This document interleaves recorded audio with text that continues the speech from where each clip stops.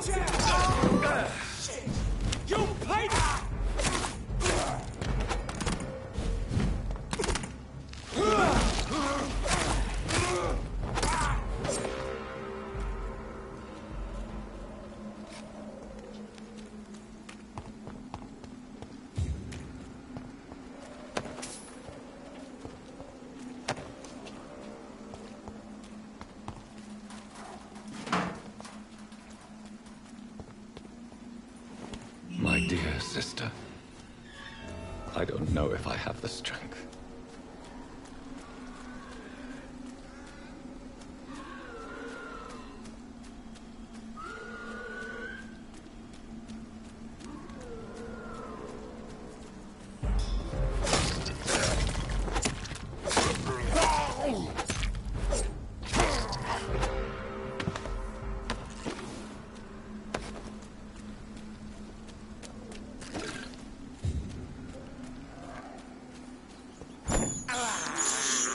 I have this thirst for blood.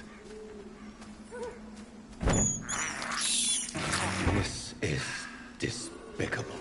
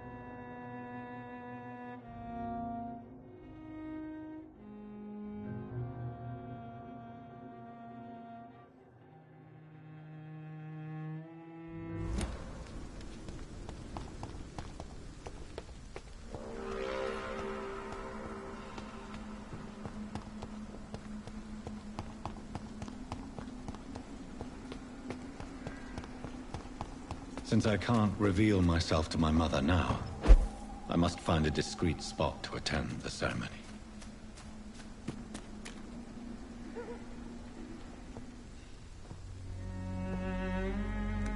I am the resurrection and the life.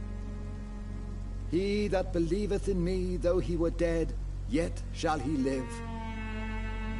And whosoever liveth and believeth in me shall never die. We commend unto thy hands of mercy, most merciful Father, the soul of our sister departed, and we commit her body to the ground. Earth to earth, ashes to ashes, dust to dust.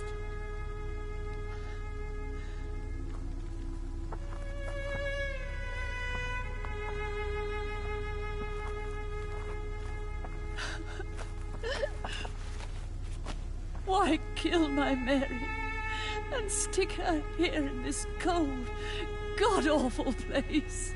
These are the legal requirements for the epidemic, madam. Oh, Avery, I feel so tired. Please take me home. Yes, madam.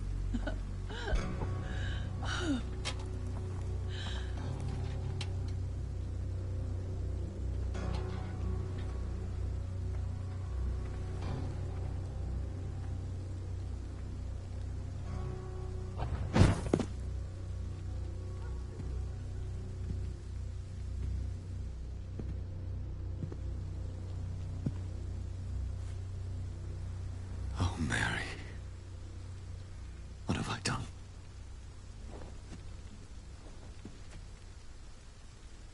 If I could only change one thing. One thing. This is a nightmare. Jonathan, there is nothing you can do but accept it.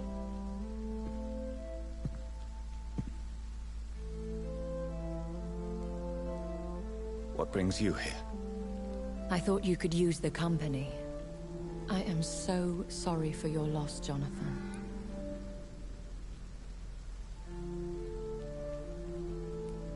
She was a good person.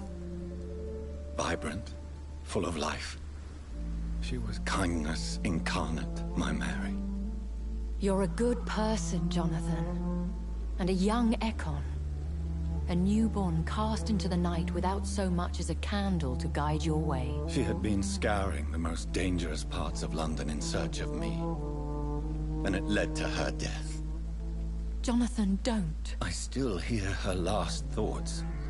They echo in my head. Her mind shattered, and it haunts me. Jonathan, stop. Listen carefully. You must come to terms with this. You must learn to live with what happened.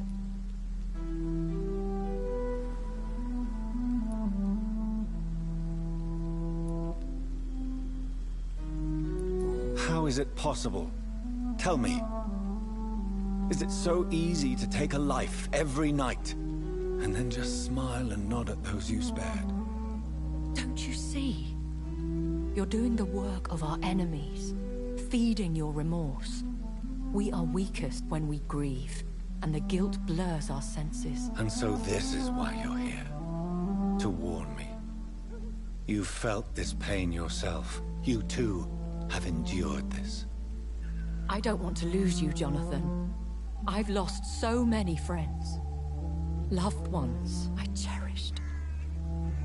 Pray for Mary's forgiveness, if you must.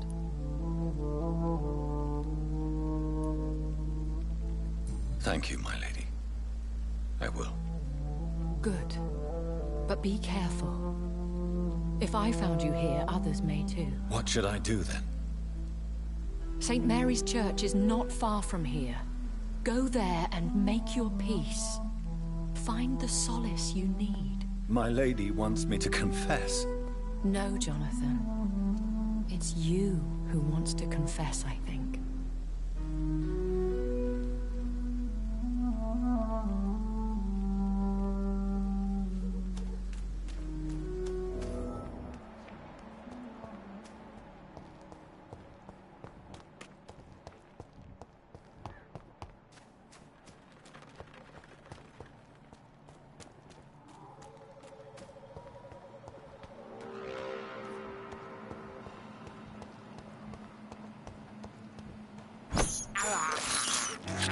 have this thirst for blood.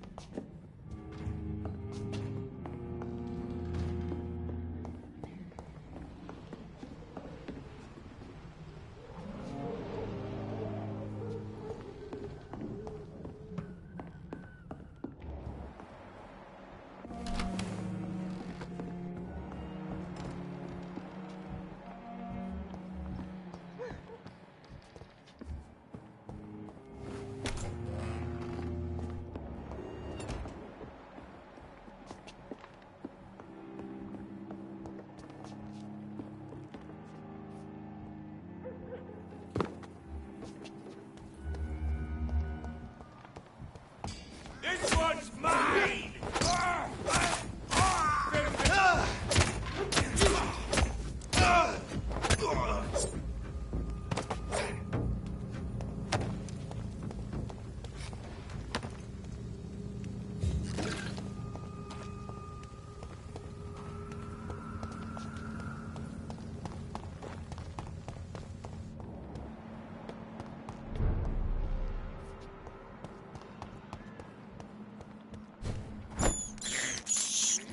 This is despicable.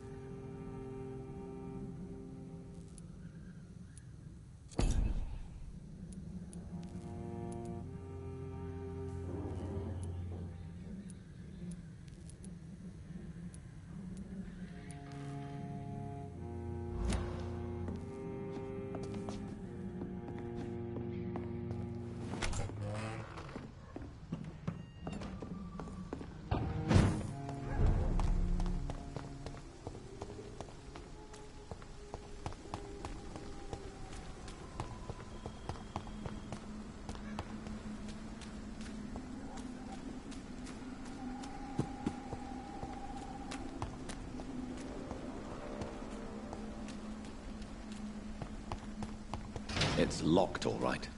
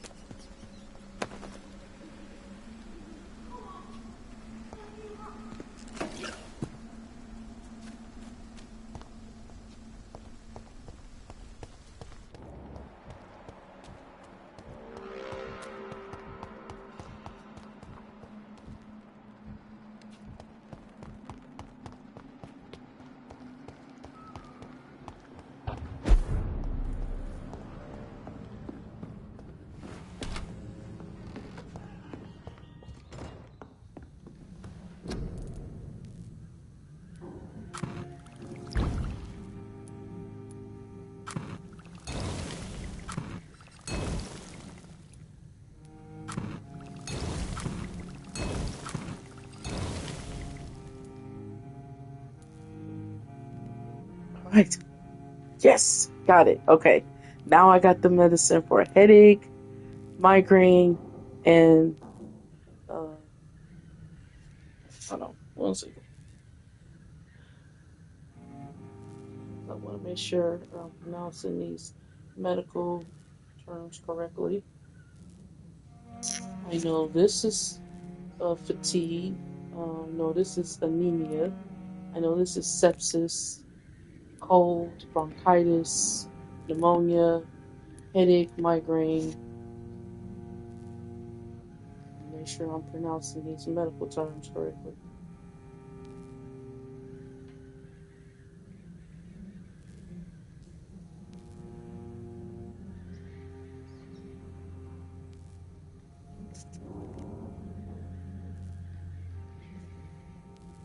All right, and this one's neuralgia. Okay, so I got neuralgia, migraine, headache, cold, bronchitis, pneumonia, sepsis, anemia, and fatigue.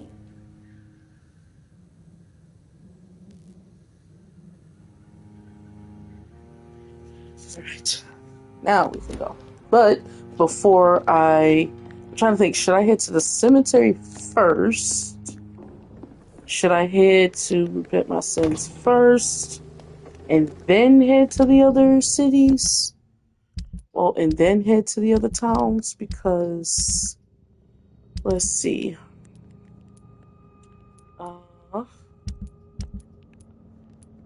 I haven't found her yet, but right now, that city is healthy right now.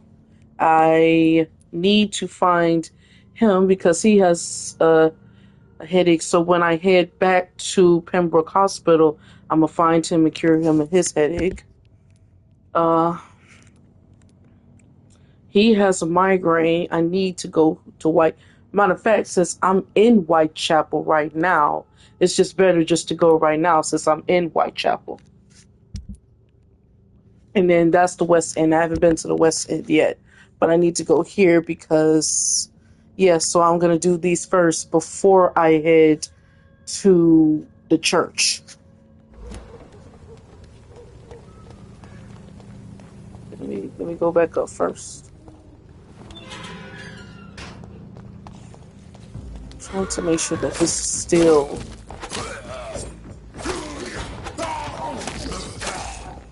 Man, where y'all jumping from?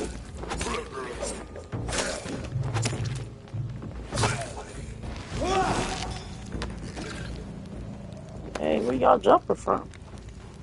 It was just jumping. I didn't mean to come here. I meant to...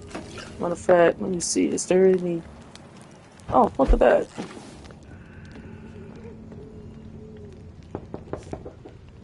Hello, sir. Sorry to disturb you at this hour. I'm a doctor inquiring about the epidemic. May I come in? A doctor, you say? No, thank you. All right. I shan't insist. Goodbye for now, sir.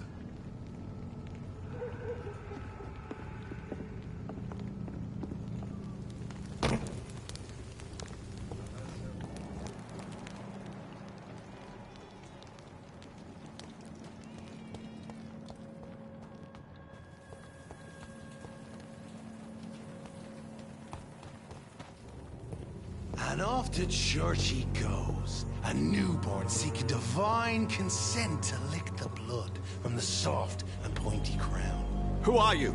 Make yourself known.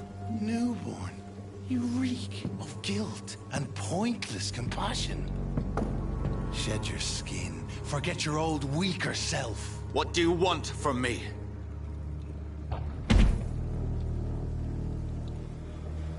Ascalon does not approve of lone wolves who bring unwanted eyes to our pastures. So your name is Ascalon?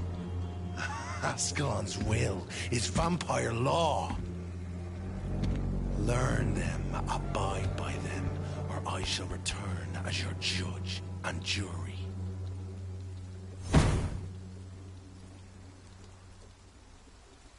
These immortals try my patience with their plans and unsolicited counsel.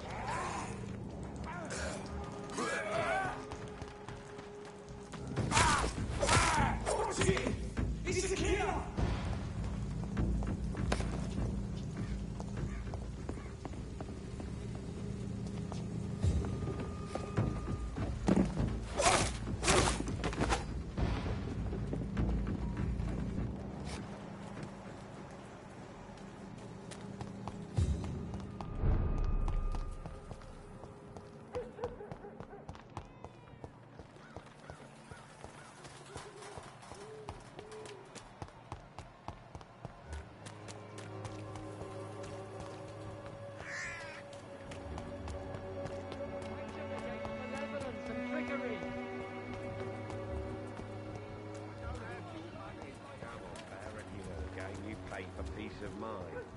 Can't you just look the other way this week, Joe?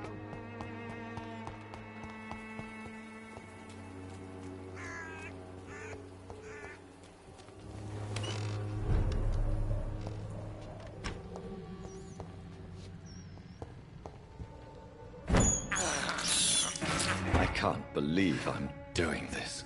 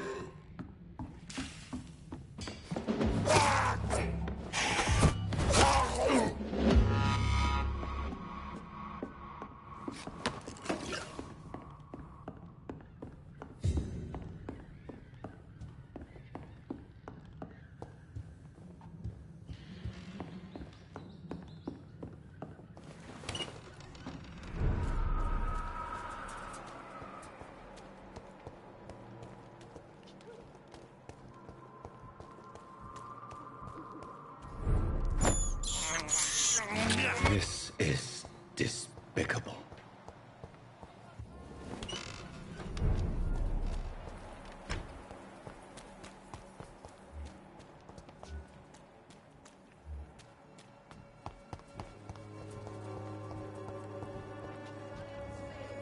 Good evening, Mr. Petrescu.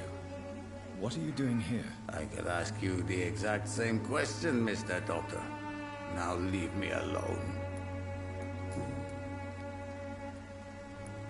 Tell me everything you know about Camellia, the mute florist. I do not believe in the afterlife, Doctor, but I'm almost convinced Camellia is an angel. She volunteered to give out our medical leaflets.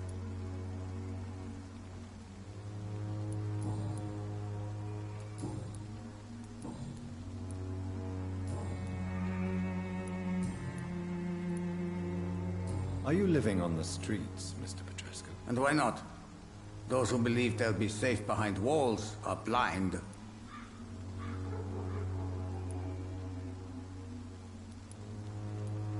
What about your house? My house is always open to any poor soul needing a roof. All my work here is lost now that Dorothea is gone, thanks to you. Why are you so aggressive? I remember the night you came here and convinced me to open my door to you, sir. I'd like to punch you right on your chops. What do you plan to do now that Nurse Crane is gone? I'm not sure.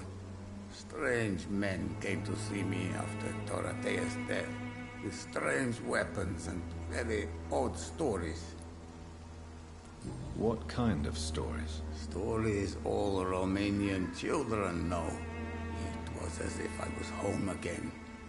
Vampires, Mr. Doctor. Vampires. You believe them? Aren't you too old to hold a weapon or listen to scary stories? Yes, I am old and alone and will die soon, but if these stories are true, maybe I have found myself another cause. How do you feel, Mr. Petrescu? Do you need my help? I would not even accept fresh water from you, Doctor. I don't need your help. Yes, you do. Please, take this. You'll feel better. I said I don't want anything.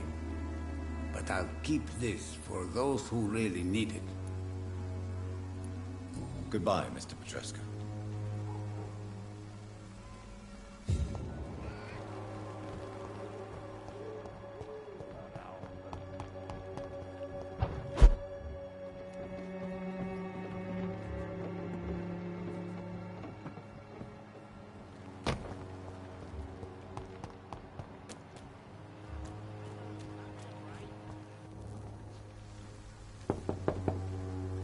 Hello, young man. I'm Dr. Reed, and I would like to ask you a few questions. May I enter, please? Sorry, no, sir. My father does not like people entering our house, you see. Your father is worried about you, boy. He asked me to look for you. So my father actually worries about me then? Okay then. Come on in. I'm Harry, by the way. Is there only pain and suffering in this world?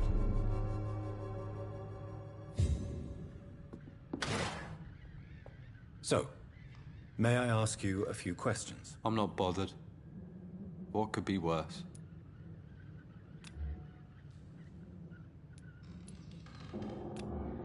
Do you need any medical help, young man? Yes, I do. I feel so tired. I don't know if it's the epidemic, but everything seems so hard. You'll feel better with this. But you need to get a grip, young man. Medication alone won't cure melancholia. I'm not sure I'm happy with the idea of living long in a world like this. But I thank you for your concern, sir. How do you feel? I'm fine. I mean, it's not easy every day, but I'm fine. I'm just tired of being sick all the time. If only I could be tough, like... Well, you know. Speaking of which, what can you tell me about your father? My father is an idiot who makes idiot things. That's all I have to say. Forgive my bluntness, young man, but you don't seem happy living in Whitechapel. Why should I? I never wanted to come here in the first place. It was my father's decision. And look around you. Does this look like a nice place to live?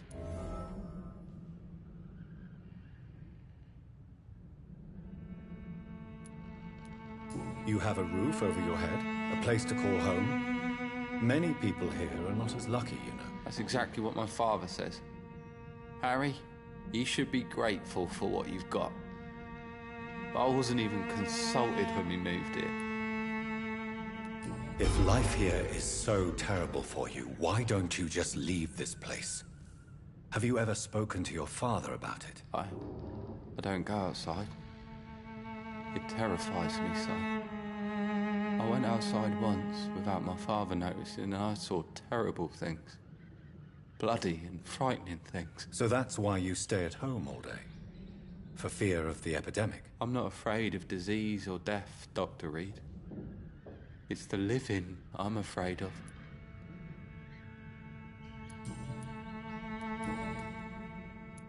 Your father and Mr. Lewis used to be good friends. What happened, Harry? I was young then. I don't remember Mr. Lewis ever coming back again after my mother died. Or was it after my father started bullying him? I don't know. Have you tried speaking to Mr. Lewis about it? I don't go out often, but yes. And he scolded me and told me to leave him alone. I guess my father frightens him too much. But you are not responsible for your father's actions. Am I not? Dad always says that he joined that gang for my safety. So if I wasn't born, people wouldn't be worrying about Colossus Joe.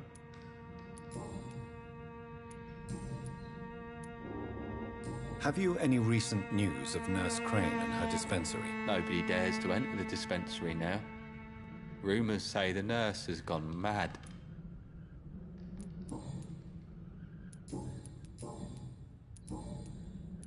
Goodbye, young man. Take care of yourself.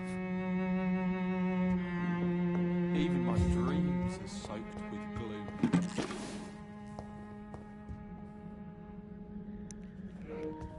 What's up, DJ? How you doing?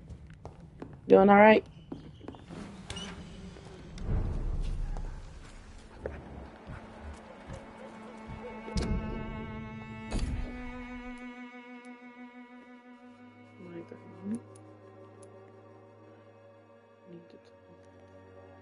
That's good.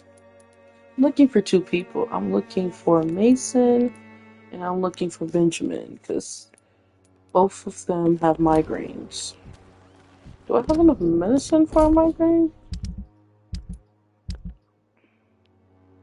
Let me see.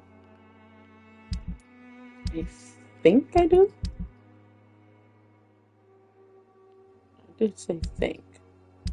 Did not know. Well, guess what? I'm gonna wait and find out. I'll go find it.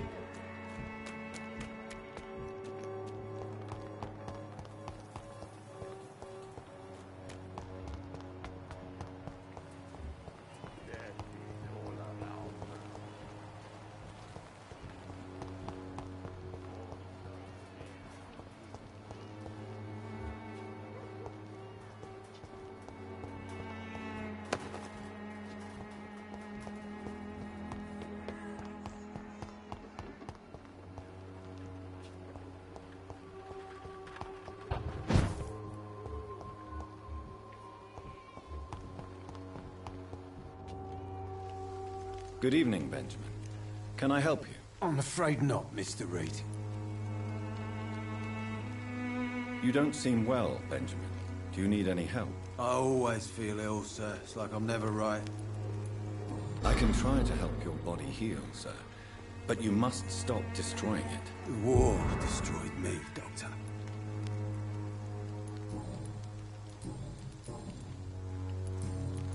Have you any news of Nurse Crane and her dispensary? Not recently. A gun, alcohol, and a bad temper make a terrible cocktail, sir. Goodbye for now.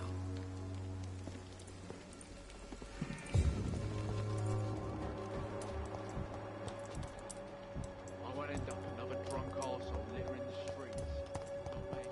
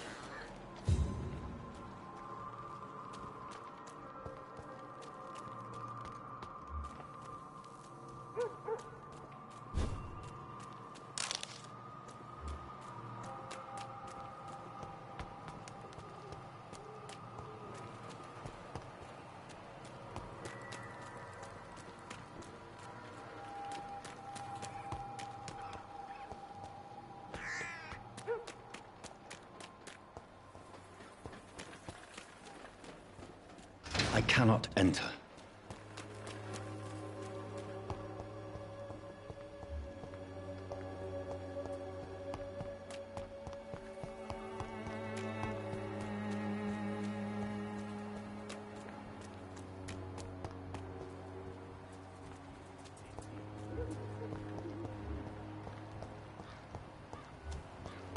The Swanborough cordial can be the answer to all your problems. As long as you have the money.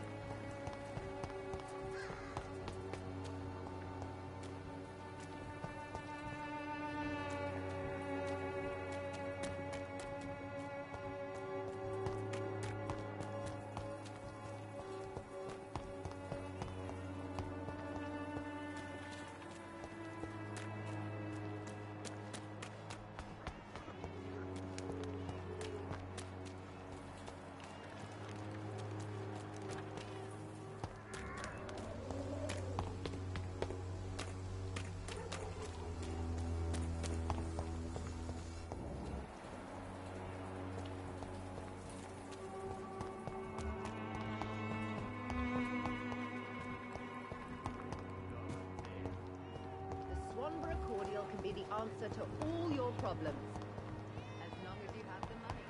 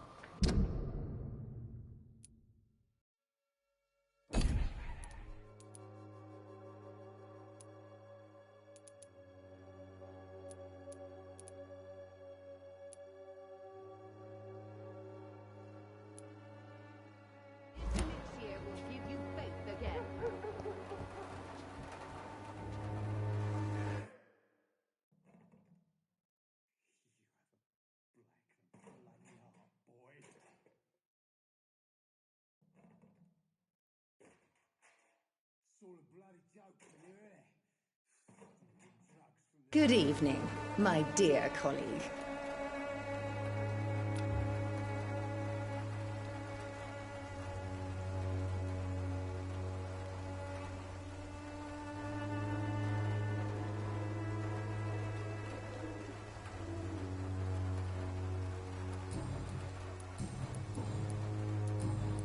Have you any news on Nurse Crane and her dispensary? It seems her dispensary isn't so busy nowadays. Good thing for the Swanborough cordial.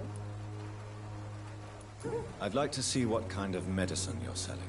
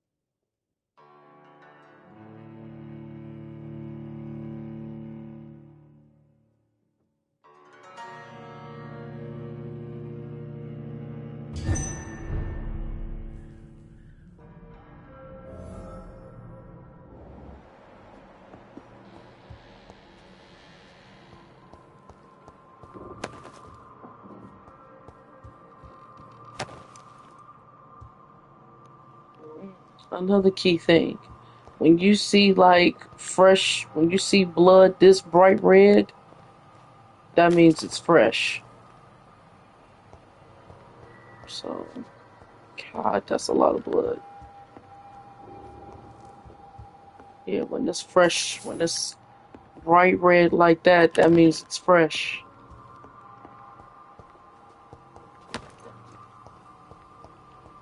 That means this just happened.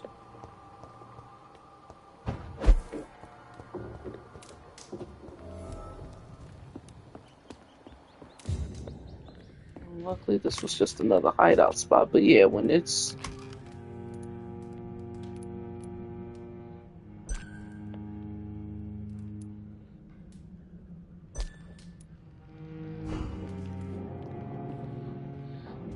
That actually wasn't why I was here.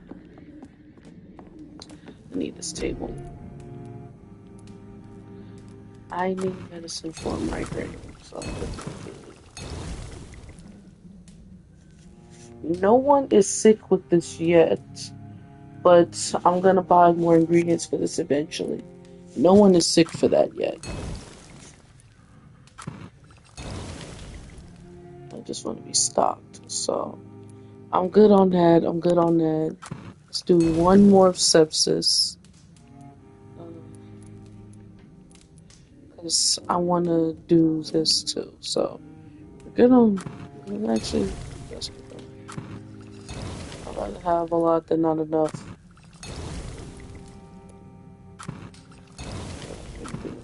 Those. Alright. Let's gotta buy some ingredients, that's all.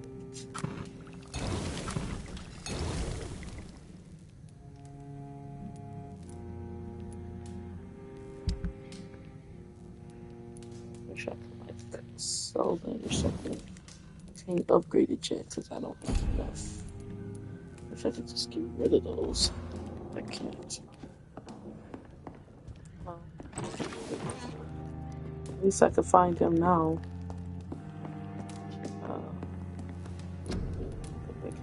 Did I get enough for it? Nope. Alright. See, he has a migraine. Well, we can take this off the map.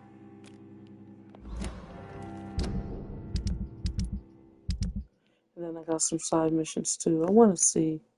So I found him. So this is what I'm going to do.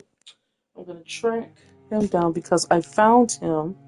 So maybe if I do his side, maybe I'll run into him and then I'll be able to find him that way. That's how we gonna do that. That's how we gonna find that. And he's all the way over here. So let's yeah.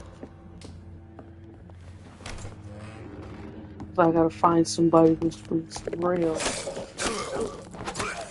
They can read that for me. I'm like, wait a minute. What if as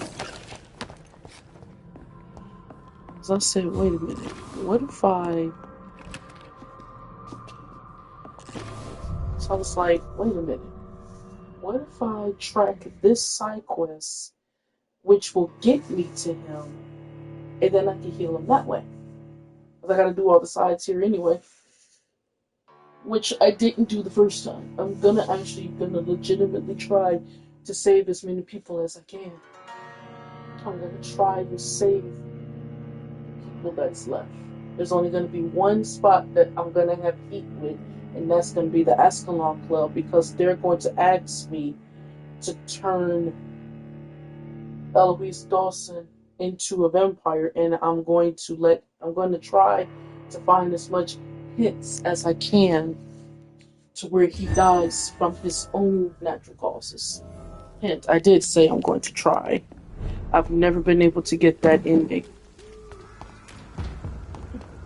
It's an agent! Get it! Oh no!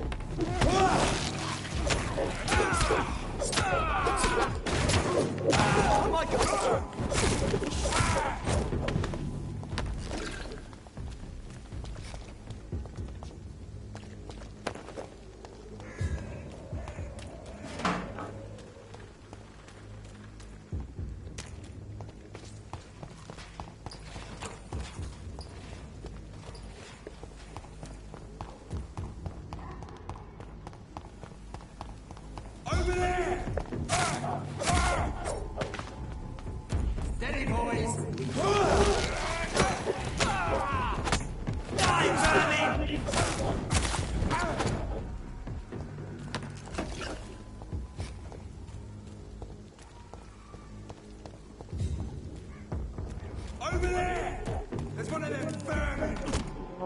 me alone.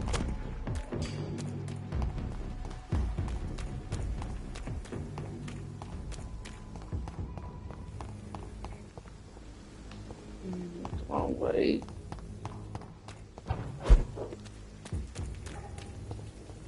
Stupid fucking beast!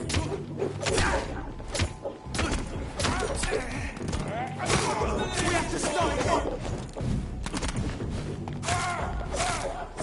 My way. Trying to do something.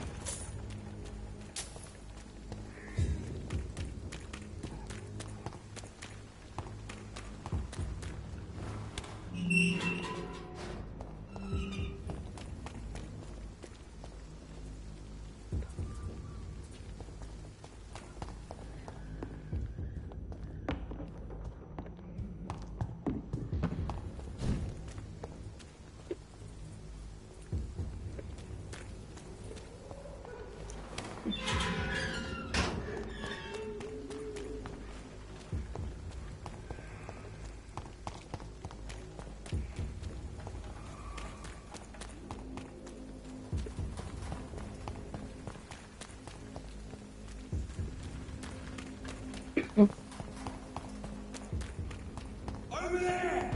There's one of them vermin!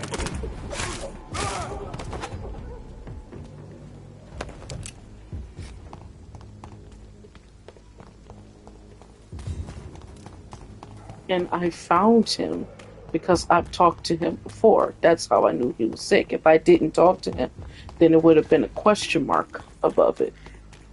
Not like indicating saying.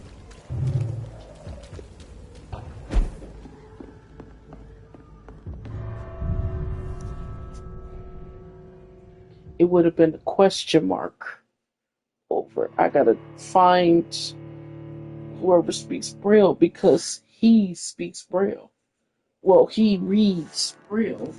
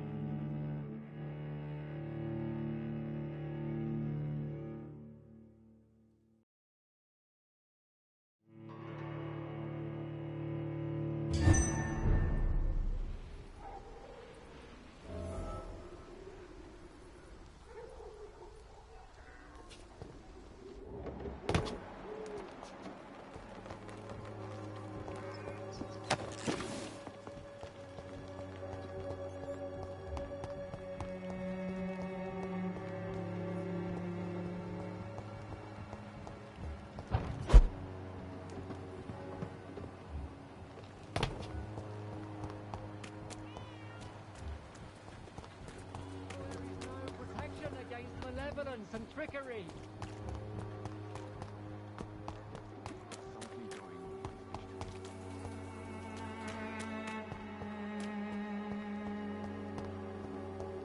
It's locked.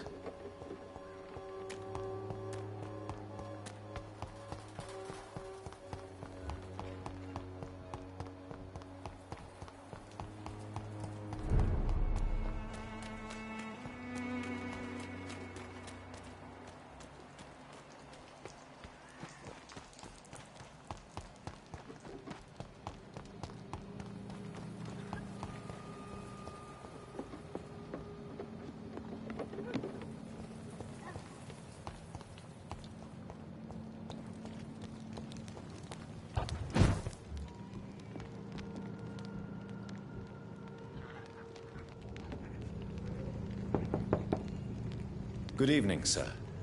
It's me again. Leave me alone, I say, whoever you are. All right. I shan't insist. Goodbye for now, sir.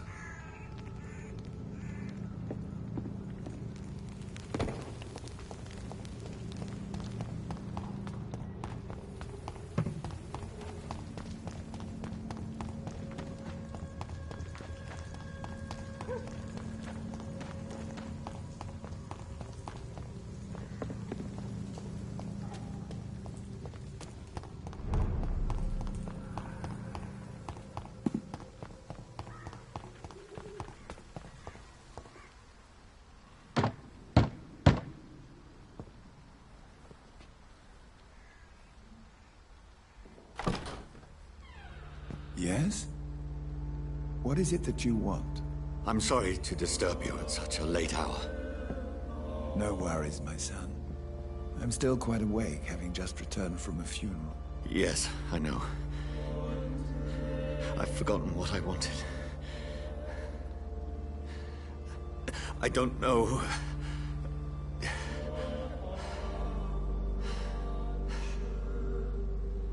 May I help you, child? You seem somewhat perturbed. I haven't the strength to cross the threshold. I wish to pray, to cleanse my soul. The church is shut by order of the bishop. But I'm still the vicar of St. Mary's, if that is any use to you, my son.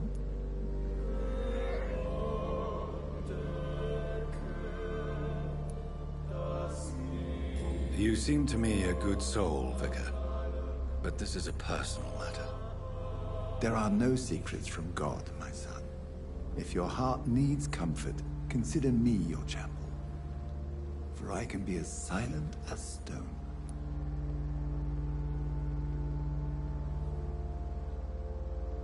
I've words for one departed. They're not for living ears to hear. Your eyes burn with rage, yet I see the pain that lies beyond. I am here to lighten the burden of all God's creatures. Whatever you tell me is between us and the Lord. Very well, priest. As you seem quite adamant.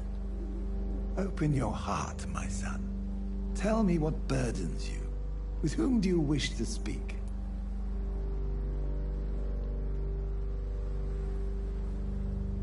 She was my sister. You seem so troubled by the loss of this girl. What happened to her?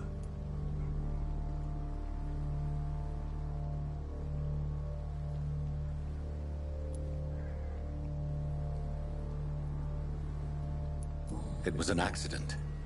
A terrible, terrible accident. I see. And how are you feeling, my son?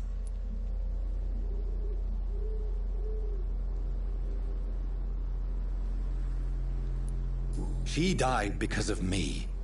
How do you think I feel? I have a final question for you, my son. This is of the utmost importance. Ask your question, Vicar. What would you like her to know?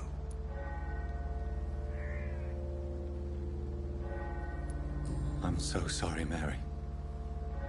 I promise to find who is responsible for all this. I'll put an end to this horror. You have been heard, my son, and your burden will lighten if your words are sincere. Go in peace now, and live your life in the way she would have wanted.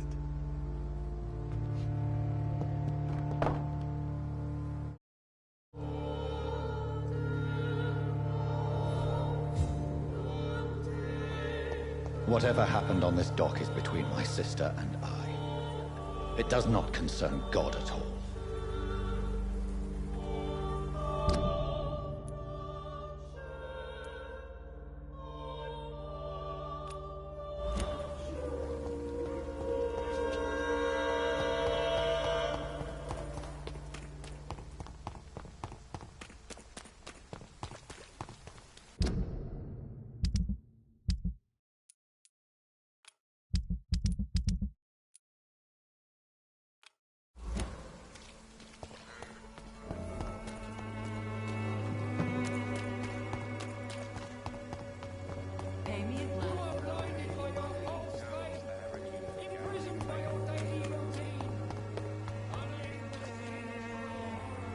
Good evening, Christina. Change your mind, Mr. Reed?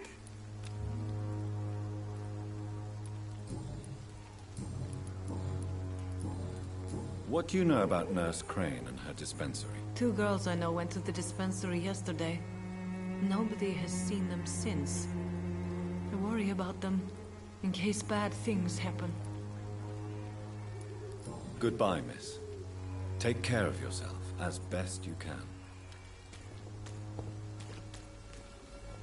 Good evening, Doctor. Can I help you?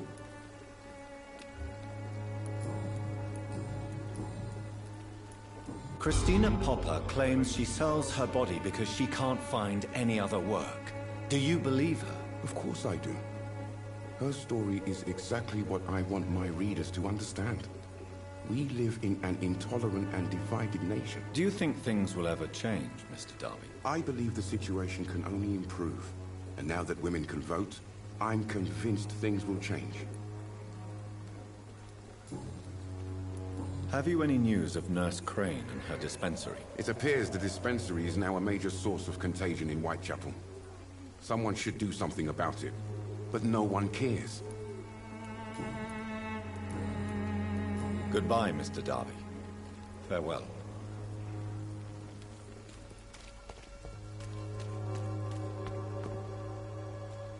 Good evening, Christina. Change your mind, Mr. Reed?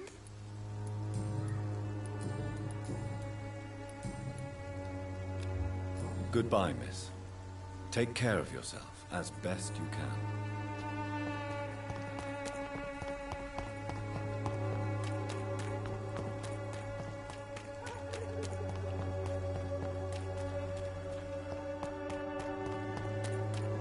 Burn it, boys! See that fancy clothes? This one's been tough! Fuck, he's fast!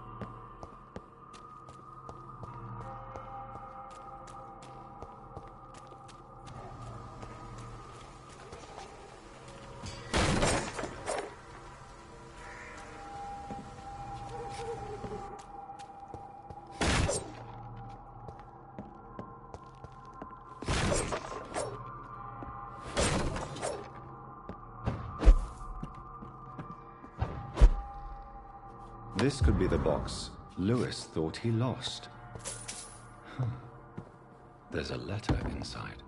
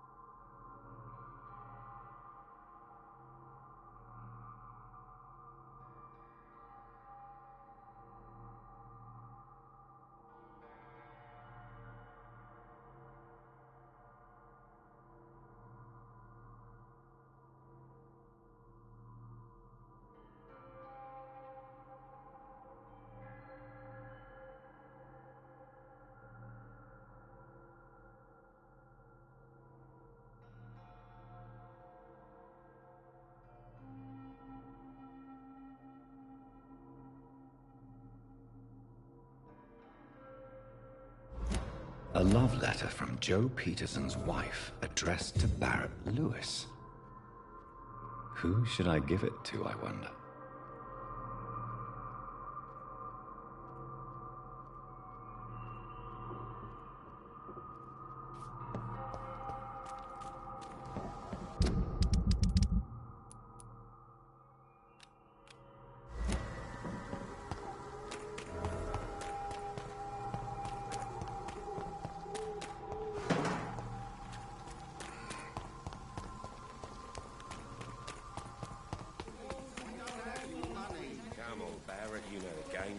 For peace of mind. Can't you just look the other way this week, Joe? Come on, we can sort it out, right? It's not my call, Barrett. Fancy buying something, sir? You never lose your focus, do you?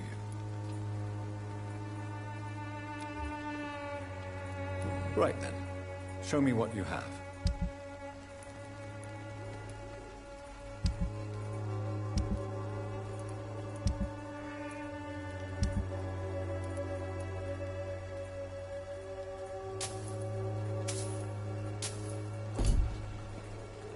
Fancy buying something, sir? You never lose your focus, do you? I found this box in an abandoned building nearby. I believe it belongs to you. Let's have a look. Yeah, this is mine. So, you faced those loons that roam around there. Extraordinary. I suppose I was lucky. Luck is a commodity round here. Yours should be properly rewarded. About this package, it's not just tools and trinkets, is it? I want to be rude or anything after your kind gesture, but it's none of your business. Barrett, you had an affair with Joe's wife, didn't you? Yeah, I did. She's the only woman I loved. My first regret is that she stayed with Joe after Harry was born. The second is I never shed a tear when she died.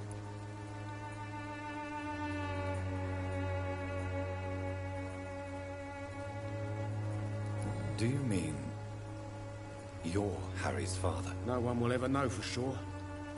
And it's better that way. And I don't believe I'd have been all that bad as a dad. Did you ever try talking to Joe? Never. But I suspected he knew everything, even without knowing it. And he decided to make me pay in his own way. What do you know of Harry Peterson? The boy seems so fragile. Not like his father at all. Harry's a good boy, but he spends most of his time complaining. He's had it tough, all right, but he needs to grow a pair. What troubles him exactly? Well, despite being his father's son, almost everything, I think. He never wanted to come to Whitechapel in the first place. Hates this place more than most of us.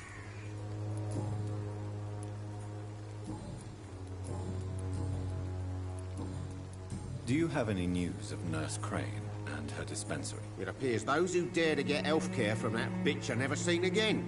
Something fishy going on there, for sure. Right then. Show me what you have.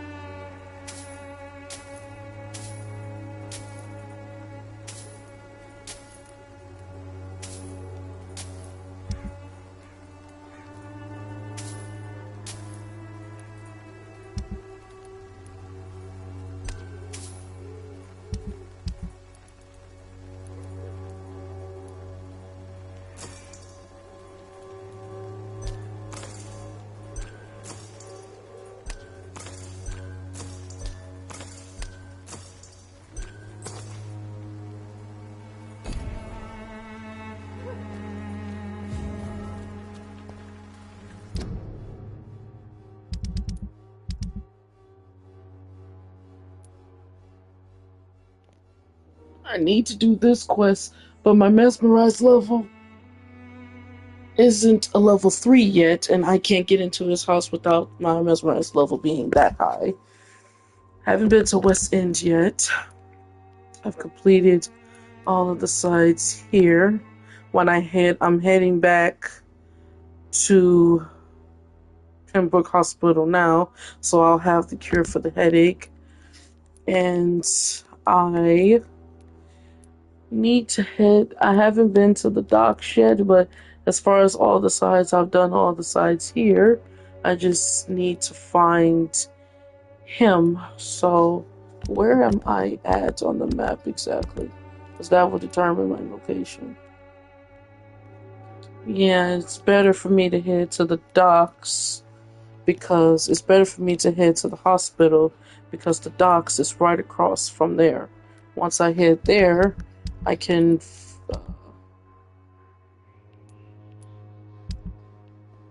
once I head to the docks,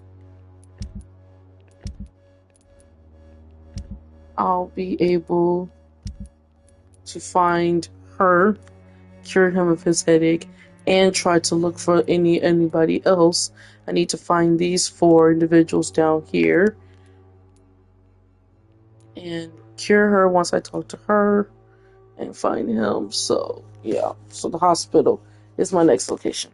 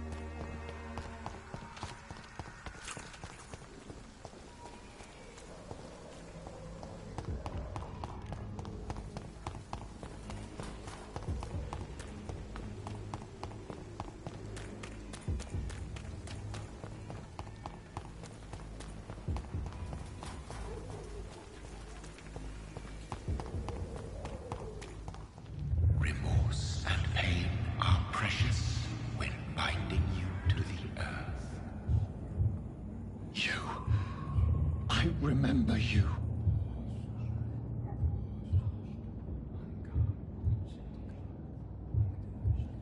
Okay, y'all. This being right here, this blood essence here, this is our maker. That's who made me what I am. I'm not going to tell you what he is, but when you find out who he is, you're not going to believe it when you hear it. It's bizarre, but this is our maker. Well, my maker. Fear be gone. I would harm no child of my making. This is your doing. You made me this creature. What are you? I am the land. You are our champion.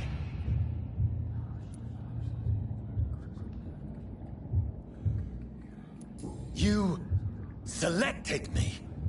Chose me. As shall my children yet to come. What is it you seek? This age is sickly.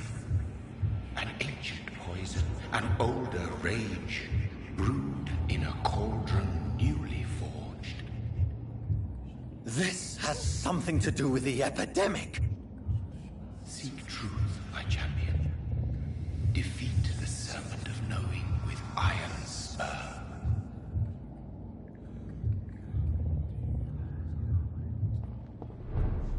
I've had enough of others making decisions for me, pretending to know how I should feel or behave. So the vampire who made me is some sort of disembodied entity? Or was he just projecting this vision in my mind? Maybe Edgar can help me with this one.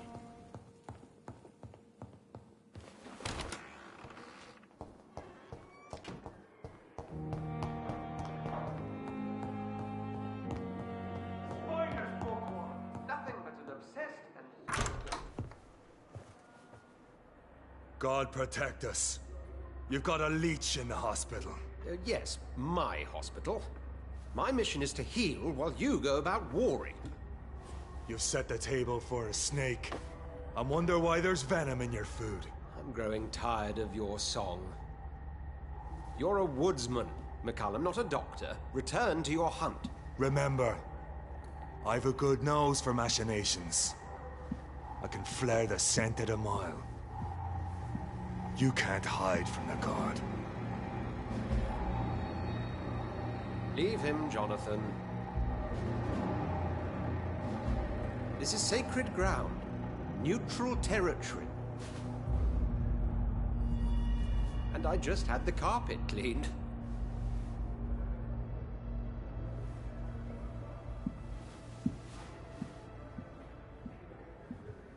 By the sacred stole, this is very bad news.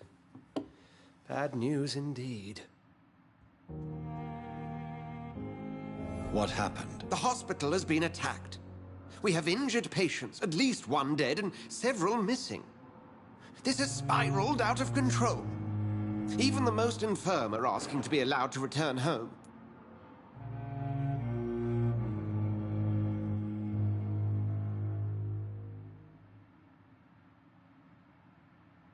Are you worried about the situation or your reputation? Now is not the time to think of oneself. Of course, you're right. But we cannot afford a public scandal. It would ruin us. We must restore order, and quickly. You mentioned a dead patient. Who is he? She, Jonathan. She was Miss Harriet Jones. I found her room like a slaughterhouse. Blood everywhere. The duty nurse is taking care of the mess.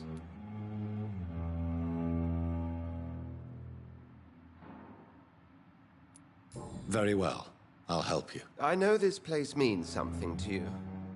I have noticed how you suppress your appetite when around the staff and patients. You need to know you can trust me, Edgar. I do, dear fellow, I do. Please then, tell me. Sean Hampton, the man we thought we'd saved at the docks. It seems he was infected after all. So Hampton became more beast than man. Exactly. And now Guard of Prewen suspects the hospital of vampire activity. Do you realize what that could mean for us?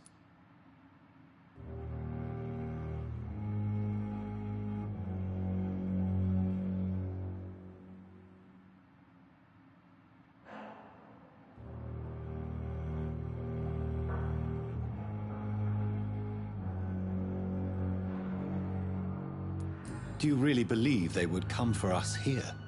In such a public venue? McCullum is a fanatic.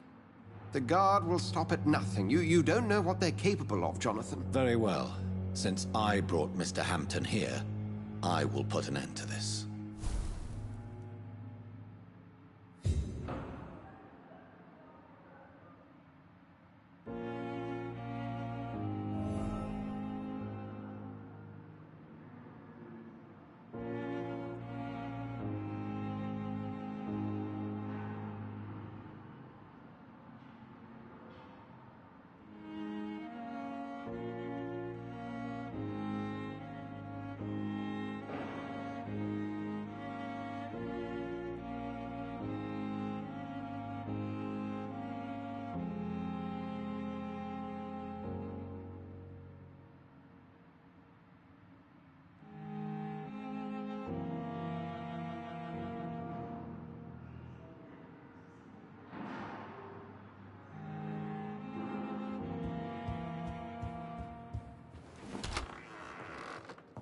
Sean Hampton lives and breathes for the well-being of his flock.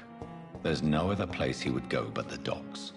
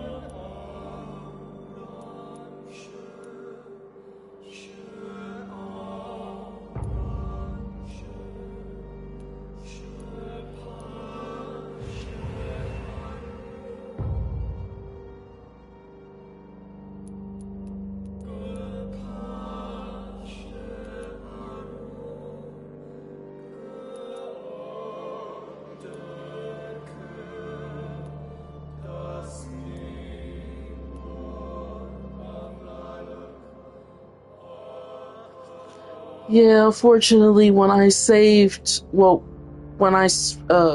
charmed Nurse Crane to forget about Lady Ashbury, forget about Pembroke Hospital, live your life, she ended up getting attacked by the Scowls, and she ended up turning into one. So unfortunately, I had no choice but to put her down.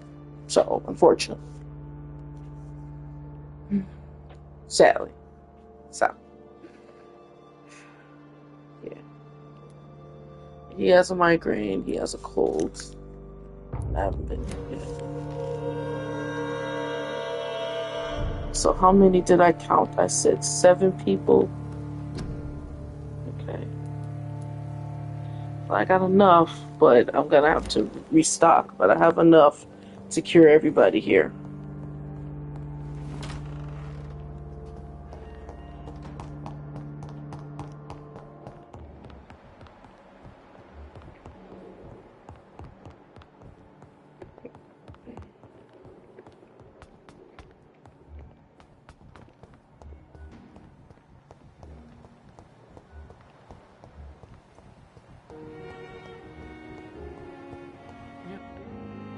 Good evening, Mr. Elwood. Evening, Dr. Reed. Soldier, do you need assistance? Not really.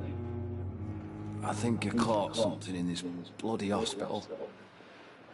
I swear I'm dead, yet smiling inside, Dr. Reed. As long as you remain here, I will make sure you don't have to worry about your health. Don't think you can do much about it. Damage is done. Can you tell me anything about recent events at the hospital? Before the shouts and the noises, I think I heard whispers coming from the stairs. 2 voices, maybe more. Did you recognize the voices? What did they say? I couldn't hear. Sounded like they were arguing or something.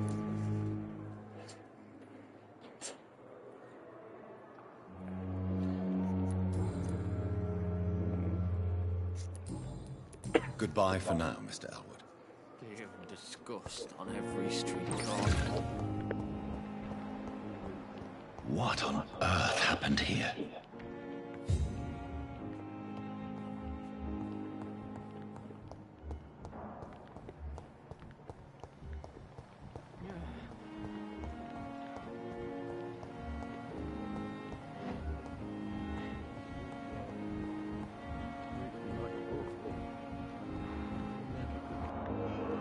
Good evening, Mr. Fiddick. Good evening, Dr. Reed. Any news about my operation? Is there anything else that's bothering you? Can I help in any way? Really? Why has no one else asked me that since I got here? I thought I was in a hospital. Unfortunately, you are not the only person who needs help. And complaining about it won't do you any good. Well, perhaps you're right, Dr. Reed. I'm sure if my missus was still alive, she wouldn't be happy with me going on like this. Please, tell me about the recent commotion in the hospital. I heard Miss Jones call for help from her bedroom. There were some loud noises, like people fighting. All of a sudden, it went quiet. And then the nurse started screaming. Do you know who the nurse was? Not sure, but I think it was Nurse Hawkins.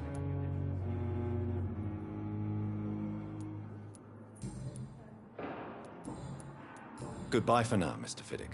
I'll see you later. I will not let you down, my boy.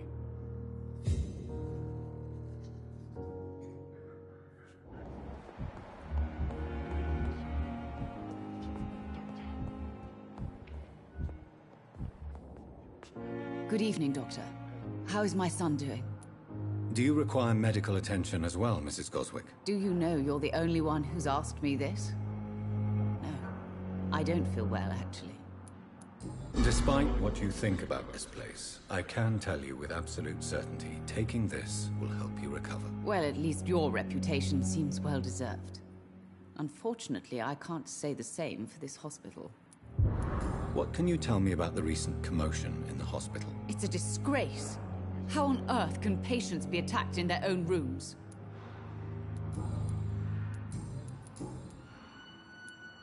I've read your son's medical report, Beatrice. It's not the flu or anything life-threatening. What has you so worried? He was at death's door when he was brought here.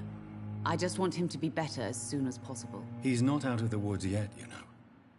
He might need to stay here longer than expected. Take care of him then, Dr. Reed. People here only seem to focus on contagious patients. I worry my poor Mortimer will be neglected.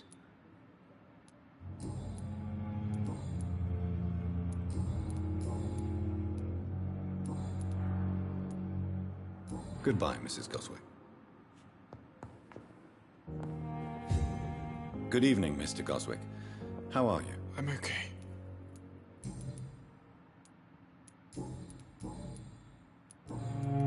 What can you tell me about the recent commotion in the hospital? I had shouting coming from the first floor. I was asleep when it started. I have to go now, sir. But don't hesitate to contact me if you need any help. Good evening, sir. Doctor.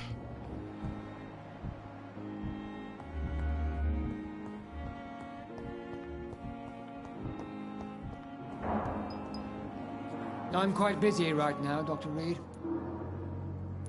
What can you tell me about the recent commotion in the hospital? Nothing like this would have happened if we'd had enough staff and proper shifts. So you don't think the blame is ours? We all hold fast here, Dr. Reed. Our methods may differ, but we are all trying to make a difference. Do you need my assistance? Don't be ridiculous. I'm capable of dealing with this myself. I've just not taken the time to do so. Then you are lucky that I have taken the time to do so. Consider it a gesture of solidarity between professionals. I wish this hospital could have received as much attention from you, Dr. Reed. We do not see you in surgery very often. Thank you for your time. We'll talk later.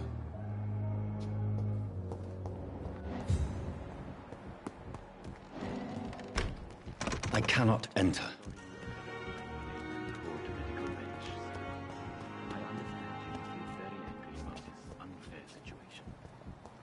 I managed to arrange to have you buried in the same mass grave as you.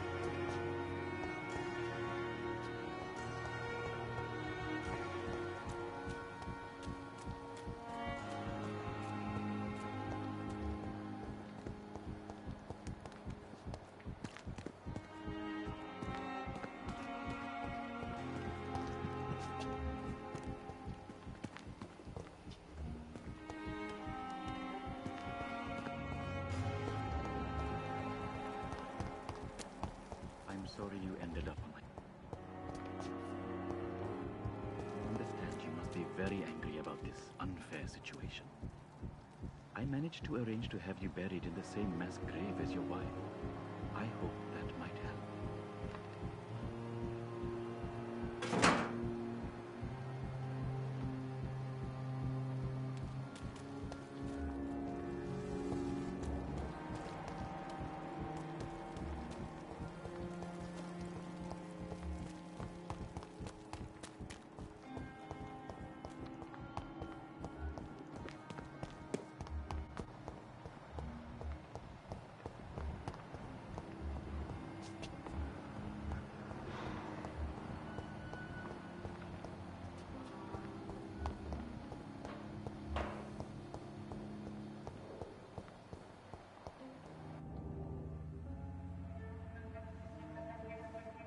You don't mind if I search your pockets, do you, sir? You won't need any of these anyway. I'm not stealing from you, mister. I'm only redistributing your belongings to people who need them more than you. You see, no one has claimed your body, sir, so it would be such a shame to bury you with your valuables. I will not forget you, sir, and I thank you for your generous donation.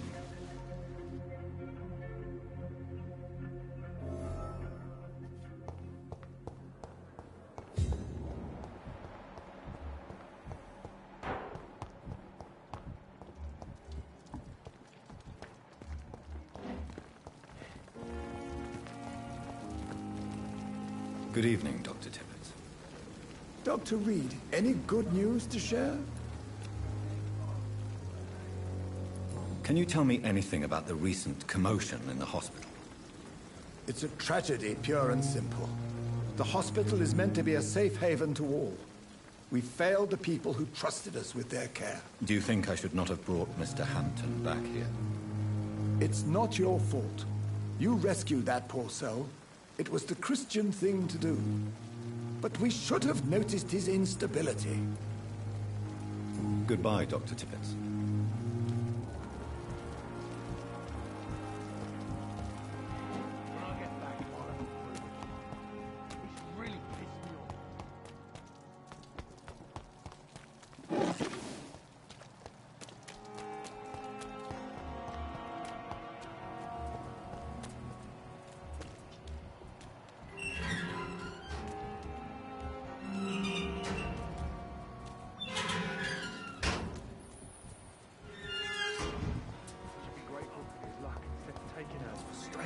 Hello again, Mr. Thatcher.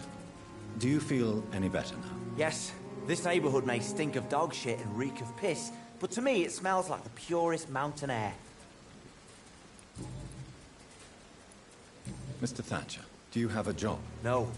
Since I came back from the war, I spent most of my time and energy just trying to forget. I understand what you mean. I was a soldier too. No. Nobody can truly understand what I've gone through. Why were you locked in that sewer? What happened? I went by the canal after an argument with a friend. Got chased by these fucking wankers and had to barricade myself in, despite my claustrophobia. Tell me about your claustrophobia. Has anyone given you an official diagnosis? That's what the bloody doctors said. But I don't want to go to a hospital to get checked again. I'll deal with it my own way. Why did you run? What was the reason for your argument? Newton wanted me to go to a hospital.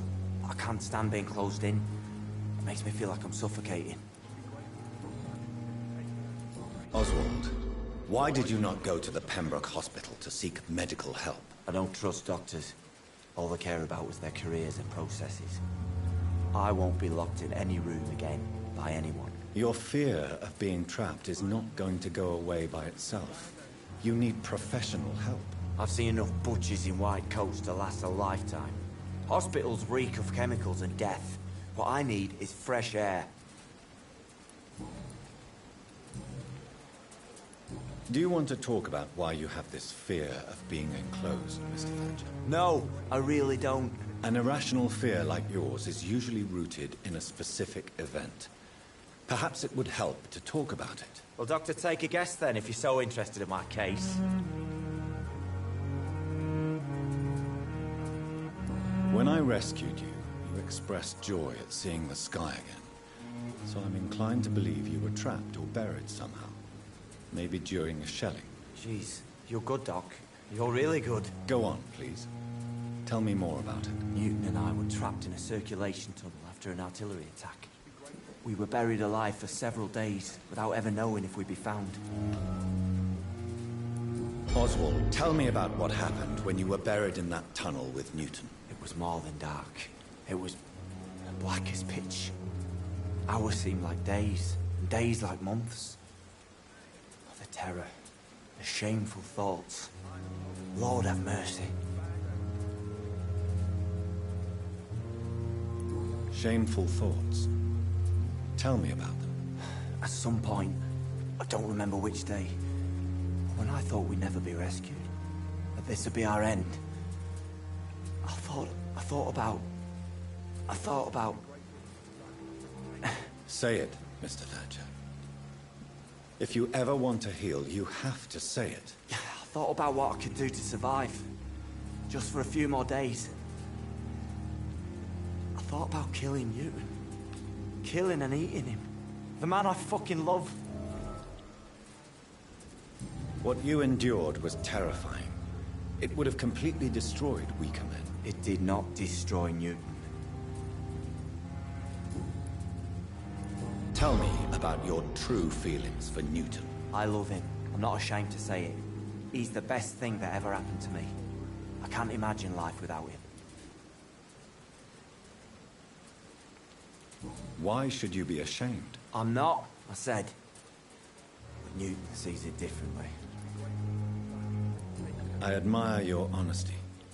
It takes courage to stand up to society. The world needs people like you to create change. Courage is what we needed in the trenches, looking death in the face every day. I speak plain. I speak my mind. Have you always been this straightforward? All I know is, before you saved me by the sewer, my only regret was I wouldn't be able to hold or kiss Newton again. I love him, that's all.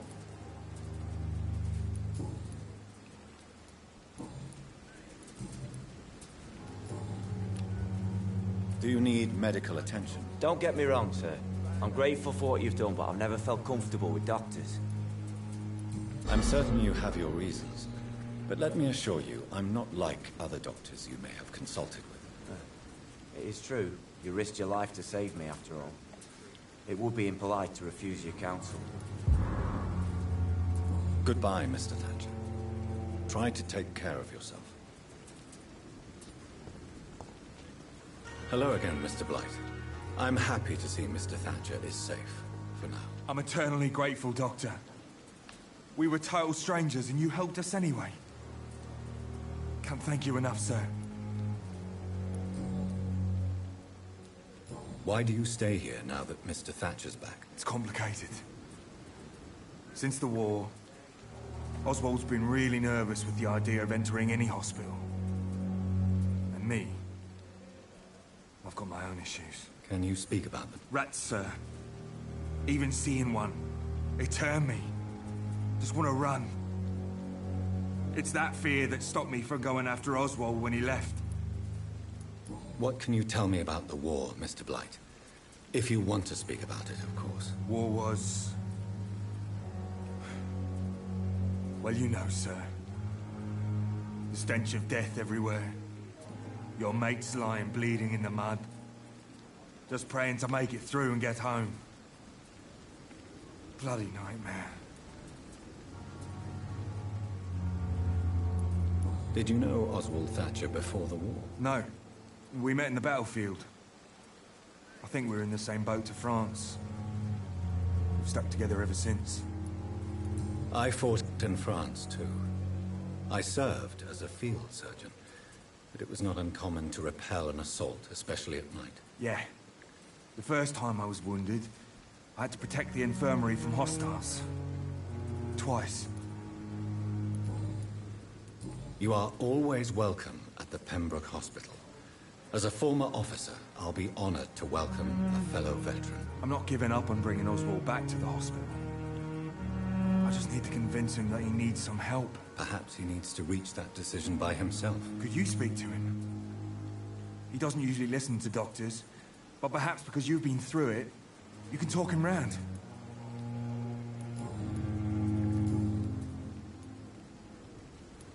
You and Oswald were buried alive during the war. Tell me about it. Yeah. It was last summer. A shell hit our trench and we were buried for a week. How did you survive for a week? Luckily for us, there were rations and water in the tunnel. It was an outpost, see? Since then, Oswald's not keen on being inside for too long.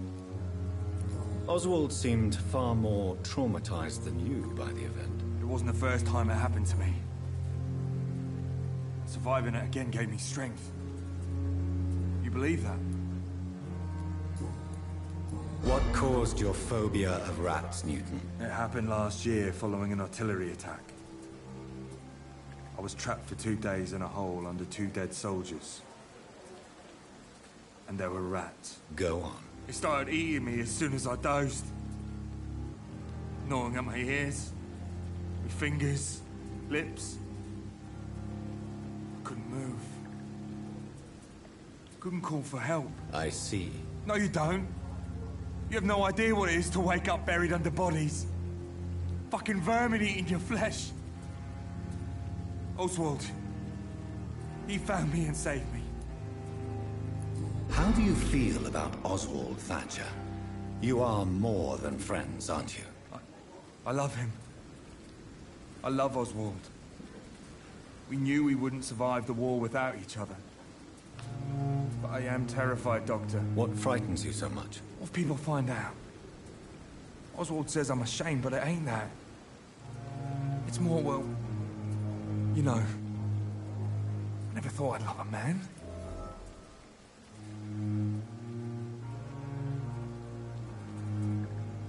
Enjoy your love. And enjoy life as long as you can, Mr. Blight. Don't let anyone tell you who you should love or how you should love them. I appreciate your kind words, sir. But it ain't that easy. It's all so new to me.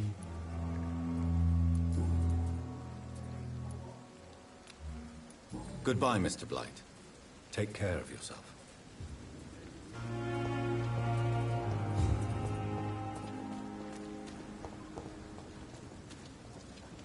Good evening. Evening, Dr. Reed. Newton is conflicted about his feelings towards you. Would you like to talk about it, Oswald? It makes me sad and angry. It feels like the beautiful thing we have is somehow tainted. It hurts to see him so lost. His love for you is genuine. I'm certain he wasn't lying to me when he expressed his feelings for you. Newton still has to accept it, knowing he'll be seen as a queer, a fairy, less than a man in those simple-minded bigots' eyes. Though he's more of a man than they'll ever be, so fuck them all.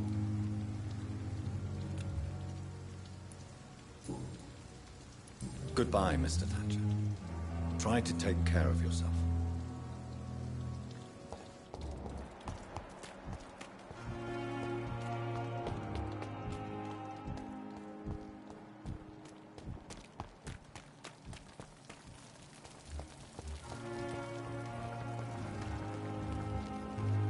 Good evening, Milton. Good evening, Doctor. Still trying to save lives? What can you tell me about the recent commotion in the hospital? Someone killed Miss Jones in her room, and Mr. Hampton's gone missing. Doesn't take a genius to piece it together. You don't seem shocked by any of this. Why should I be? Whoever did this must be long gone by now. And besides, he got rid of the old bag.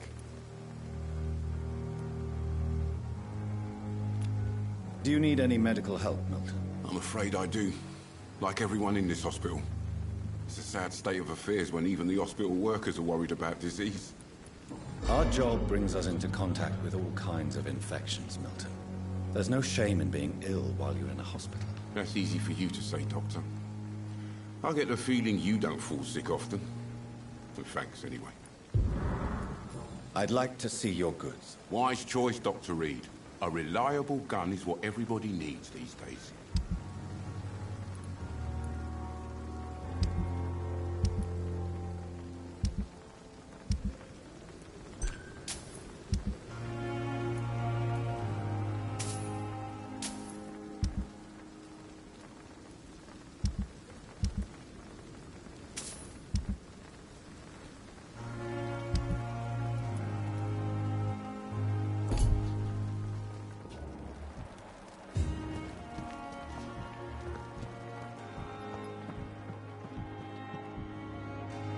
Good evening, Nurse Brannigan. Good evening, Doctor.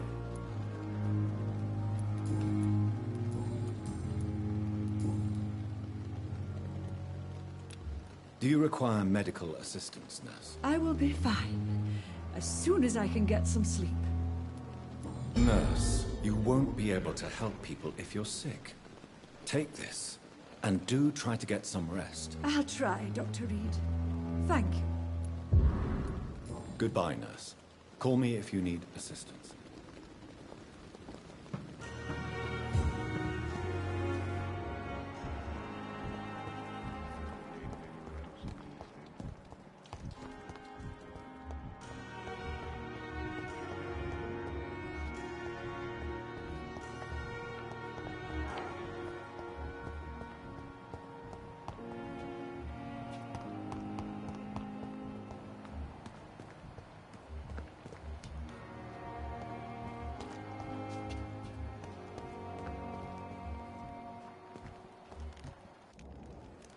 Good evening, Dr. Reed.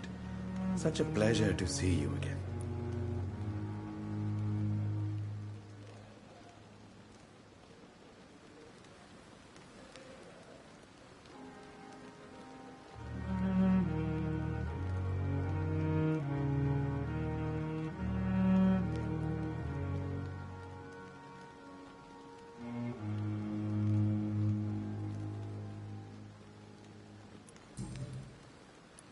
Tell me the truth about your appointment as a medic during the war, Rakesh. The regiment administration appointed me by mistake.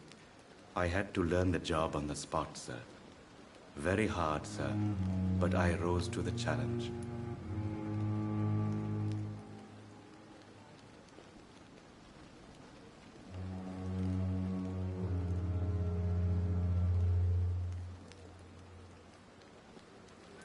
You can't impersonate a doctor. You can't improvise a medical education. People could die at your hands. You're absolutely right, sir. But as a field surgeon, it was more like being a butcher. Do you believe you have really helped these people? My ratings were within the averages of the regiment. I saved lives, Dr. Reed. Does that not say enough about triage and war surgery? Do you realize how many soldiers died because of that decision? You should have refused. Yes, sir. I swear I did, sir. But no one listened. When the first wounded arrived, I had to do what I could. It is an unbelievable story, Mr. Chidana. It was a time beyond belief, Dr. Reed. But I'm happy not to deal with the wounded. I prefer caring for the dead now.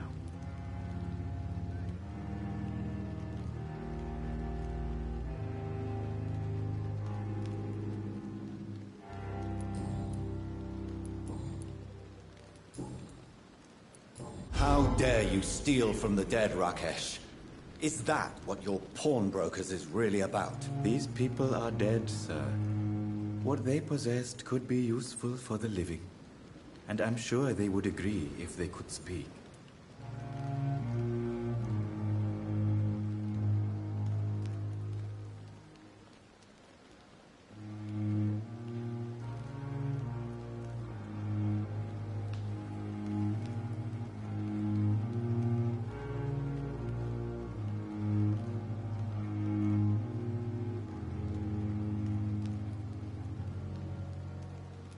You should show respect for the dead.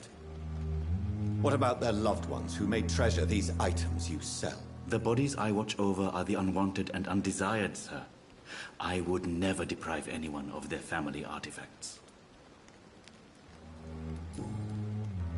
Can you tell me anything about recent events in the hospital? Oh, goodness me. This whole story is such a shame, sir. I have no idea how it happened. What are you talking about? Poor Miss Jones. Her body is missing. Someone stole it. Miss Jones's body has gone missing? Yes. The body was brought here this morning, and now it's gone. Who could have stolen a corpse? That's exactly what I asked myself for the whole day. Who could do such a thing? These are terrible and shameful times, Dr. Reed.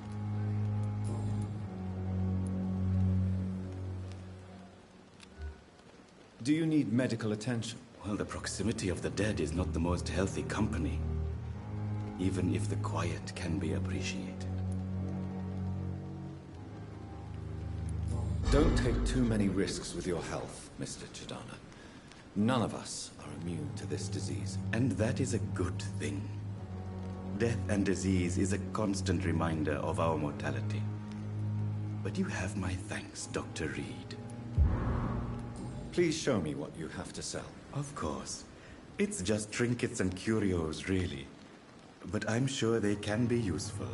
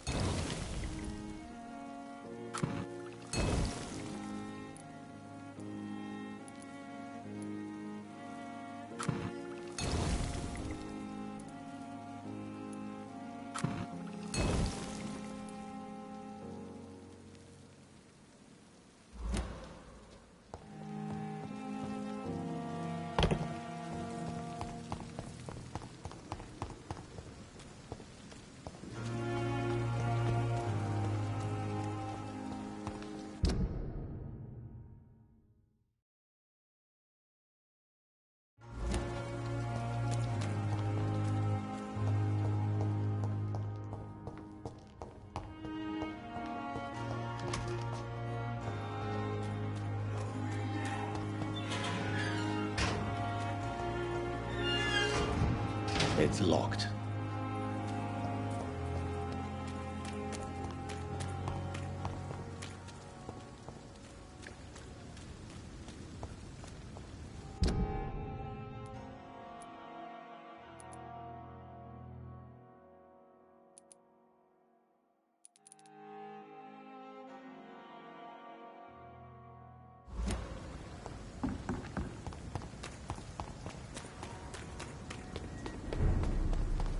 Steady, boys! He's got one of them!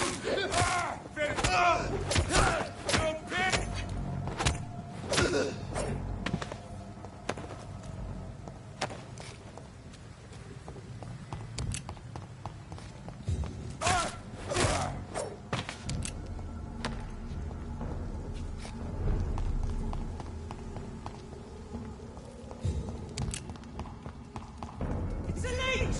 Kill it!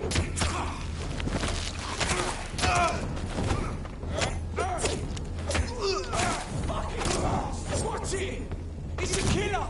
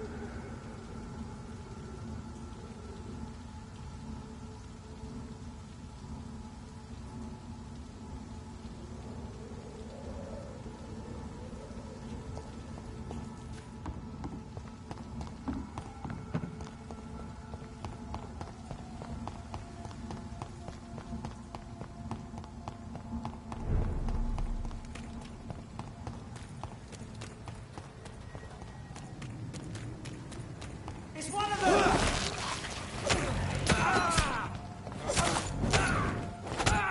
We have to stop it!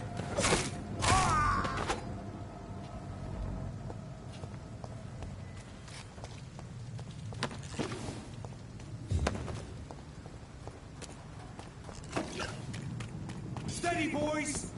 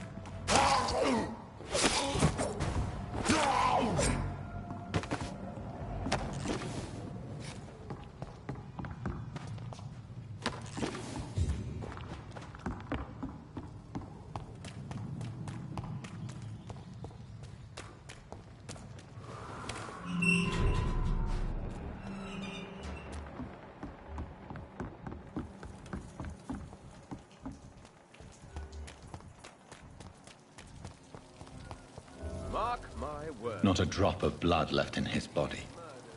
This is the work of a vampire. Whatever do you mean? I'm a tracker of these creatures. A vampire hunter. You best be off to your hunting then. For if the sewer dog is back, and hunting all these poor folk, he needs a catching. A sewer dog? What's it look like? It's an old story. A monster with daggers for teeth and icy claws. He comes of a sudden, nighttime, claiming innocence, then vanishes. Teeth? Claws? Murders by night? Your sewer dog is my business. He's the kind of prey I hunt, milady. Good evening, sir. Have you witnessed any suspicious activity or strange events recently? And what do you define as a strange event? More to the point, who are you? My name is Ichabod Throgmorton, vampire hunter extraordinaire and warden of the East End. A vampire hunter? Really? I know what you're thinking. I'm just another lunatic howling at the moon, but I'm not. The bloodsuckers exist, and they're close. Mr. Throgmorton, I'm Dr. Jonathan Reed. I'd like to hear more about these vampires you're hunting. A man of science? Well, I'll be glad to enlighten you.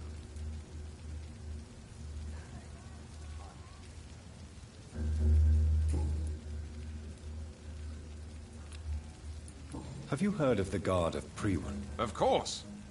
They're dedicated hunters. A little militant for my taste, but they do let anyone join. Were you ever tempted to join the Guard yourself?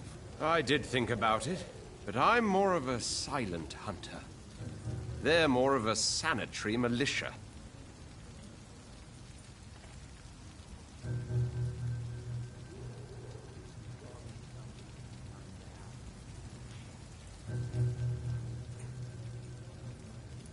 So you hunt alone? That sounds risky. Vampires are just like every other predator. They hunt when they're hungry and follow certain patterns. It's just a matter of observation and patience.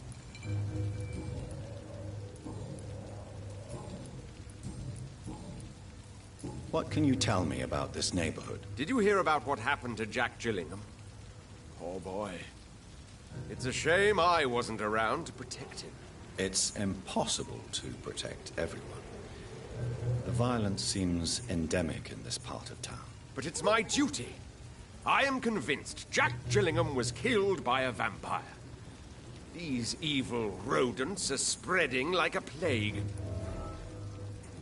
So, how exactly are you protecting these people?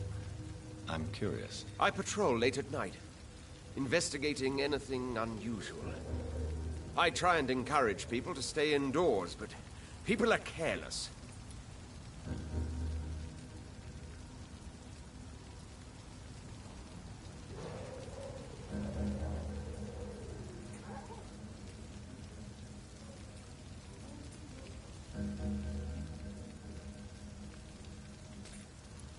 How do you identify a vampire? It's simple, really. They can't stand daylight. They're afraid of garlic and holy symbols. They also cannot enter a house without being invited. Have you ever killed one of these creatures? Yourself, I mean. Of course I have. What kind of question is that?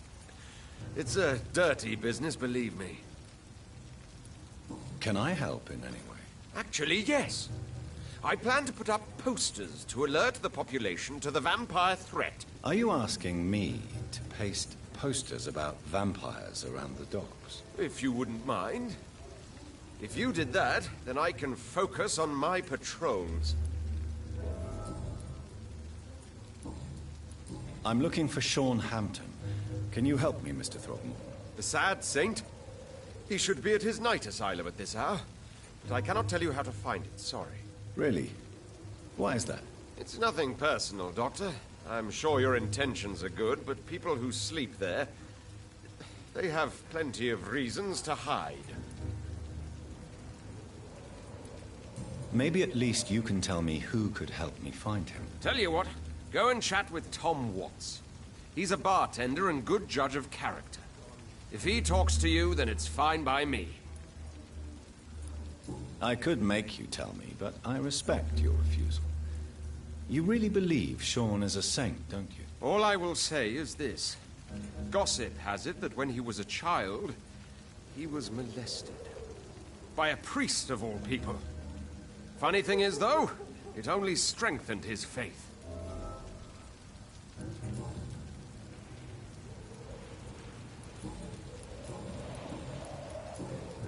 I'm looking for Sean Hampton. Can you help me, Mr. Throgmorton? The sad saint? He should be at his night asylum at this hour. But I cannot tell you how to find it, sorry. Really? Why is that? It's nothing personal, Doctor. I'm sure your intentions are good, but people who sleep there, they have plenty of reasons to hide. Goodbye. And good hunting, Mr. Throgmorton.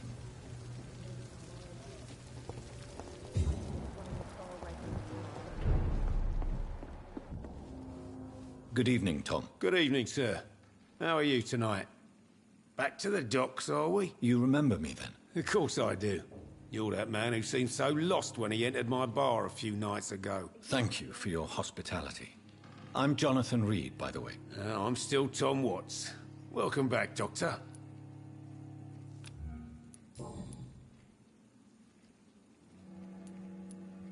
What can you tell me about this part of town? It's not that bad. Thanks to people like the sad saint at the East End. Who? Sean Hampton, our own private holy figure. Few are foolish enough to make peace with the gangs. Sean is one of them.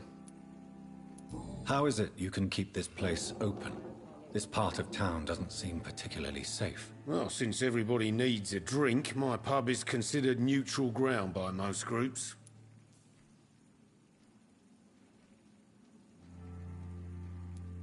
Since I'm here, is there anything I can do? Well, perhaps, Doctor.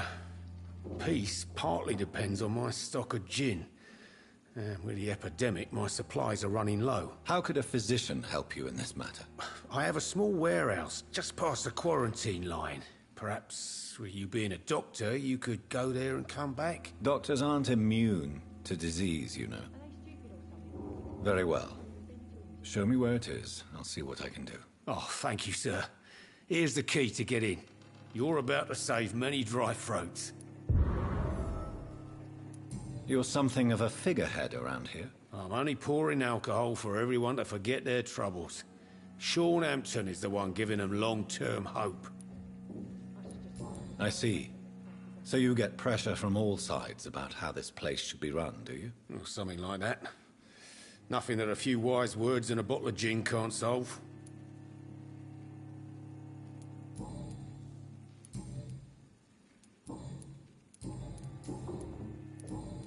Tom, I need to find Sean Hampton as quickly as possible. I've been told you could help me. I heard the sad saint was recovering at Pembroke Hospital. Did he leave or something? I believe he returned to his flock. Can you confirm that? Oh, I bet you're right. Sean can't help but worry about the poor and sick. Oh, I guess it has something to do with what happened to him as a baby. Please, tell me. Well, I don't like to gossip, but I heard that the sad saint was abandoned as a baby in front of a Catholic orphanage in Dublin. Well, would explain his faith and need to help everyone.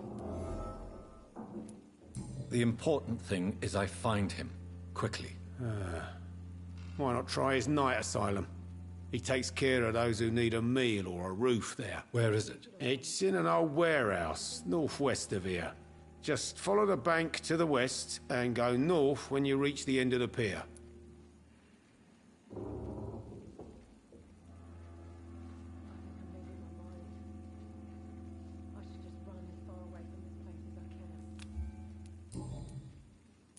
Goodbye, Mr. Watts.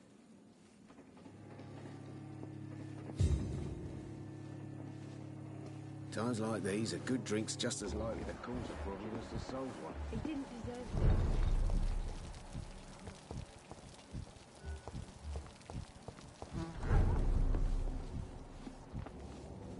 it. Evening, miss. Well, Ever? That's a first. Customers who make that much mess rarely come back.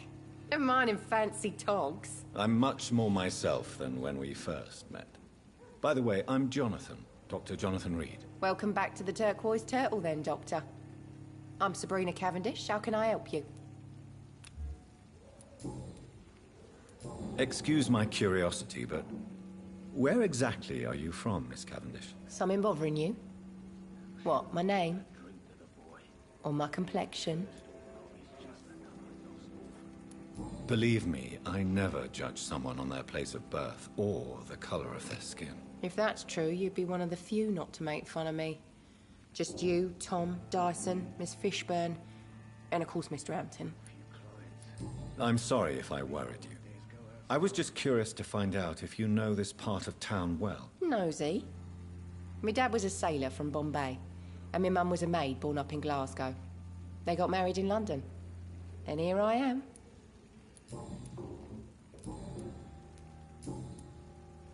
What can you tell me about this area? People don't appreciate that line of questioning round here.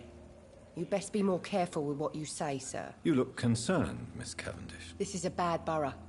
Most people I know are afraid. Most locals will rob you blind, or worse. You best mind your step.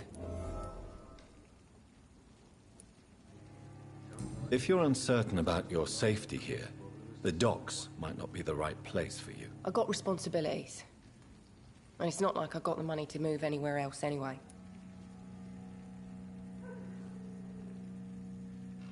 This place seems, how shall I put it, very colorful. I'm sure it has plenty of stories to tell. We get people of all sorts here. It's that rare place in the docks where you can have a drink without being murdered. At least it's not happened yet. So this bar is neutral territory then? Yeah. Tom's convinced this is something the locals need. No one ever draws a weapon here. That's one of the reasons I accepted the job.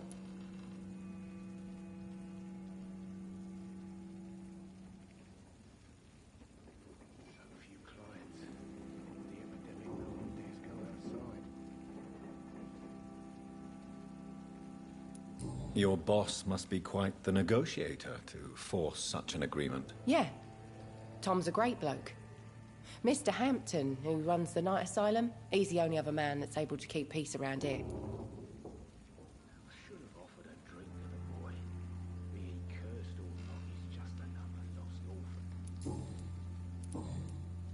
Miss Cavendish, would you be willing to help me locate Sean Hampton? You better ask Tom, sir. Why not answer me directly? We respect the privacy of our customers here, sir. Only Tom can decide who to speak to and what he'll say to them. Goodbye, Miss Cavendish.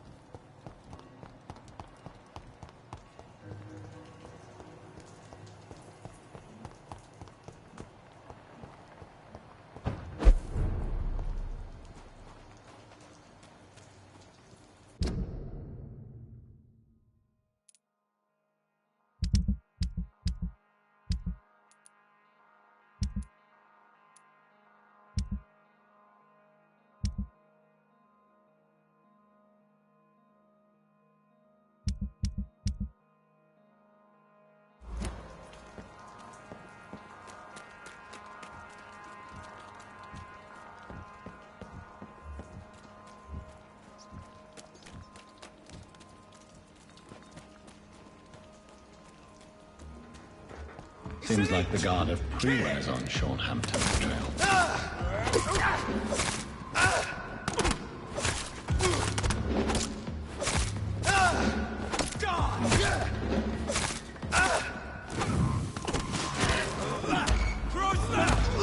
Christ! He's dead!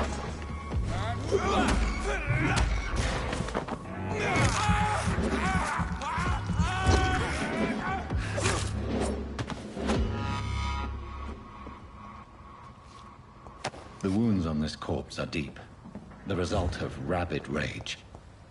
If this is Sean's doing, he's become a murderous beast.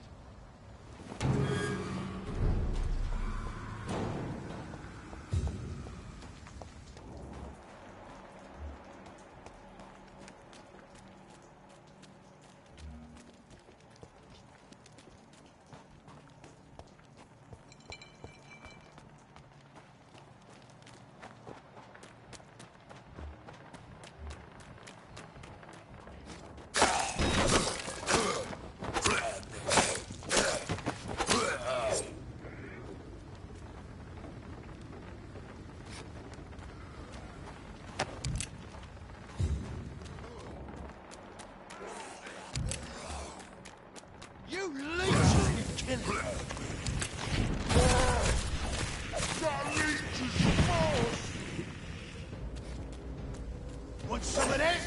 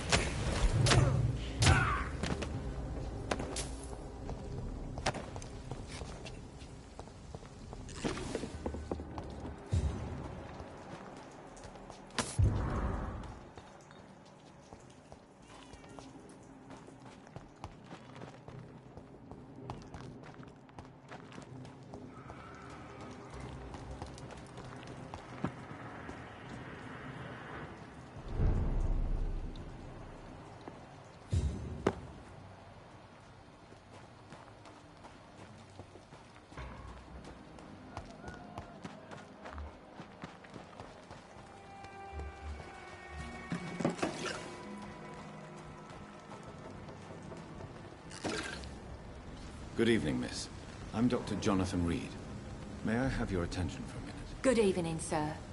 My name is Giselle Paxton, but I don't have time for men like you. Have we met before? No, but I just need to look at your fancy clothes to know that you must be desperate to visit the docks at night. That's quite judgmental of you. Sir, I've led enough strikes when I had a job to identify you as an enemy of the working class.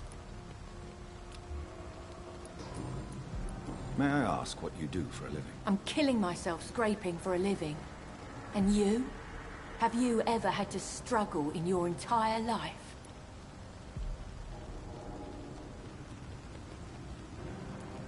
Why such hatred? Are you judging me by my clothes and my job? Course I am. Fuck, you're so blind. You don't even see your privilege.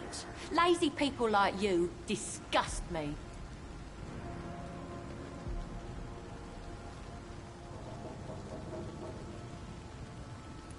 As I told you, I'm a doctor. You have to work a lot to earn that title. Oh, a doctor. Born with money in a nice house, were we? Was Daddy a banker or a doctor himself?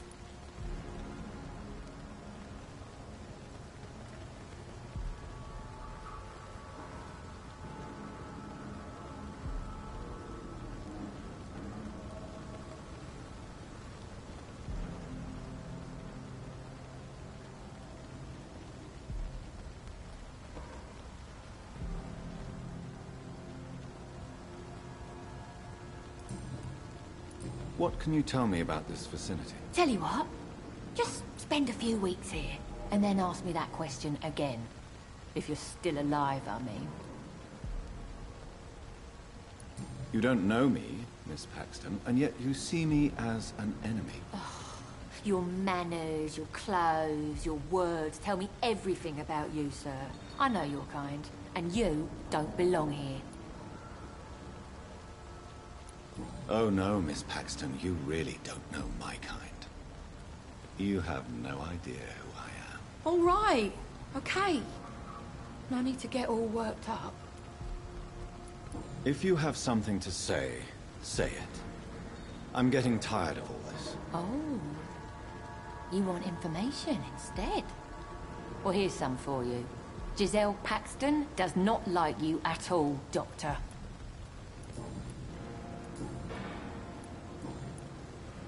You speak of strikes and class enemy. Am I right to assume you're involved in trade union activism? You bet I am. Well, I was.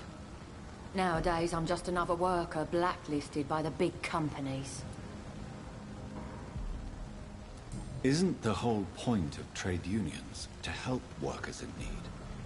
Why don't they support you? A few nights back, I lost the money my companions had asked me to hide. With me and my sister being penniless, they thought I stole it. What really happened? I drank too much that night.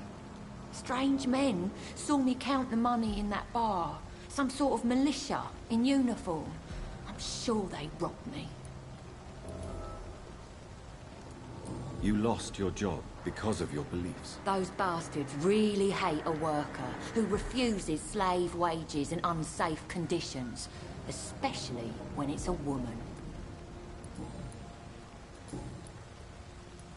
I'm looking for Sean Hampton. Can you help me? What is it you want? Does he owe you money? Has he displeased your Royal Highness? I'm no snitch, Mr. Fancy Pants.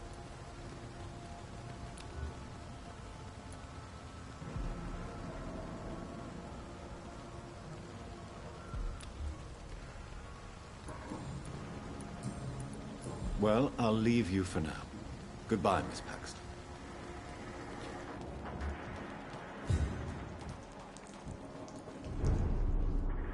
Good evening, miss. I'm Dr. Jonathan Reed.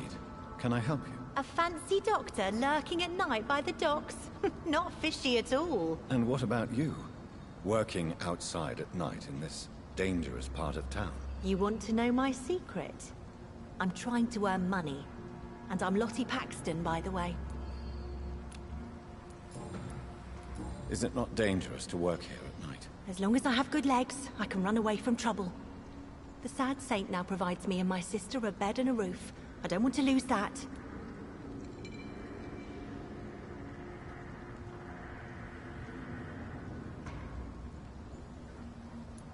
What can you tell me about the Sad Saint? It's just the nickname of Sean Hampton, the Sad Saint of the East End. He gave me shelter, and he's not always sad.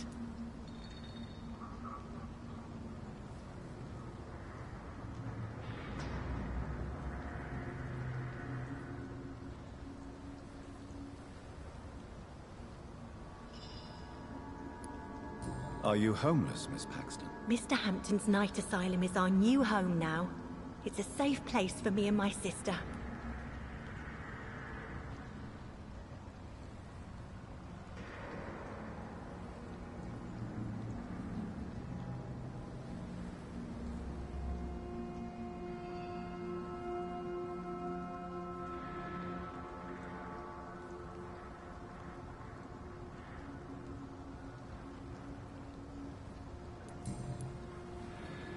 What can you tell me about this place?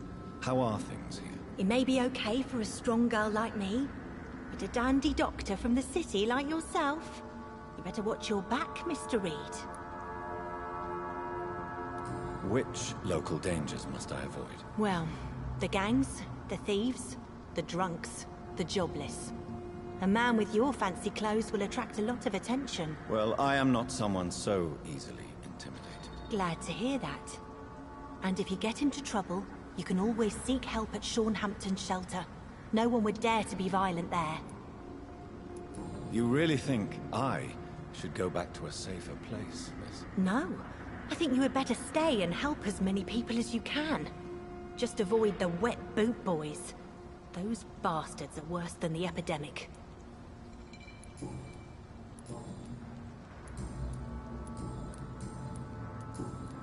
Goodbye, Miss Paxton.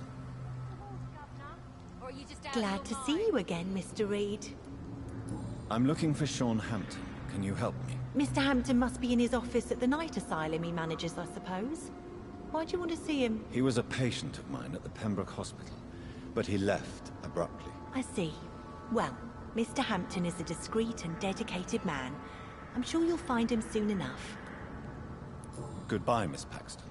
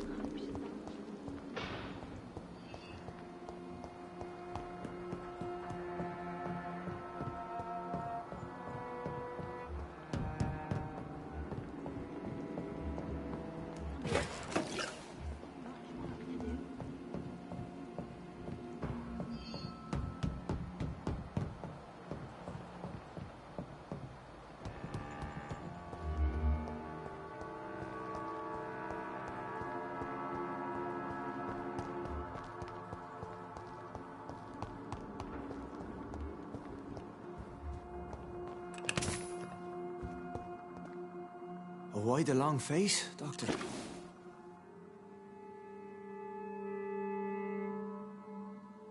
It looks like we both have changed a lot.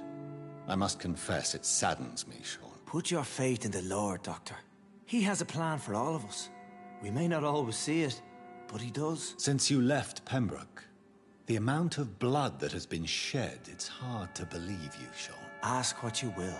As the Lord is my shepherd, I will not speak a lie to you.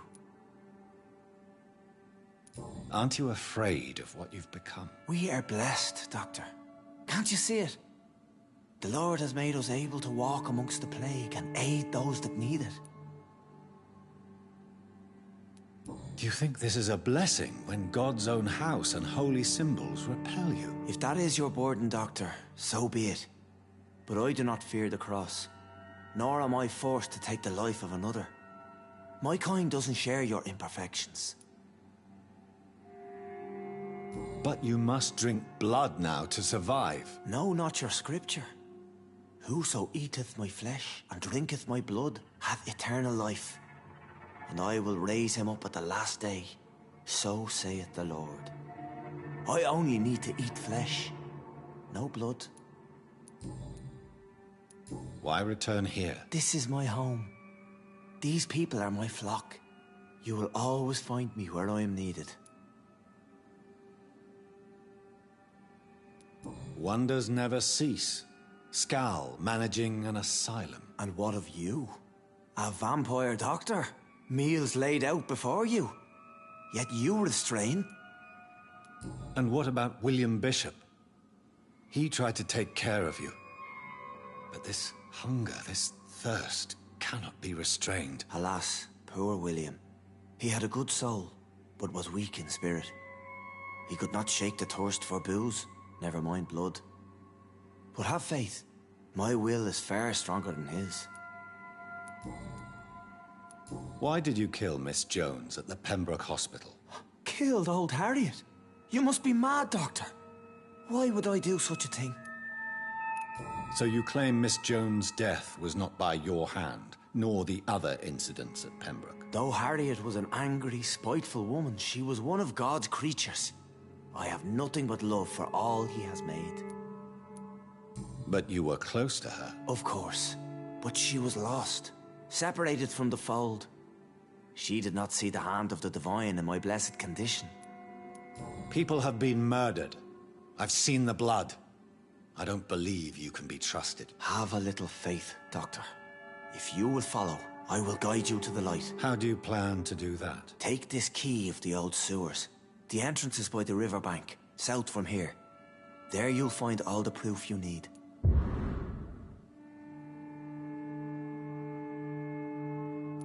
Very well. You have definitely intrigued me. I hope you're right, Sean. I'll be here when you return. If you still think I'm a threat then, well, I'll surrender myself to your judgment.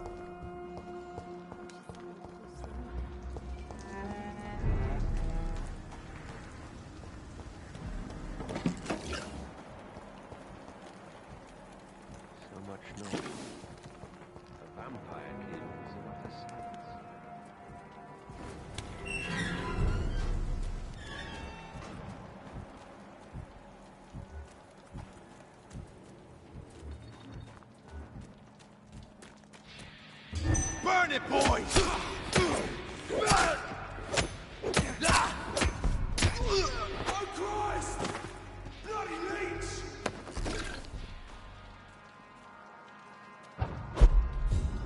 Over there!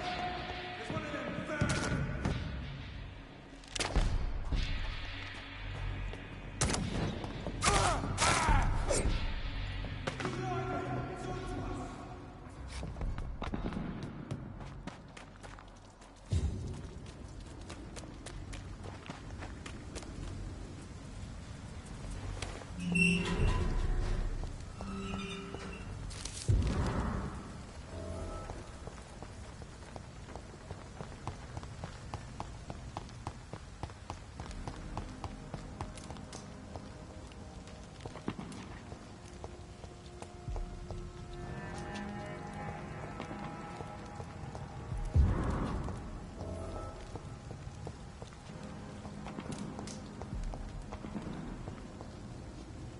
Good evening, Mr. Throgmorton. Dr. Reed, can I be of any assistance? Have you noticed anything suspicious lately? I'm afraid your posters were destroyed. It cost me good money to print those posters.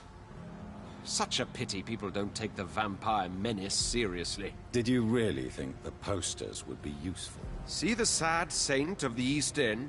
How a single man can help so many people? I consider myself the discreet protector of these men and women.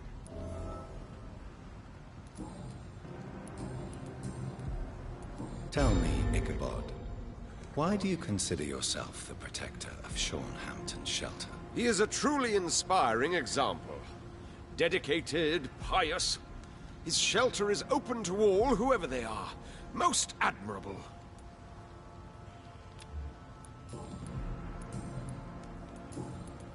Goodbye, and good hunting, Mr. Throckmorton.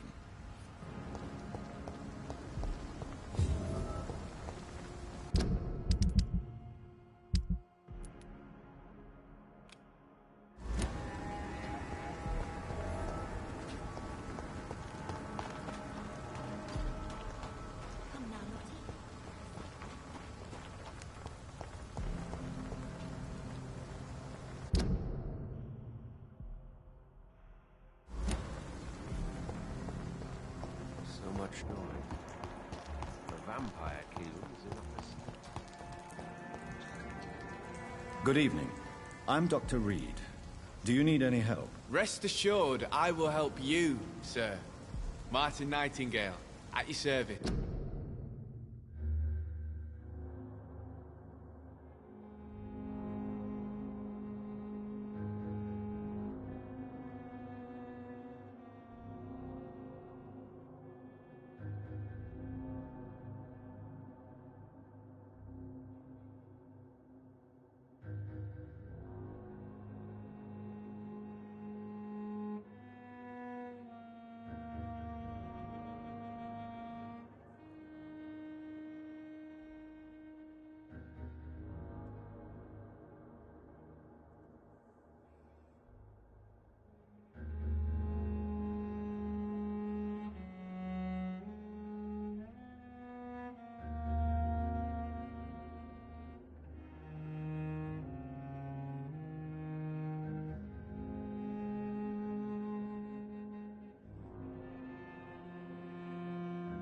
Please, take a look at my wares. Your merchandise. I don't really see anything worth having. No offense. None taken, sir. But please, I need to eat. Perhaps if you keep looking, you'd see something that takes your fancy. Let me be frank. You're as much of a businessman as I am a werewolf, right? Who the hell are you to question me? It's hard enough to stay clean when you don't have a place to sleep. I'm doing my best here. I meant no offense, Mr. Nightingale. I was merely pointing out the fact that you're unlikely to survive long if you continue wandering this path. And what should I do then, sir? Should I join the Wet Boot Boys like so many others? No thanks. I'd rather be a bad seller than a dead gang member.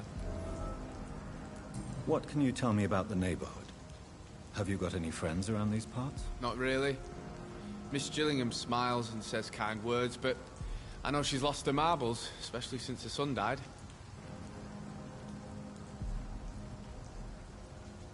How interesting. I don't suppose you know what happened to her son. Jack! Rumour has it he tried to tackle some gang lads. I didn't know him well, but I heard he was a nice enough chap. His old ma still thinks he's around. Tell me about this crazy woman. Madness is often mistaken for other conditions. The poor woman's mad, all right. Kind and all, but she has so much trouble remembering things. She's taken me for a son more than once.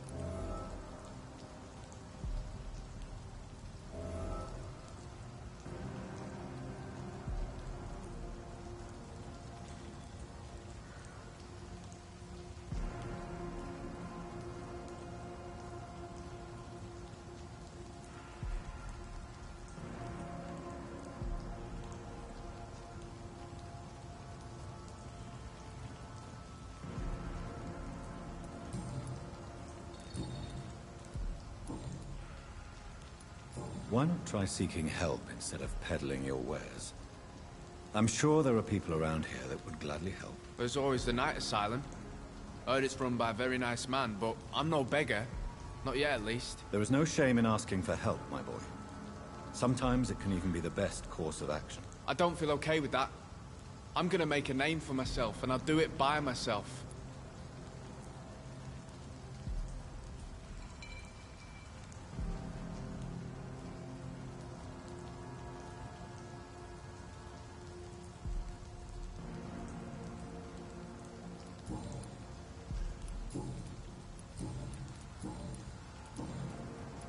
Show me what you have to offer then, Mr. Nightingale.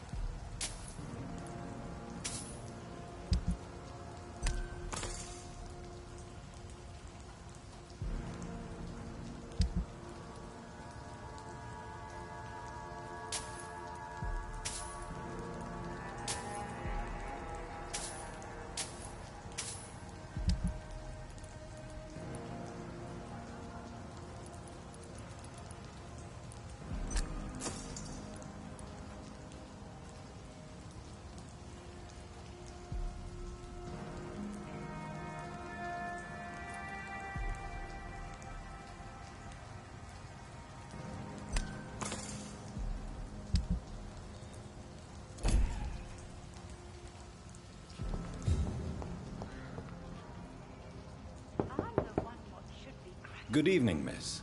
I'm Dr. Jonathan Reed. May I come in? I already took my medication, Doctor. But thank you. I'm sorry. Your medication? Have we met before? Don't tease me like that, Jack. Sorry, what? I think I should come in, miss. I'd like to check if everything is okay, what with the epidemic spreading across London. An epidemic, you say? How terrible. I had no idea. But where are my manners? Please do come in, Doctor. You are a doctor, yes?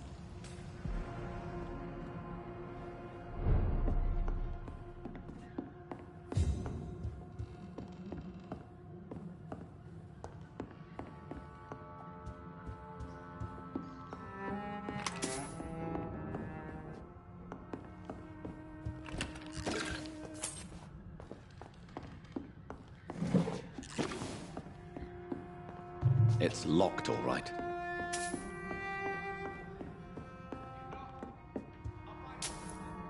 So, Dr. Tippett, what brings you back here? I heard whispers you had a job at that fancy hospital. I told you my name is Jonathan Reed. Don't you remember? Of course I do. I remember my name too. Gillingham. But you may call me Enid, Doctor. I'm very happy to see you again. Do you require medical attention, miss? I'm glad you asked, Dr. Tippett. I must confess I haven't felt that well of late. I'll try my best. Here, take this. And please, try to get some rest. Thank you, Doctor.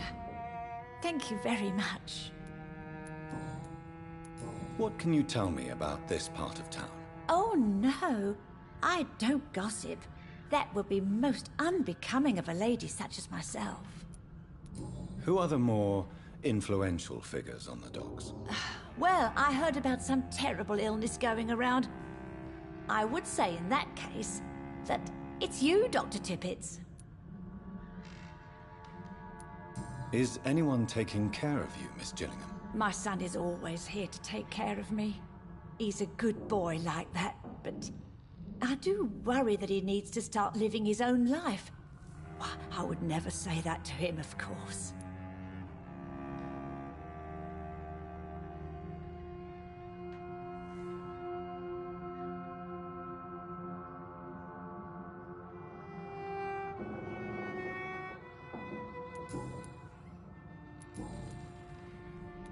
Enid, have you really no idea what happened to your son? No idea at all? I've not seen Jack for so long. I lose track of time. Has something bad happened to him?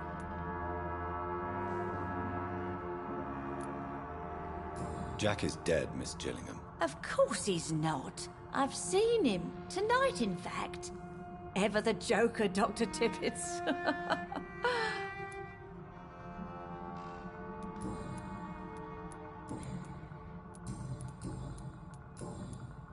Goodbye, Miss Gillingham.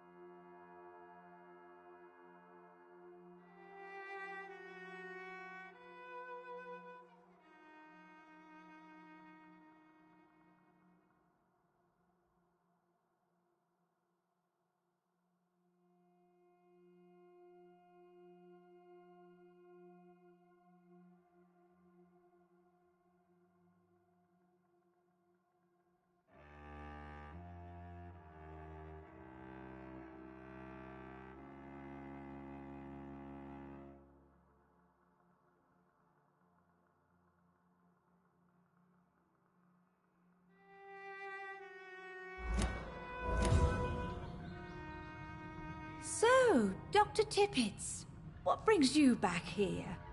We haven't talked in quite some time. Tell me, Enid, why do you feel guilty about your son? I know I'm a burden to my Jack. I know my mind and my thoughts are drifting away. I'm so sorry. I can't help it. This is not your doing, Miss Gillingham. You do not have to apologize for your condition. Of course I don't, Doctor. I've done nothing wrong, I swear it. What exactly are we talking about here?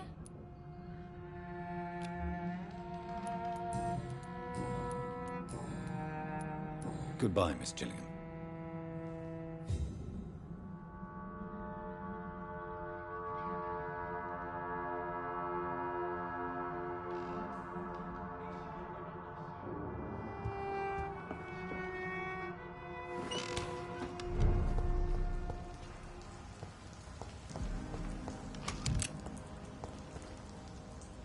Good evening, young man. There's no need to call me that, Dr. Reed.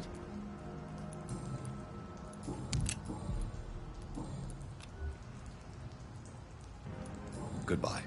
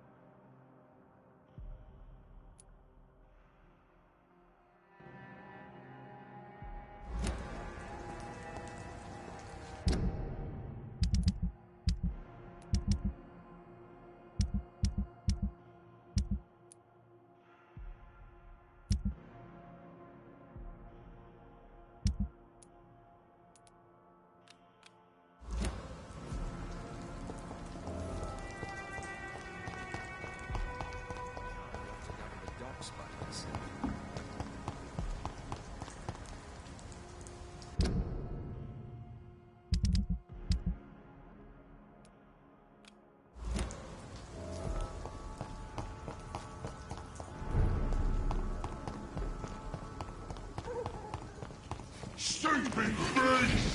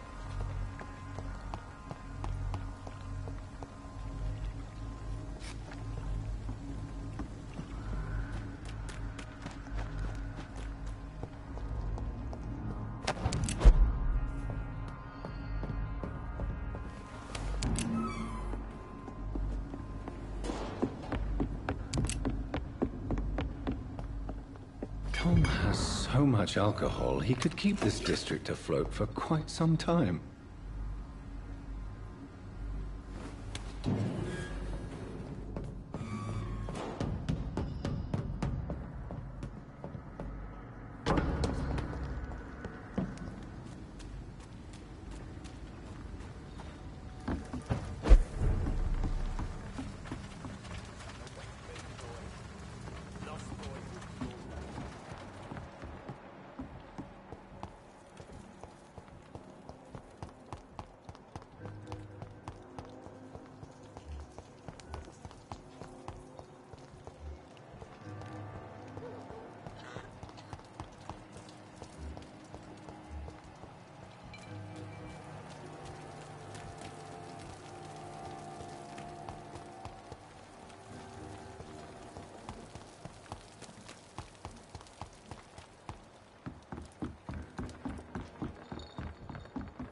I can't believe I'm doing this.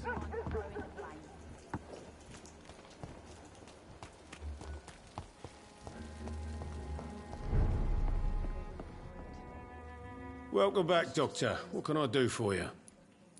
You lied to me, Tom. Your warehouse wasn't empty. It was inhabited with armed vigilantes. I'm sorry, Dr. Reed, but I thought those Priwen guards would be willing to let someone like you pass without trouble. That was devious of you, Tom.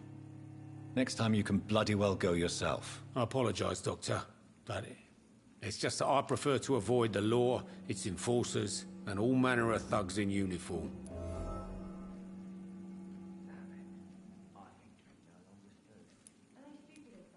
Here is your booze. I hope it will appease your customers. Just try not to kill anyone with this poison of yours. Believe me, Doctor, most of my customers are less agreeable when sober.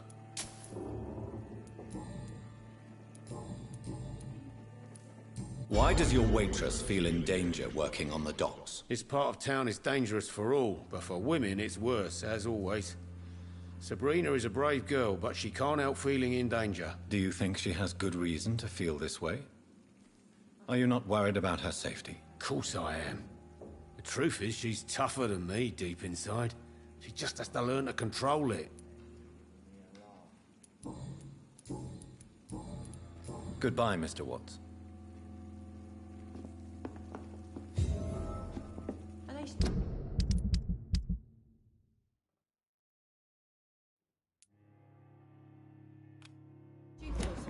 Perhaps I should shut the turquoise for a time.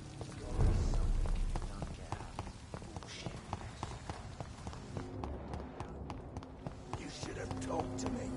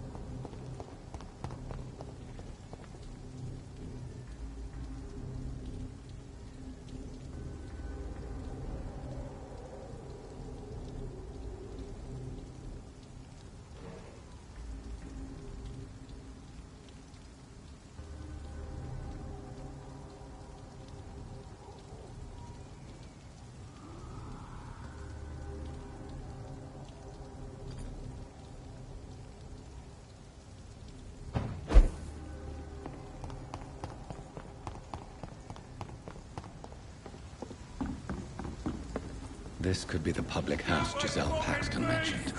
I should investigate further.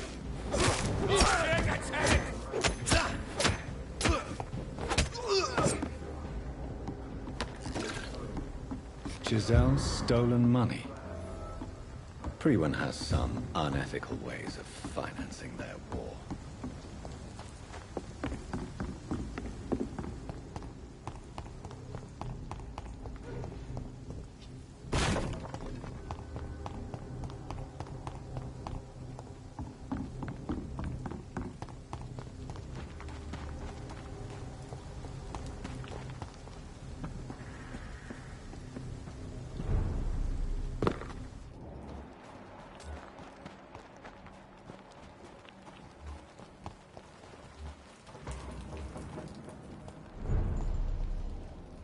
You again?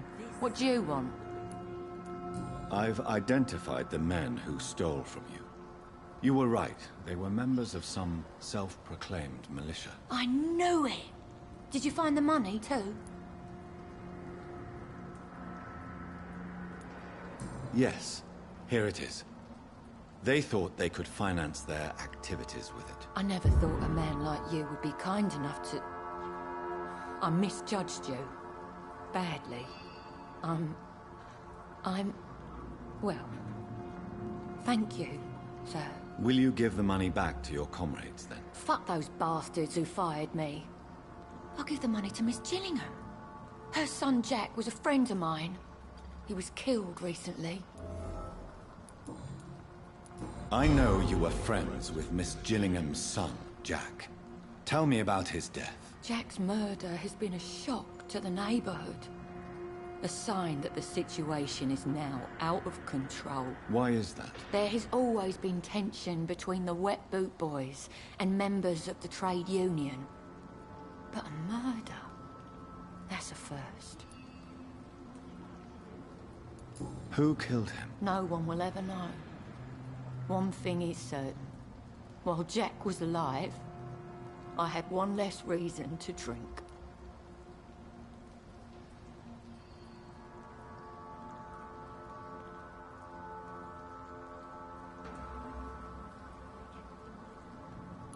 Why does that upset you so much? I wish I had found the time and words to tell him how important he was to me before it was too late.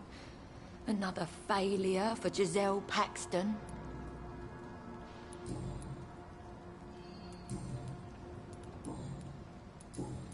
Well, I'll leave you for now. Goodbye, Miss Paxton.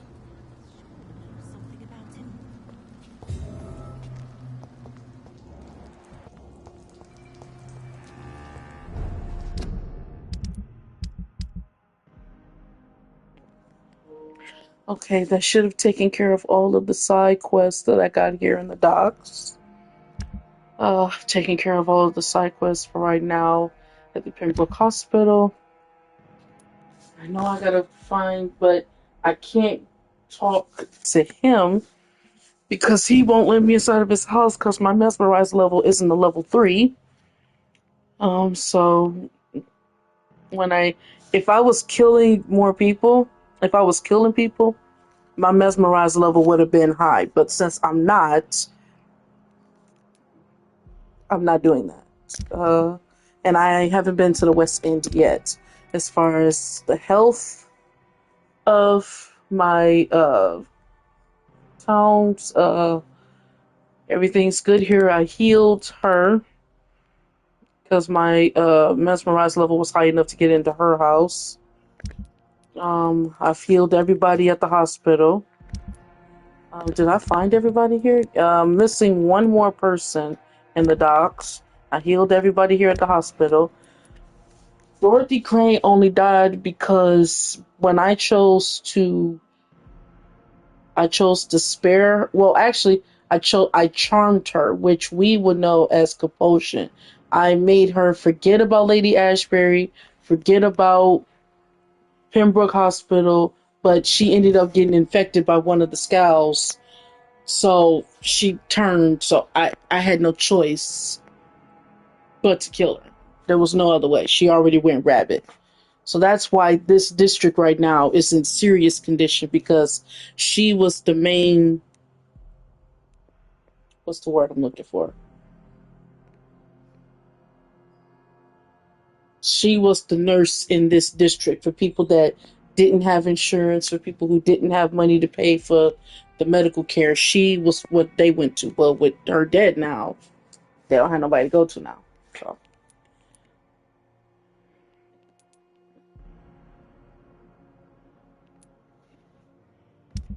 And I haven't been here yet.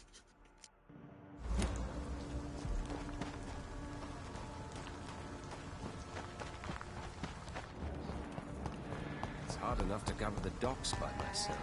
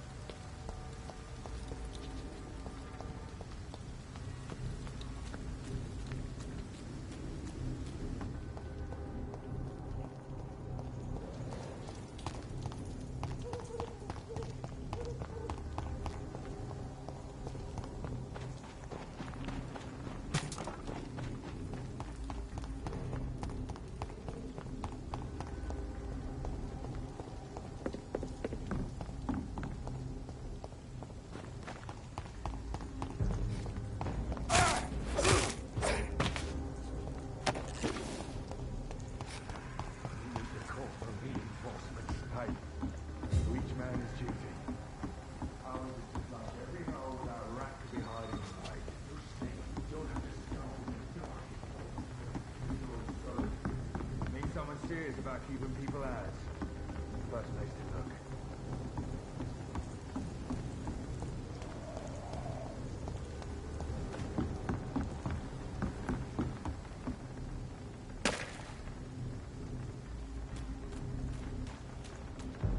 Easy does it, boys!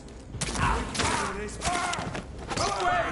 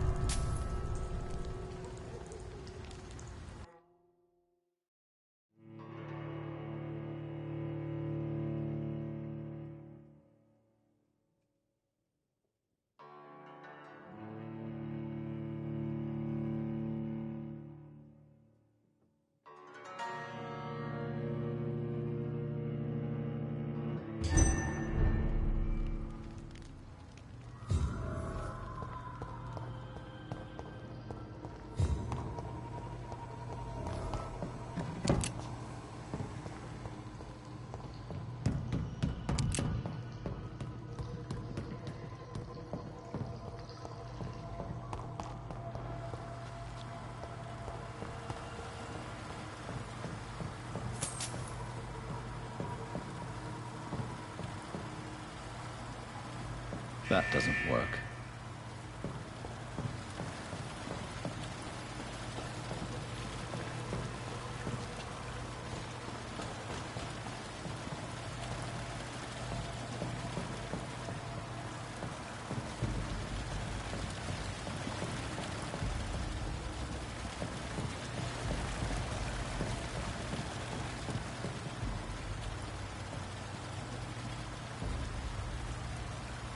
There must be a way to control the water level in this reservoir.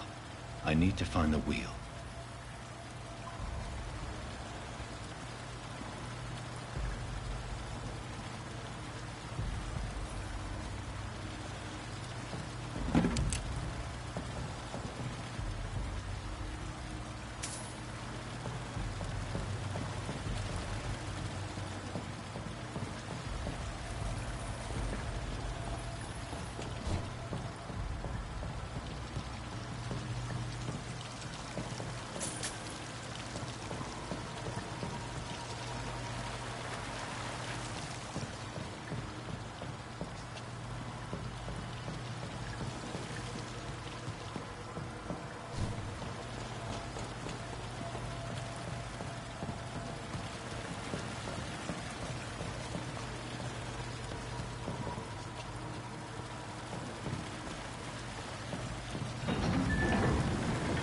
So that's it.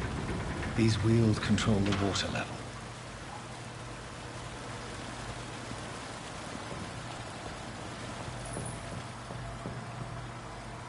That doesn't work.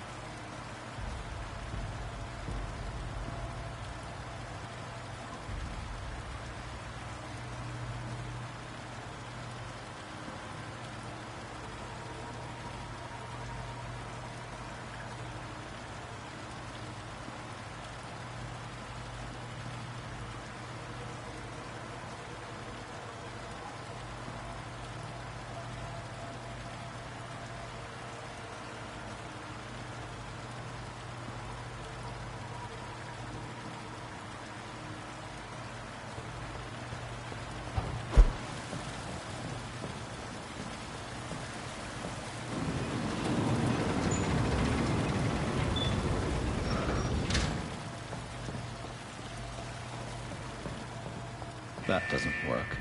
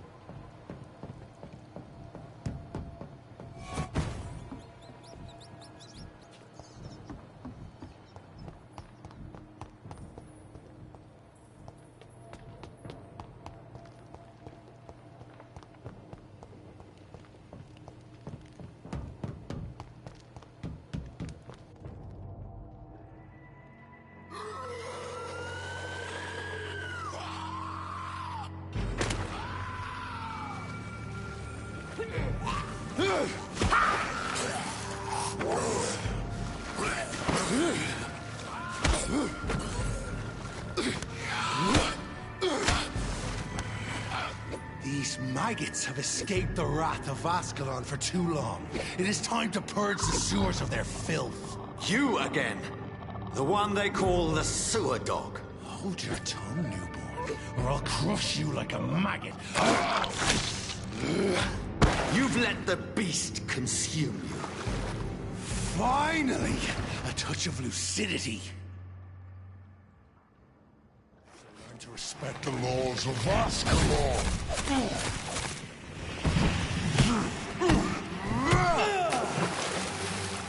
For the branch and the hand that crushes all!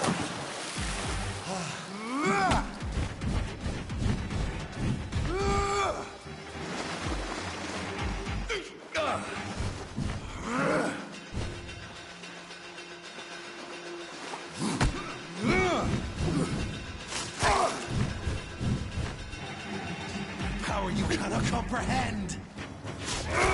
Whence you vanished, I'll slaughter these scalds while singing your name!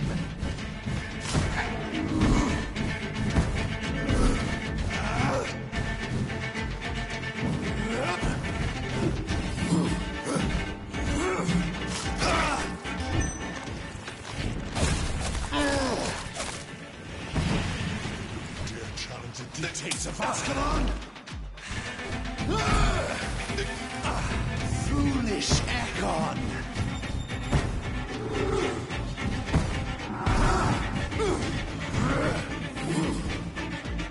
I shall tear you apart and spill my blood to the pissing wells!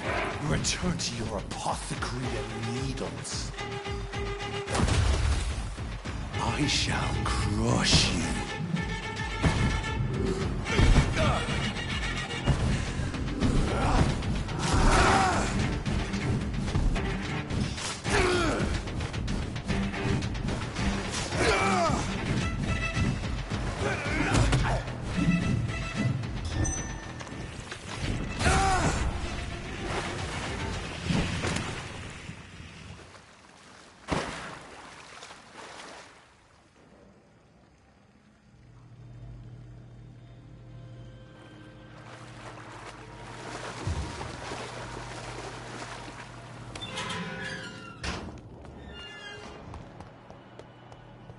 At least one Skal escaped Fergal's wrath.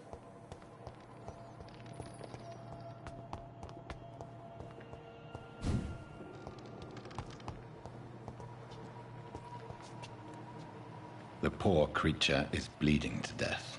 He cannot be far.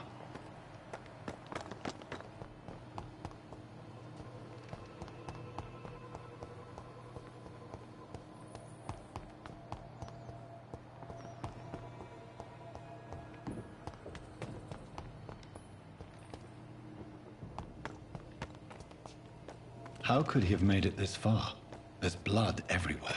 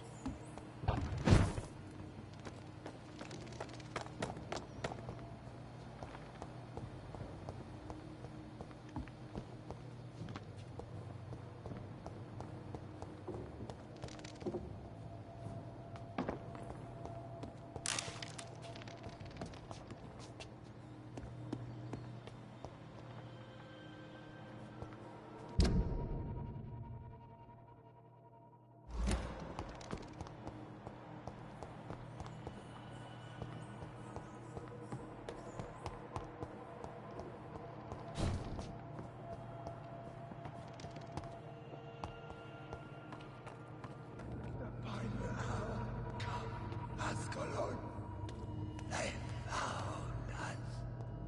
No. Safe we are, still. Drink now.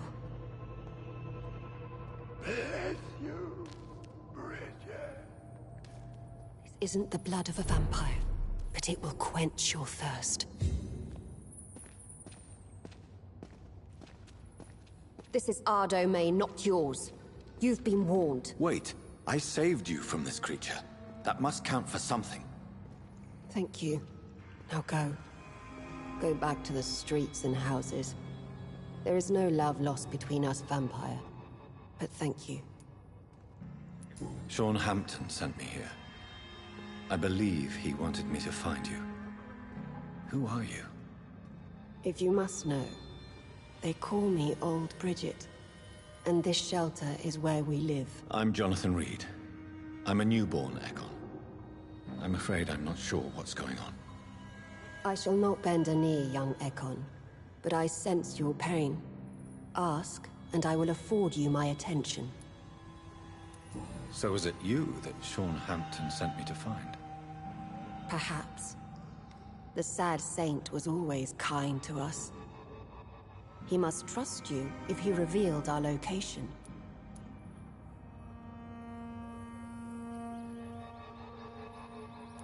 He was turned and is now a skull. I'm not sure he can be trusted anymore. And why is that? Because he's a skull, he shouldn't be trusted. Who are you to judge? Sean killed a patient of mine. And that's just one of the murders he's being hunted for. If you refer to Harriet, she is now among us and under our protection. Harriet Jones is alive. That's it. That's the proof Sean wanted me to find. I must talk to her. No. Harriet is not alive. But you can speak to her. I must warn you. She is fragile and may not receive you warmly. I don't understand. She is filled with bile and hate.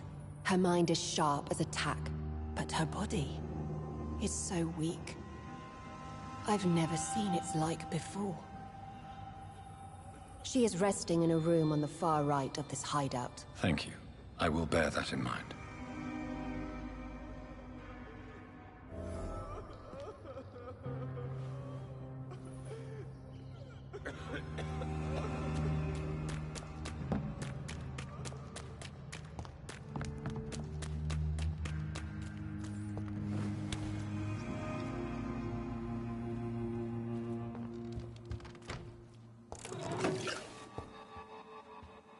Hello, Harriet. Do you recognize me? Yes, you were from the Pembroke Hospital. The young doctor. So full of secrets. I have so many questions I need to ask you, Harriet. If you would. I love questions. As for the answers, you may not like them. How do you feel? I can't see. I can't move. My body's burning. I feel as if I'm dying over and over again. Does the pain ever stop? It is not pain I feel. It's like I can't stop feeling every inch of my body. But at the same time, each muscle and bone is the wrong place. Have you tried to eat or drink something? People here tried to feed me, but I'm just not hungry. I don't have the strength.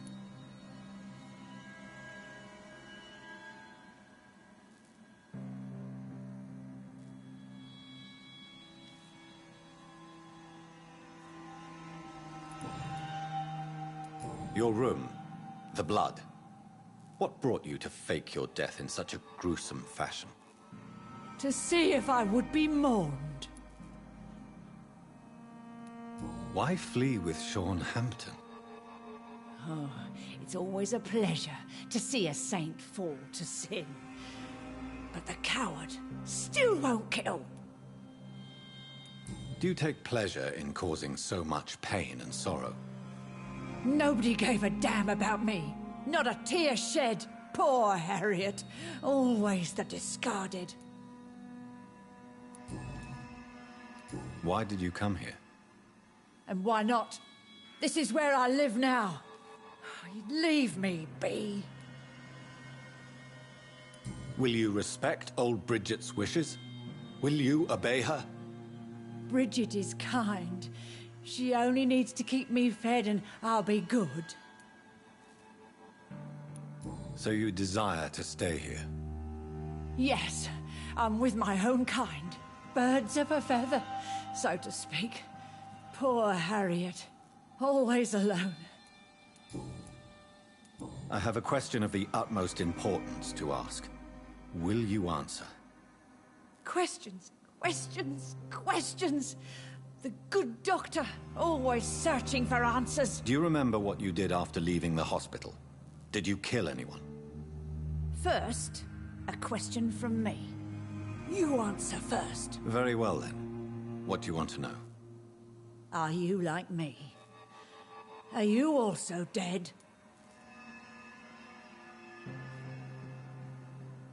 We are similar, but not the same, Harriet. I like what I am. I truly do. I relish the pain that courses through me. I know you fled the hospital with Sean Hampton. Did you or Sean kill anyone in your flight? Anyone? Try and remember. I will not lie. I wanted blood, and I wanted revenge, and Sean pulled me from it, brought me here instead. But the shadows heard my prayers. The shadows killed that bastard. Who was that man? The one murdered in the street? He used to be my landlord. I lived here for many years before falling ill. Oh, he was an awful man. Disgusting and cruel. So cruel.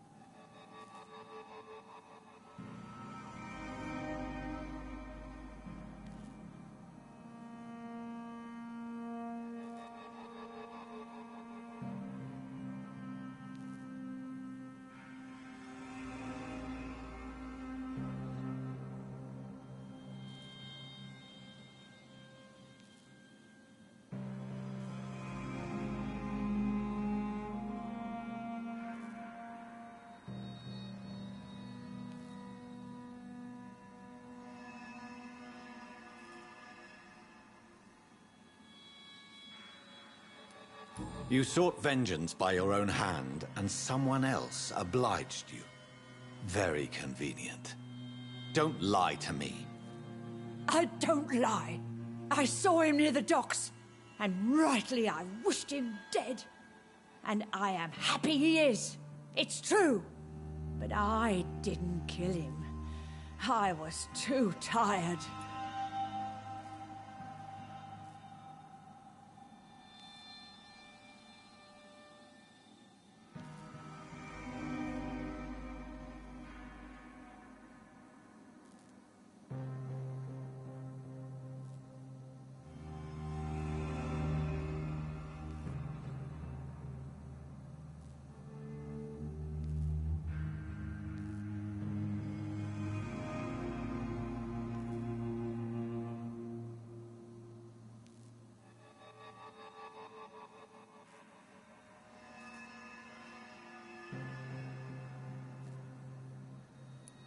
Shadows? Tell me what you saw. The shadows, they heard me and answered. Something in the deep darkness, quick, deadly. It asked me if I wanted revenge. I answered, yes. And these shadows, this presence, do you still hear it? Was it a vampire? Did Sean see it? It spoke only to me, and now it is silent, but it is born of hatred. And it will kill again. And it hates you, Doctor. Oh, it hates you. What makes you say that? It whispered your name, Dr. Reed. It wanted to know who you were and where you went. Questions about me? What did you say? Nothing, Doctor. I said nothing. There was nothing it didn't already know.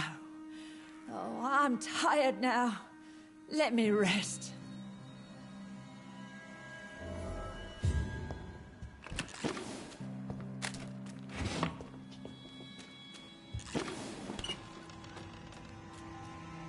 Have you found the answers you were looking for, young Ekon? There is too much left unanswered. So many questions. Get to know us. Spend time with us. And I may be willing to answer more questions. Why do you live here? Amongst the filth and vermin? Live. Here we hide. What are you hiding from? From the guilt, the shame, from the hunters and the light. And of course, our past. Why don't you leave the city? Hide somewhere far from the Guard of Priwen. The Ascalon Club. We are the Sewer Skulls. This is our domain. We have run as far as we can, and now we hide. Your diction, your words. You do not carry yourself like most Skulls I've encountered. True. I'm not like most Skulls. Can I be of service to you? We ask but one thing. Reveal to no one our secrets. Do not betray us. You were once someone else. What happened to you? It is as sad as it is long, young Ekon, but it will remain mine. For how long have you been in hiding here? Skulls have been hiding under London since vampires first entered the city. Where did you hide before the sewers? We claimed ancient tunnels, forgotten caverns, catacombs. We are Skulls, groveling beneath the feet of our makers. What manner of creature is Harriet? She is different from everyone else. I really don't know.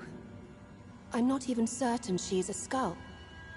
I've no idea as to what blood made her. What is a Skull, in fact, in your honest opinion? The progeny of a vampire, disavowed by her maker. Perhaps a fruitless branch of a noble tree. A word used to enslave us. I cannot say. You mentioned that vampire blood has tremendous potency. You believe it to be stronger than your own? The vampire's sweet blood. That rich, dark wine that we crave. For it made us, and it can sustain us. I thank you for your time, madam. I must go back to Shornhampton now. Your kindness has been ample payment, Ekon. To protect us, I'll close the access to our hideout, but you can use our shortcut to reach Mr. Hampton's shelter. Just follow the arrows. Thank you, old Bridget. I hope we'll meet again.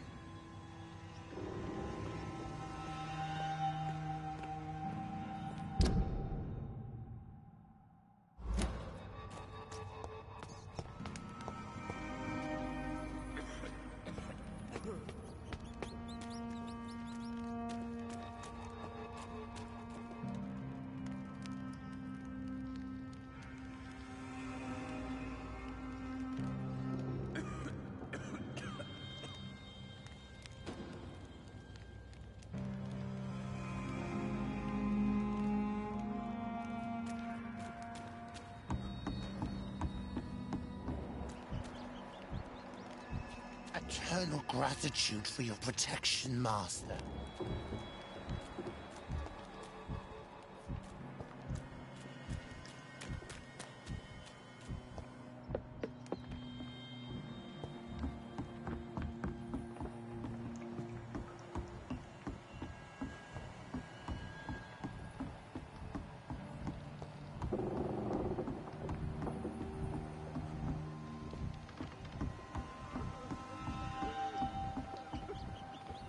eternal gratitude for your protection, Master.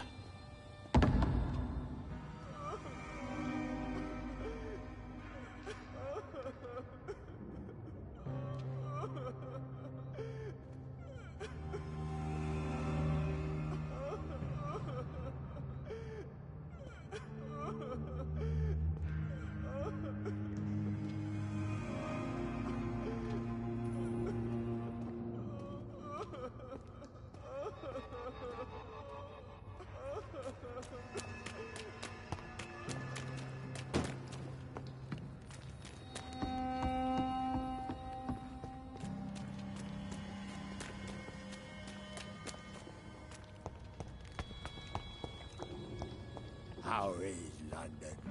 I've not seen beyond these walls in such a long time.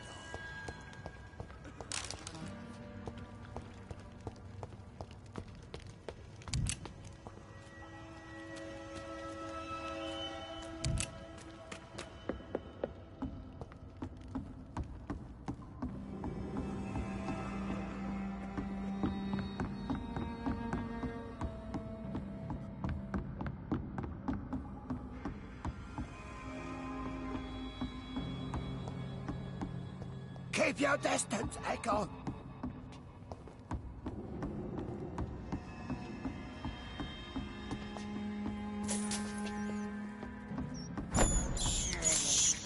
I have this thirst for blood.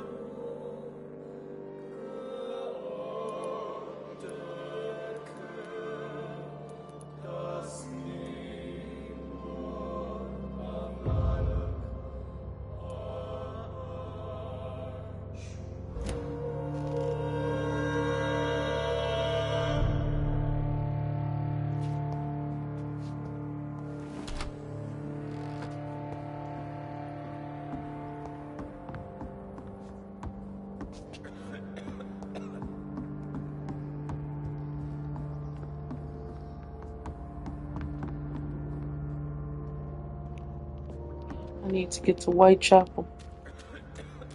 That's where I need to get to.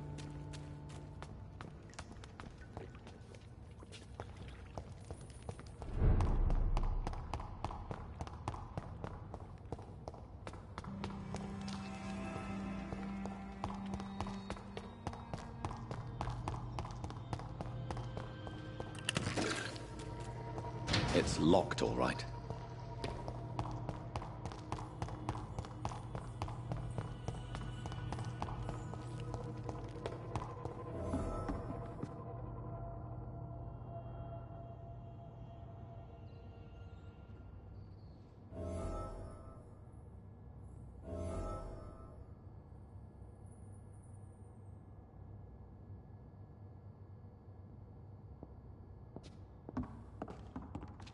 Are you all right, sir? What are you doing here? I could ask you the same question. Don't you know this is a quarantine zone? I'm Dr. Jonathan Reed. I'm investigating the epidemic. You had better get to a safe place while you still can. Oh, really? Well, go investigate somewhere else and leave me be. I beg your pardon? I said go. Leave me alone, sir.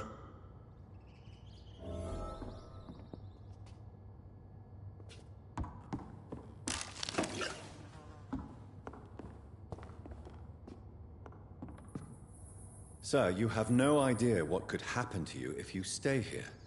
Why don't you go home? For fuck's sake. Do I have to punch you in the face to make you disappear? Leave me be! It's my duty to insist.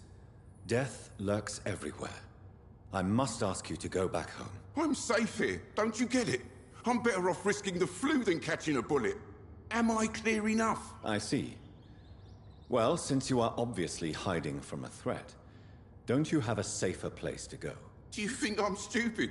The Night Asylum, the Turquoise Turtle, even Miss Gillingham's attic. I tried them all. No, this is my only chance.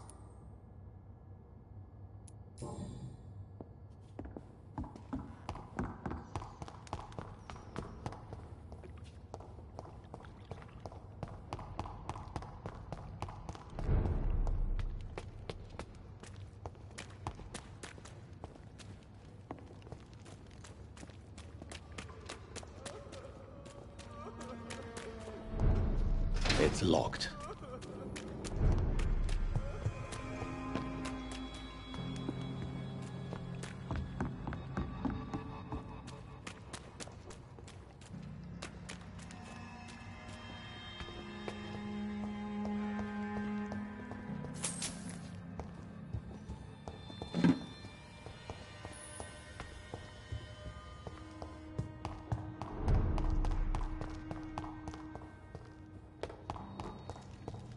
It's locked, all right.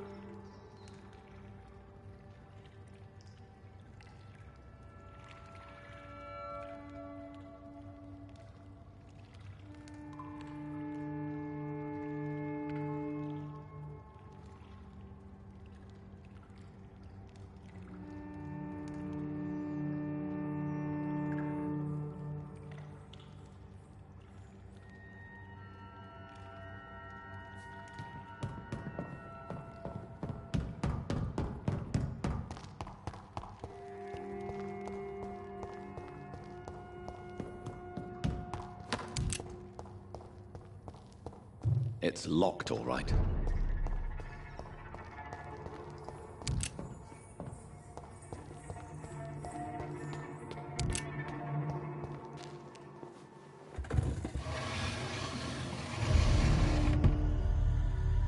Welcome back, Dr. Reed. Would you like to take communion with me now?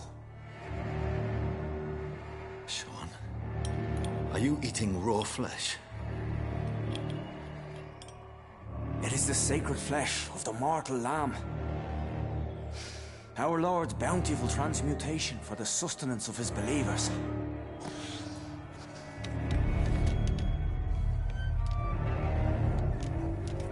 Thank you, Lord. I am your most humble servant. So, true to your word, you waited for my return. I told you, Dr. Reed, I was a man to be trusted. Did you have words with the poor Harriet?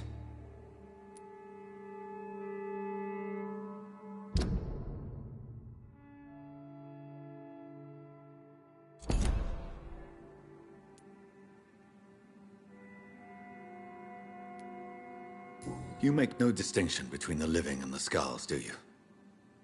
We are God's children, Dr. Reed. One and all. And he's determined to save us.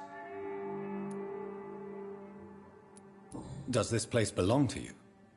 How can you be so certain you can keep it open? This warehouse was once property of the Dawson family, but has been bequeathed me through donation. The Dawsons? The wealthiest family in London? Have they a clue as to what goes on here? Not at all. The donation was made before the war. The building was run down. I never met Aloysius Dawson myself. So you have the run of the place and no one's taken notice? As long as we keep to ourselves, we interest no one. This is a haven, and I pray it remains so for eons to come. What will be the result if you continue to assist both Skulls and the living? For the last decade, that's what's been happening.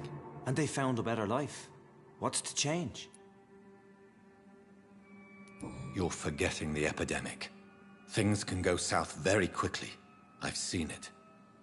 Oh, these are terrible times. Only those pure of heart shall prevail. You've turned Skull now. Don't you see the danger to anyone giving you their trust? We are all sinners, awaiting salvation.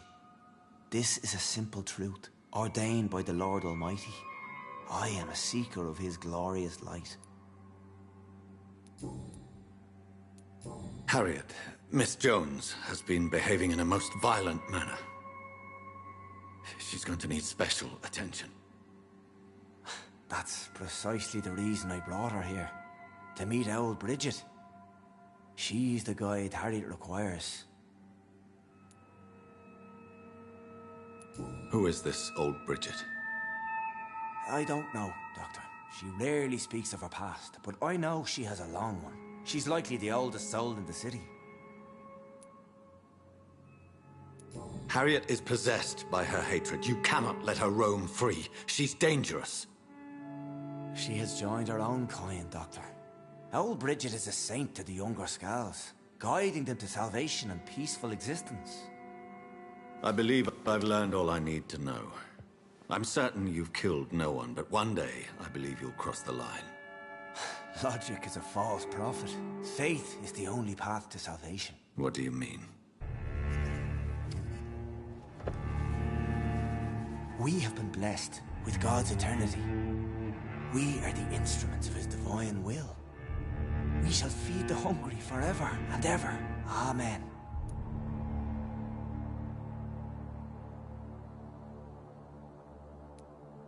I will strive to emulate your merciful nature, Sean, but it's a difficult pledge to make. Give yourself over to God, Doctor. Expel your urges and kneel before the Lord in praise. These urges... You know the hunger will never be satisfied. I've come to embrace the everlasting craving. I have sworn to feed only upon the flesh of the dead. It is now my sacrament. Take, eat. This is my body. So saith the Lord.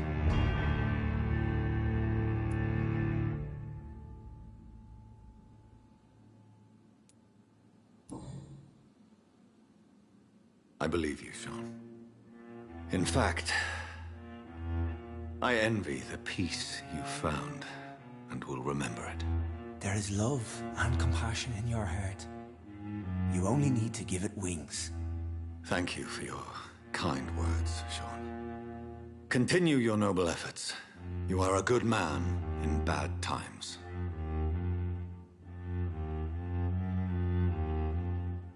Keep to the light, my friend. Like all my flock, you have a home here. Anytime you're in the neighborhood.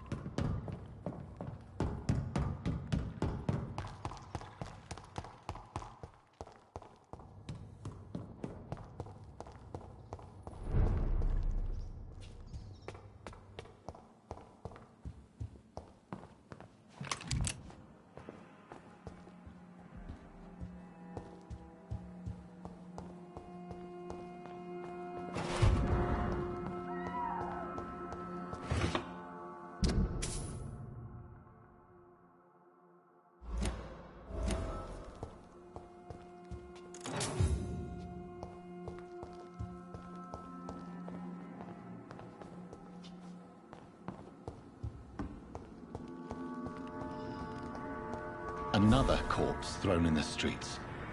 Someone's playing a very sick game.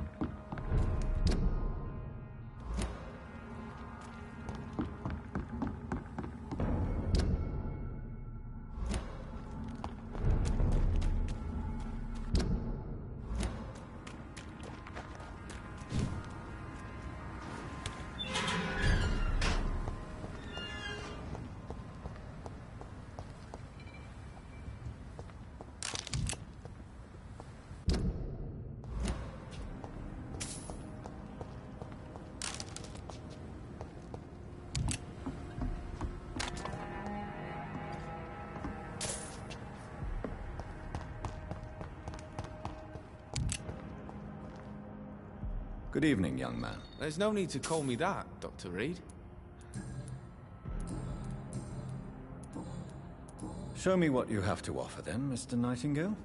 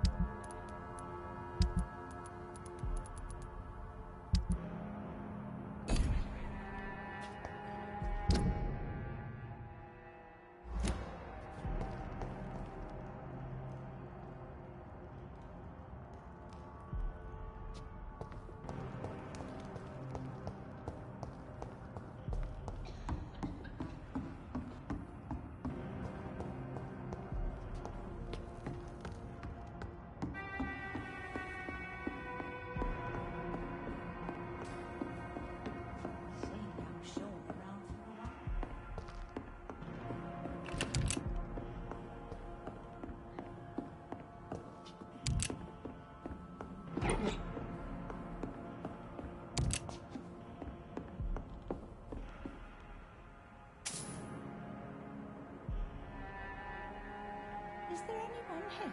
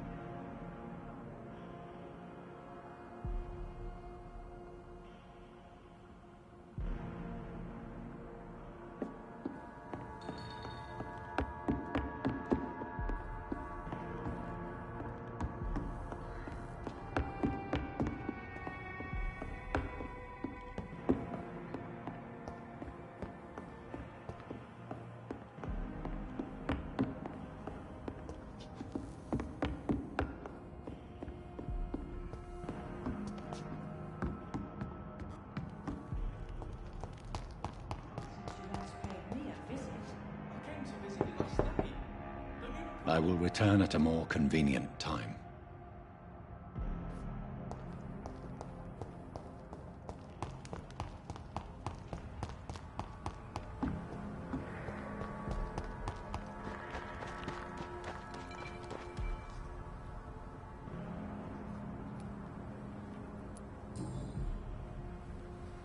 I know this brooch. This is my mother's. A birthday gift from father.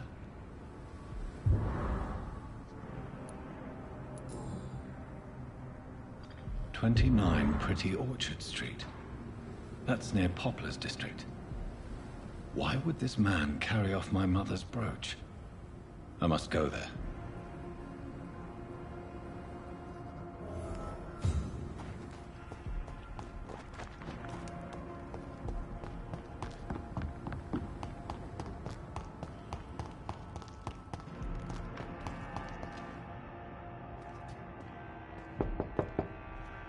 Good evening, Miss Gillingham. May I come in? Of course, of course.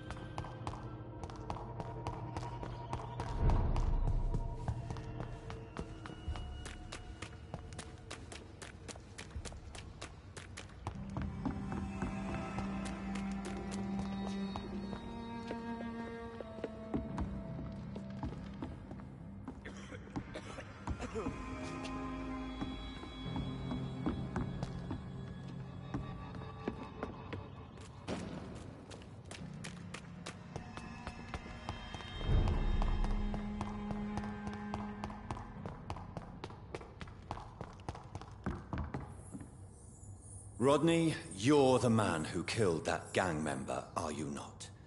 Is that why you are hiding in this godforsaken place? Yes, I did. I did not even know his name. Then why did you kill him? That arsehole always mocked me for the colour of my skin. Usually I let it go. But not that night. We fought. He died.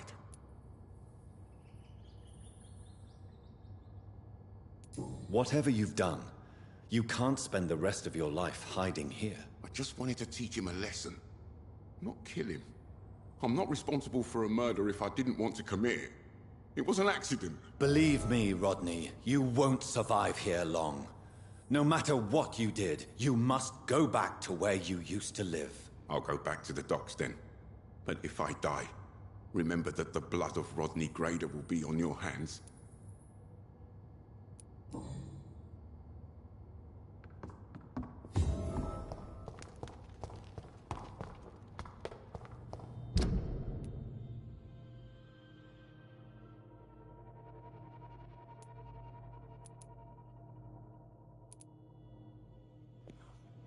What I wish this game did have was fast travel, like how it is in Gotham Knights, where I ain't gotta go through all these streets.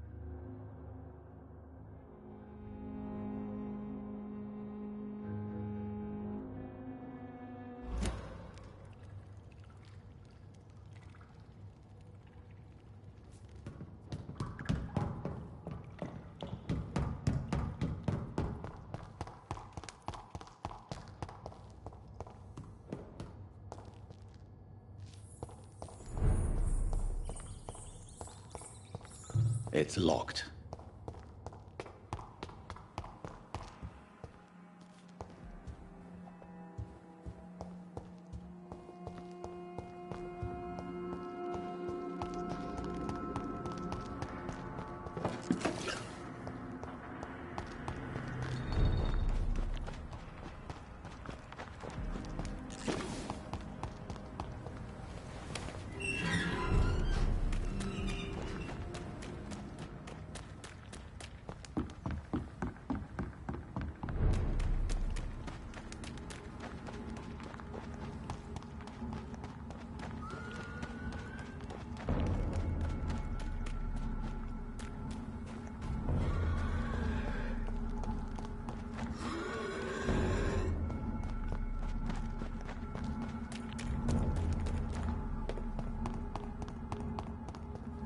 It's locked.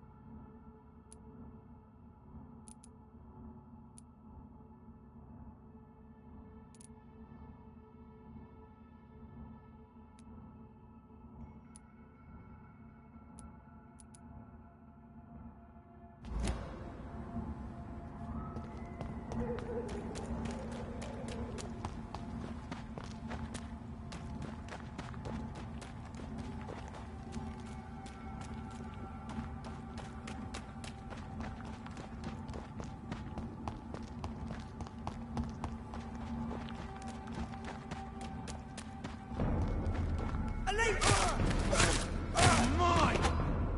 Want some of that?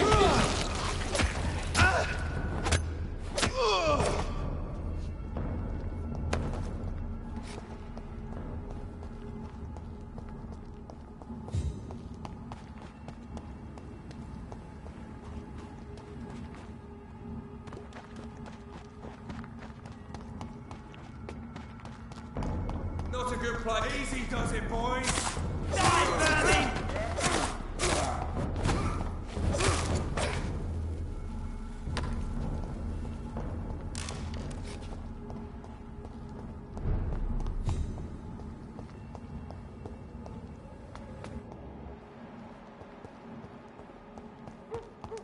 29 Pretty Orchard Street. This is it. What's in there for me? There's been a fight here.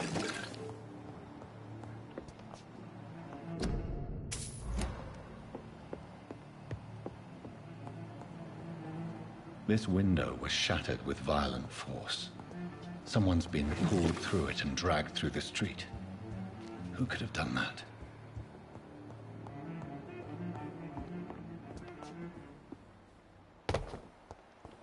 Where does this blood trail lead?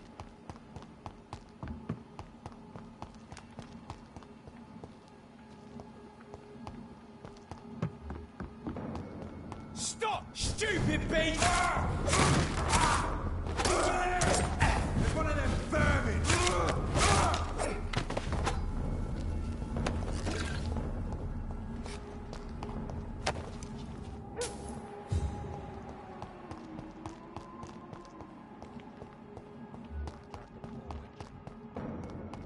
It's a leech! Kill it!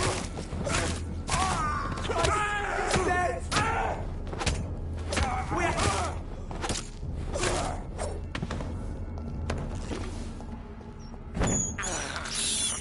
I can't believe I'm doing this.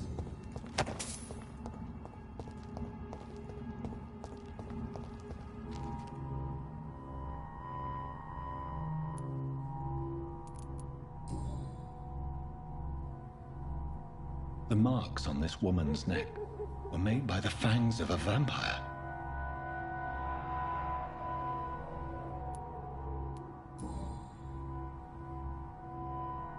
This is the very flower my mother tossed on Mary's coffin. Someone is targeting my family.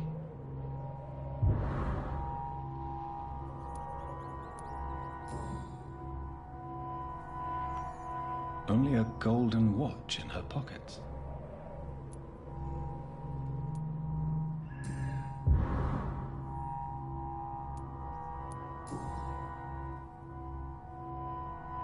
Her shoes and clothes are quite worn out.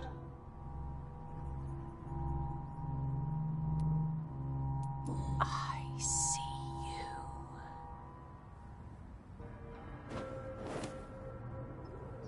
Right then. It's a sick game. But given no choice in the matter, I might as well win it.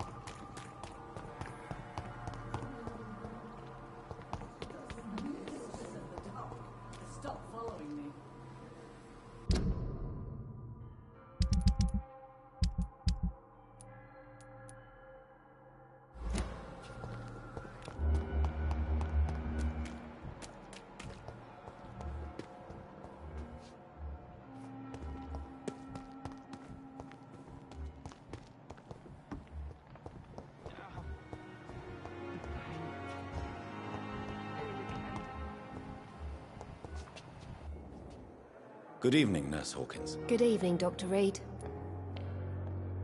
Do you need medical help yourself, Nurse? I'm afraid I've contracted some illness, Dr. Reed. Not under my watch, Nurse. Take this. You'll feel better. Thank you, Dr. Reed.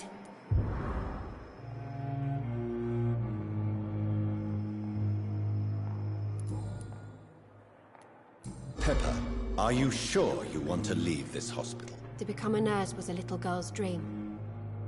But in the end, I don't feel that useful. I want more. I want to make things change.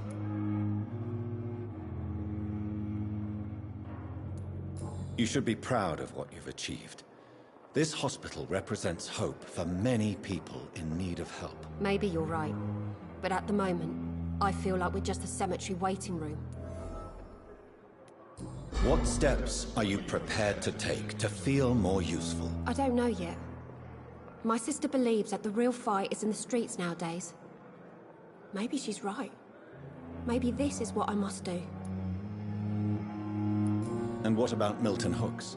Does he share your point of view? For Milton, any change means more comfort and more peace. I disagree. If you feel that saving lives is not useful enough, perhaps it means that you've lost faith. On the contrary, my faith has never been stronger. Maybe we are all just too proud to face up to the fact that science cannot compete with God.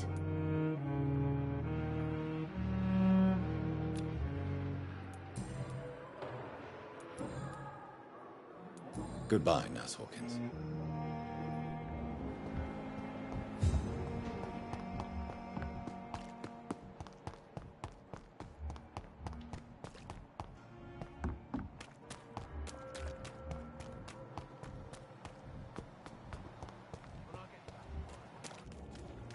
Hello again, Mr. Blight. Good evening, Dr. Reed. You doing your rounds as usual?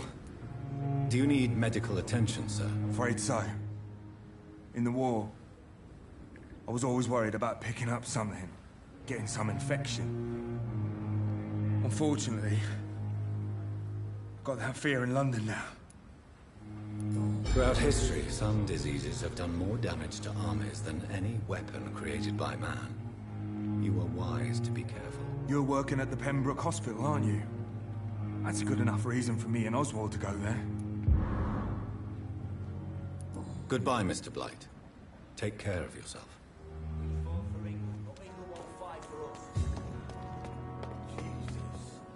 never say so many people dying at the same time.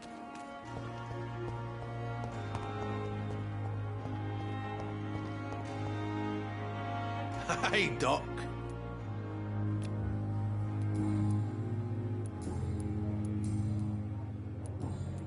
I'll leave you for now, Mr. Cox.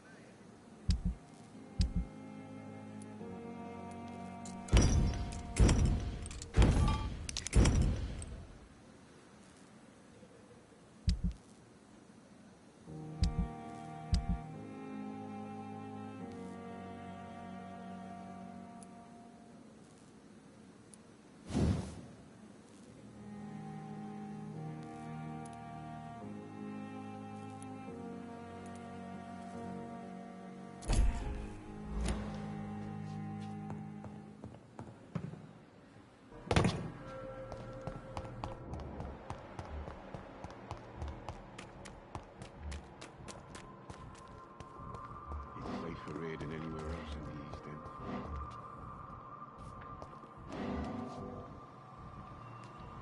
The Pembroke is still lucky. If only there were more of us, with less resignation and more determination.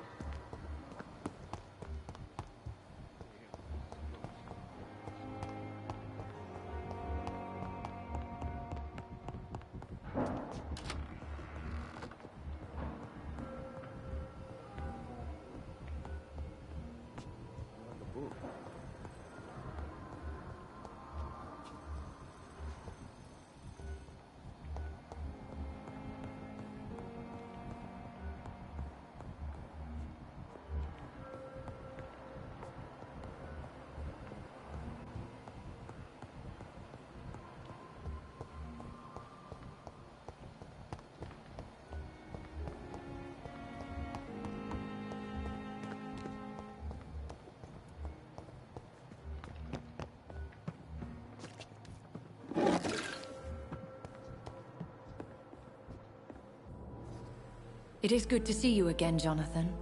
How are you? I'm better than one might expect, Lady Ashbury. Dr. Swansea has asked me to investigate the recent disturbances in the hospital, caused by Skulls. Really? What do you mean?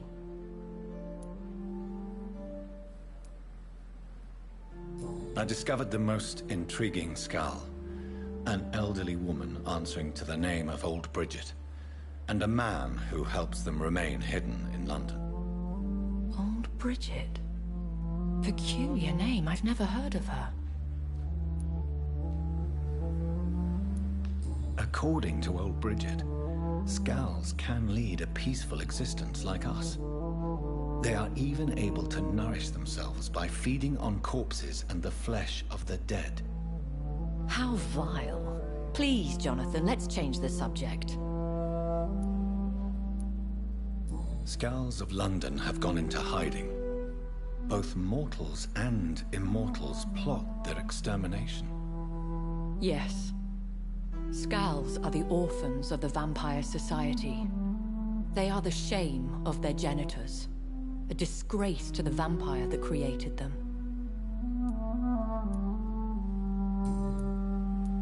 There is something ominous closing around me, Lady Ashbury. Something spies upon me from the shadows. Something cruel and wicked. Whatever do you mean, Jonathan?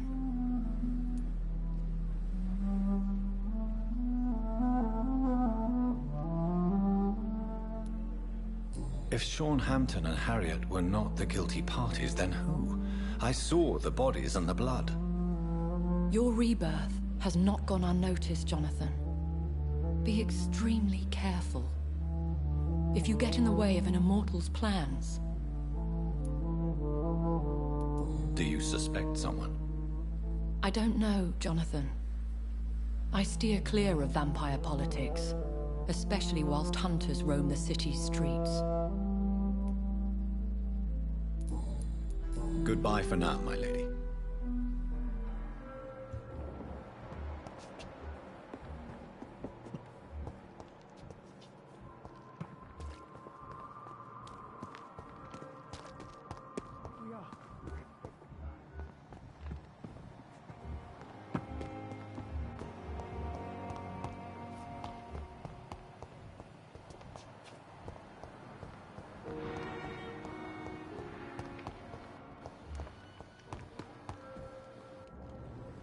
Good evening, Dr. Reed. Such a pleasure to see you again.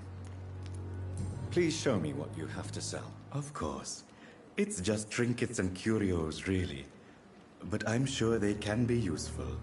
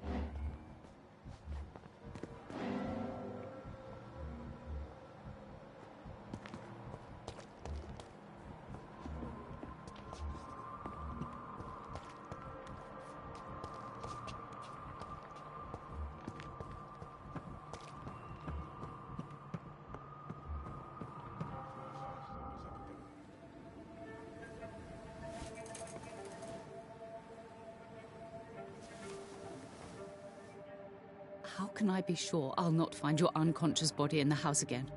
I promise you, you'll not find my unconscious body. For God's sake, how can you say such a thing? How can you refuse to listen? I tried to warn you for so long. No, I won't let my only son die. You promised me you'll stay alive. Your son lied to you, like the whole world lies to us.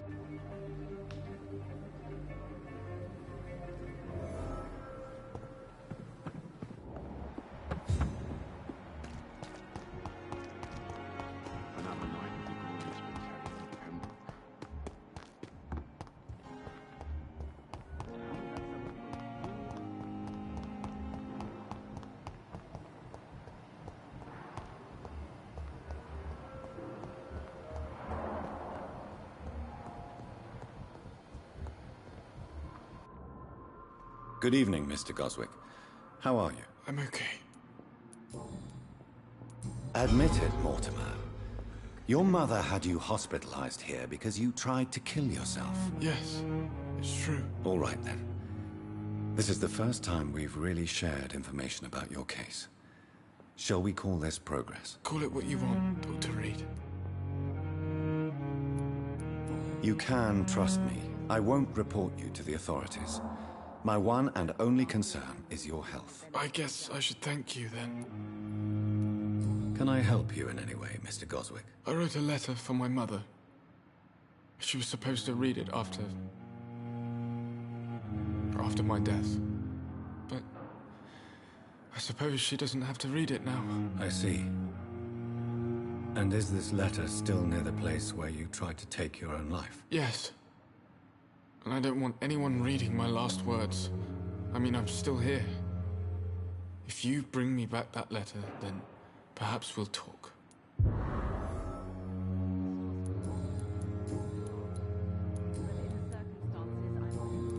I have to go now, sir.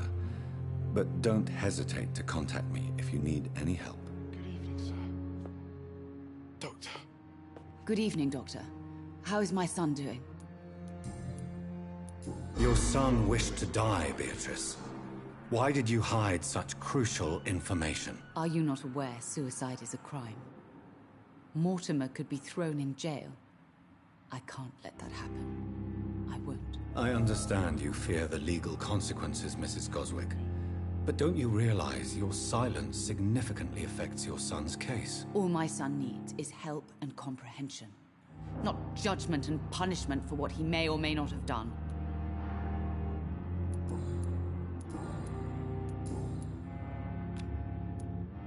Goodbye, Mrs. Goswick.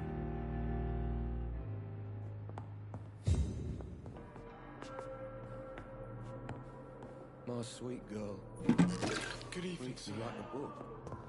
Doctor. I never could keep anything from her.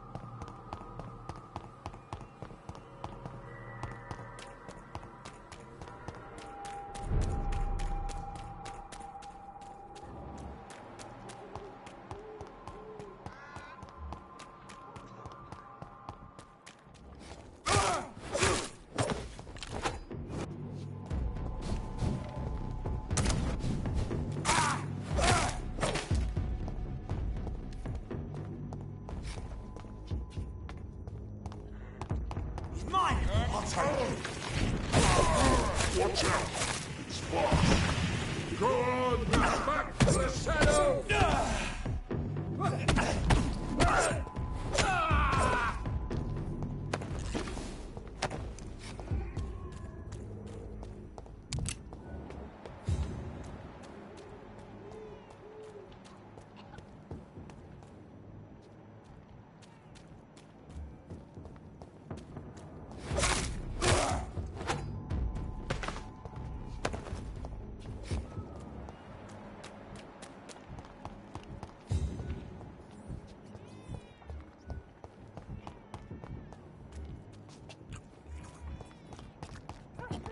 Steady, boys! Aye, aye, We've got one enemy here!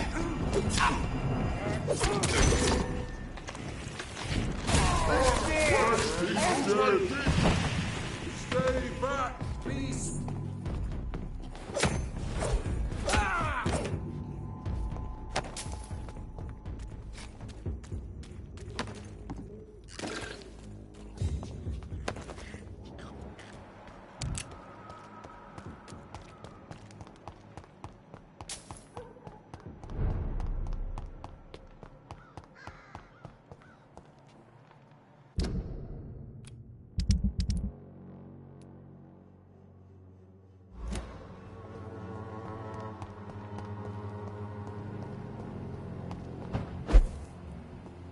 Boots will be proud of me.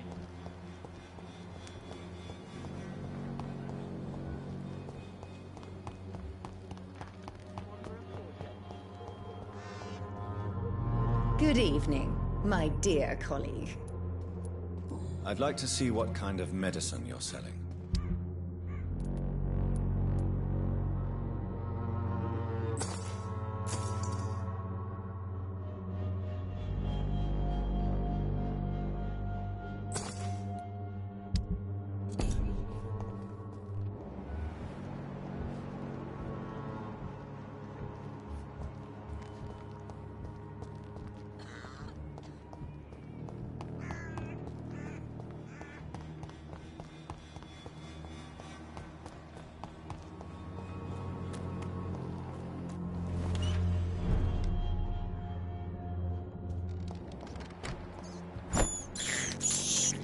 I have this thirst for blood.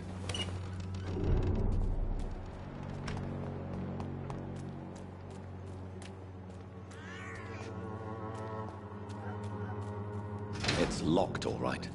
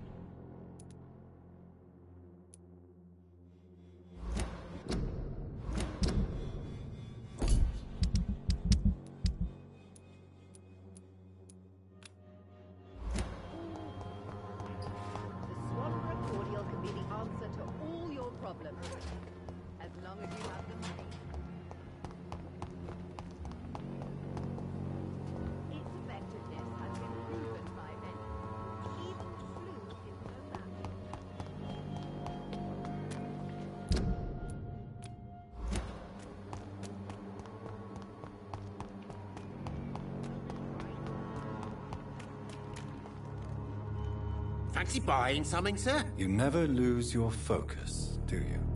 Do you need help, sir? To be honest, I'd prefer you take a look at my stuff. I'd rather be rich and sick than the contrary. I don't quite agree, but I won't argue with you. Please, take this. You'll feel better. Really? Free? Don't take it personally, but charity usually comes at a price. Human nature being what it is. Goodbye for now, Mr. Lewis.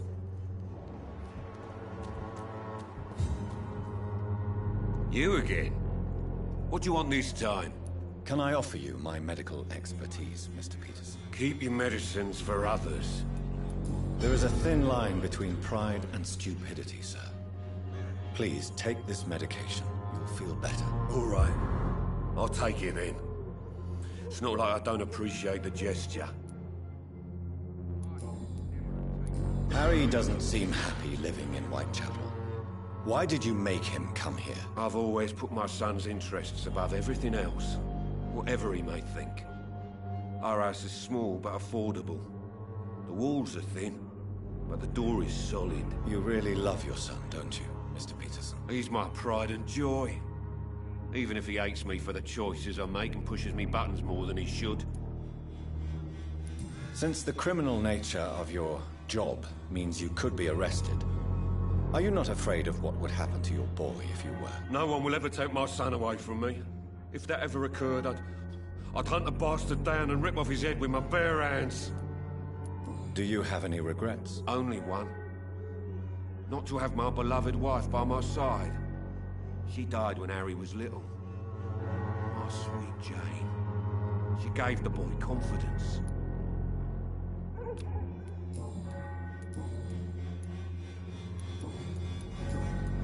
Goodbye, Mr. Peterson.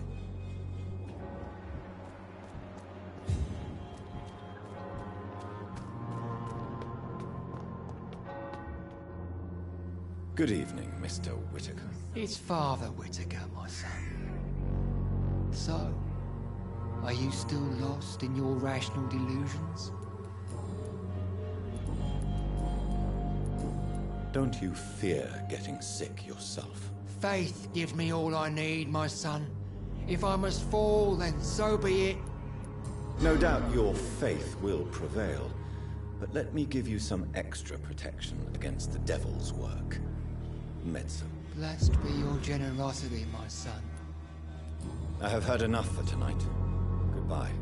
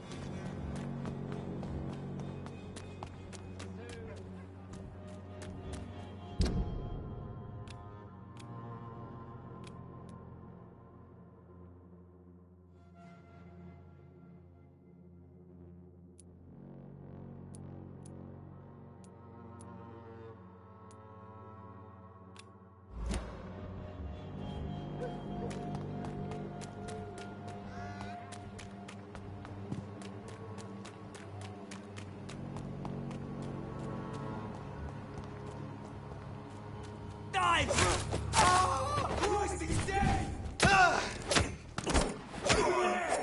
There's one of them vermin!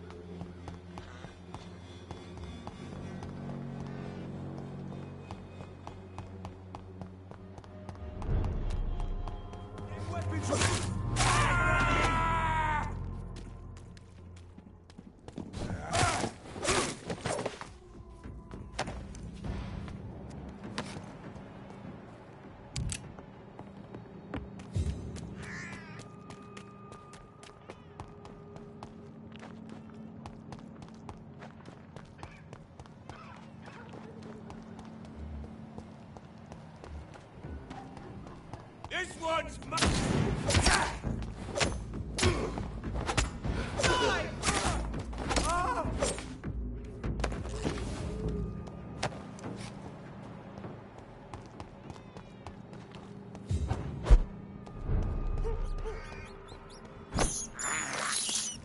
This is despicable.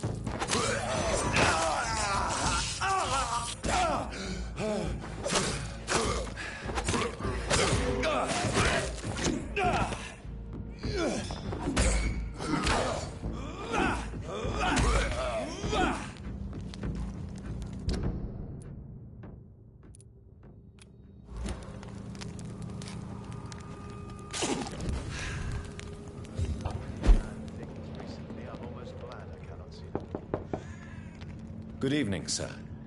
It's me again. Leave me alone, I say, whoever you are. It cannot be safe for a blind man to live here alone. Let me enter, sir. I swear I mean you no harm. Well, a voice never lies, and yours clearly is the voice of a gentleman. All right, Doctor, come on in. Wandering in this part of town at night, you're either brave or a fool.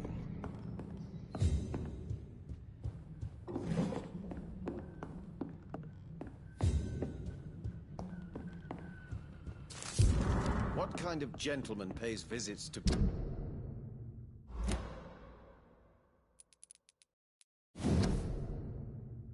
people at this late hour?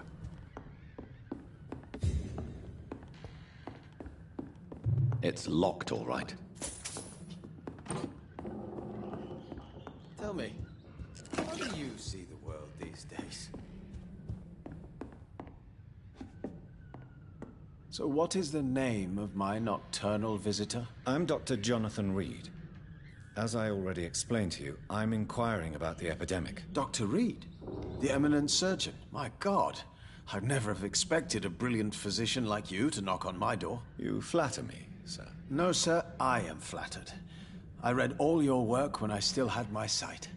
I loved it. I'm Mason Swanborough, by the way. You seem unwell, sir. Do you need my assistance? Actually, I feel worse than usual. Can you give me something? Yes. I can give you a little something that has been proven effective. Thank you, Doctor. And what else have you learned about me, Mr. Swanborough? I know you assisted Professor Carell in France, and that you invented a new blood transfusion method based on his work. Yes. Those were frustrating but exciting days. I loved it. Yes, the thrill of research and discovery. This is what drives people like us, Dr. Reed. Oh, how I envy you. Does someone take care of you in this isolated place? My sister Loretta and I have our daily routine. Every morning and evening she comes by so we can talk and eat. Then she leaves and I stay. Where does your sister go? Well, let's just say she earns enough money for us both. What's so amusing about that? I won't hide the truth from you. Loretta sells a fake miracle elixir to the sick people of Whitechapel. Do you not appreciate your sister's visits? Loretta is the best and worst thing that happened to me, and I believe she could say the same thing about me.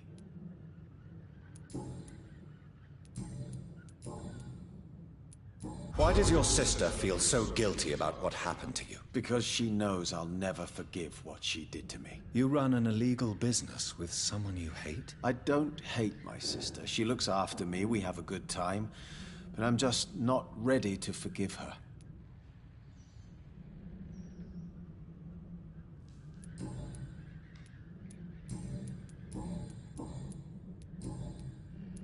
Do you know Braille? Mr. Swanborough? I'm no expert, but I learned it in my spare time, yes. Why? I found a strange document entitled Cure for Blindness.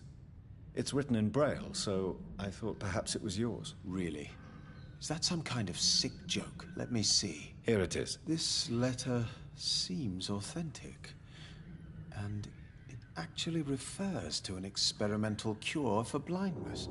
You have piqued my interest, Dr. Reed. Could it be of any use to you? No.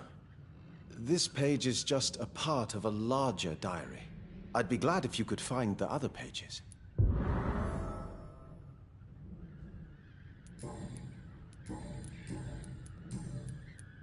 Have you heard anything about Nurse Crane and her dispensary? I don't know who she is. Goodbye, Mr. Swanborough. I'll leave you now. Wandering in this part of town at night, you're either brave or a fool.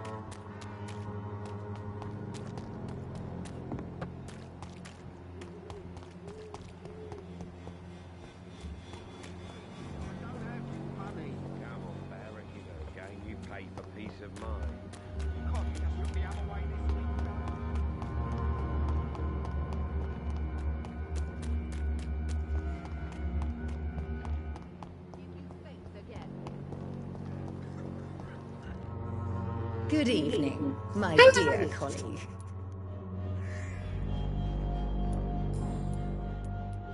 Loretta, your miraculous formula wouldn't even cure a common cold, and you know it. The Swanborough's cordial's secret ingredient is hope, Doctor.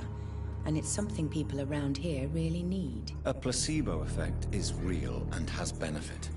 But in your case, you could be murdering your customers, who may die because they are not receiving the necessary medical attention. Medical attention? In Whitechapel? Trust me, my cordial is the best option they have, since it is the only one.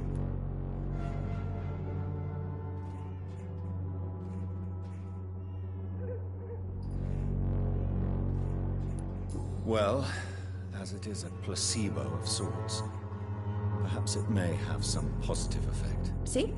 You have to admit I'm doing some good. The Swanborough family is not poisoning anybody, Doctor.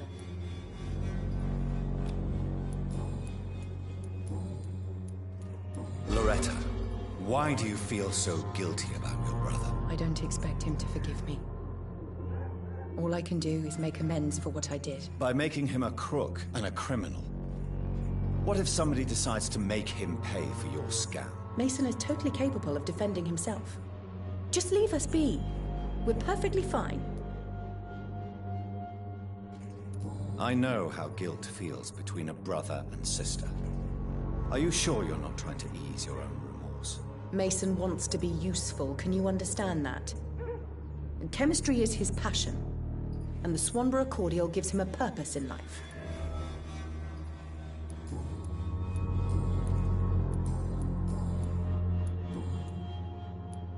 Goodbye, Miss Swanborough. Perhaps we'll talk again.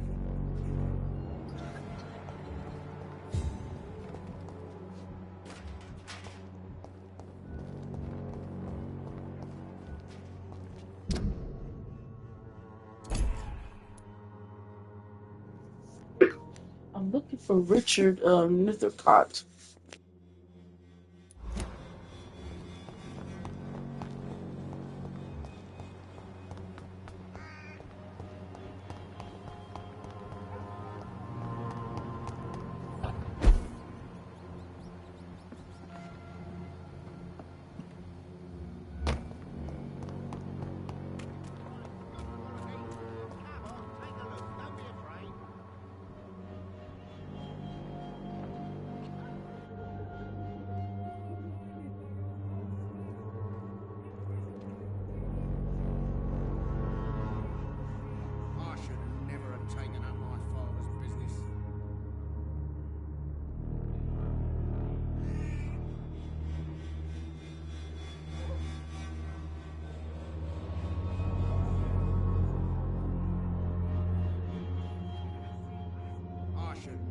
Taking up my father's business.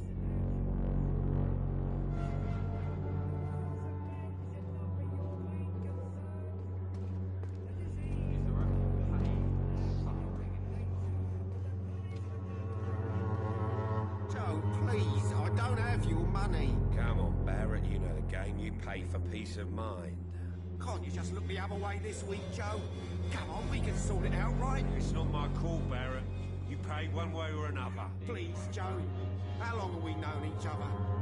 We even used to be neighbours, for Christ's sake. I'd prefer not to...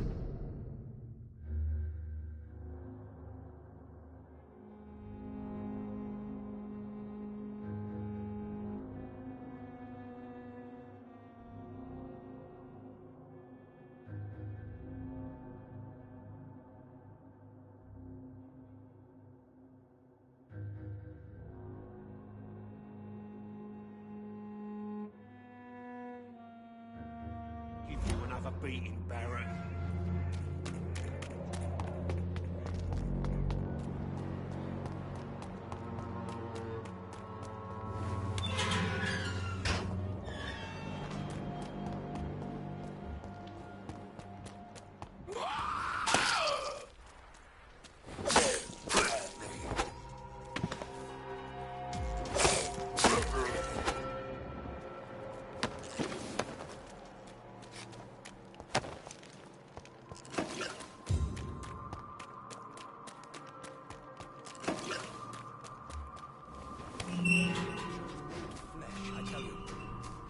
He's still here at the cemetery.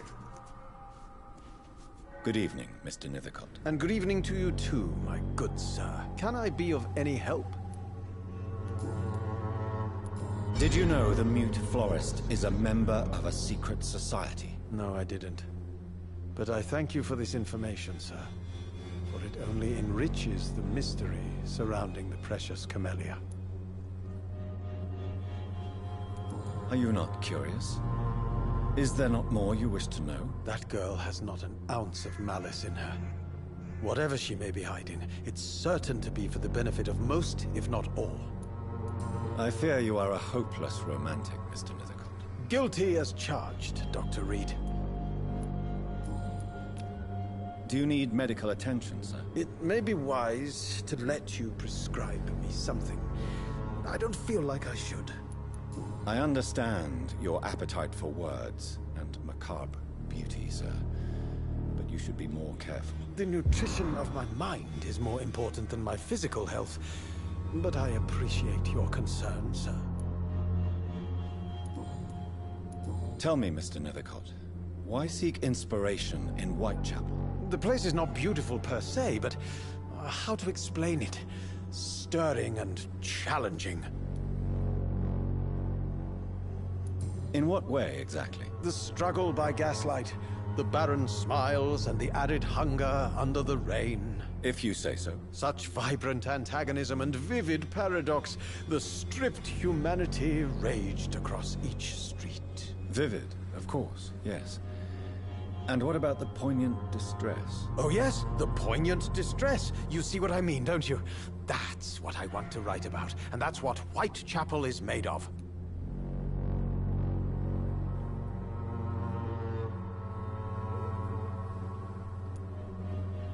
Do you not think it a little morbid? On the contrary, sir. Whitechapel is full of life, full of beauty. Just like my dear muse, the wonderful Camellia. What can you tell me about Camellia? Not much. And that's the beauty of it. She can't speak, you know. She's a locked mystery who exhales kindness and sweetness. Perhaps you're just afraid to find out the truth about your muse. One day, perhaps, I'll ask her to come with me. But will she still be my wild flower of Whitechapel if she moves uptown?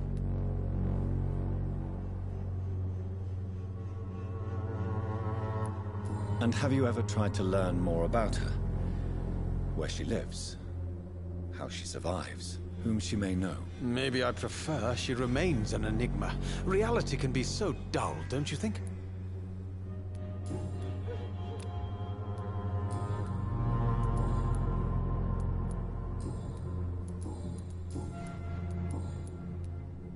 Have you recent news of Nurse Crane and her dispensary? Not at all, sir. I'll leave you alone, sir.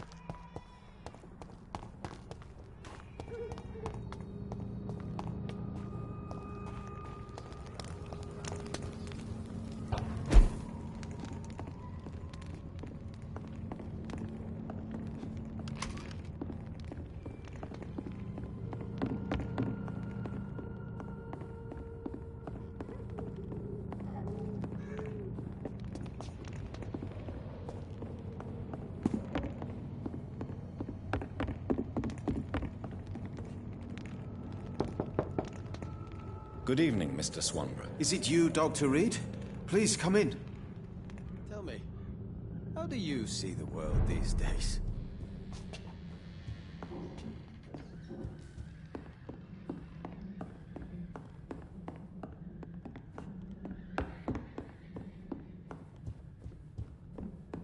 Wandering in this part of town at night, you're either brave or...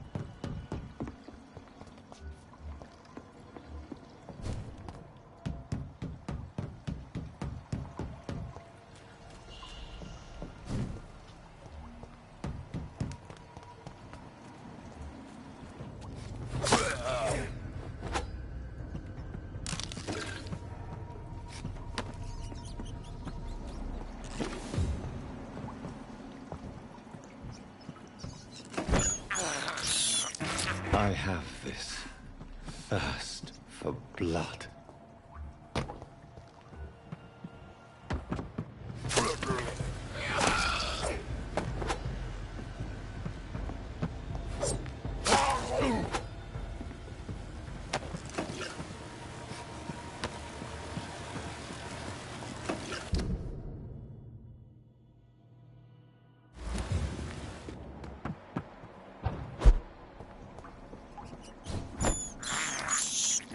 I can't believe I'm doing this.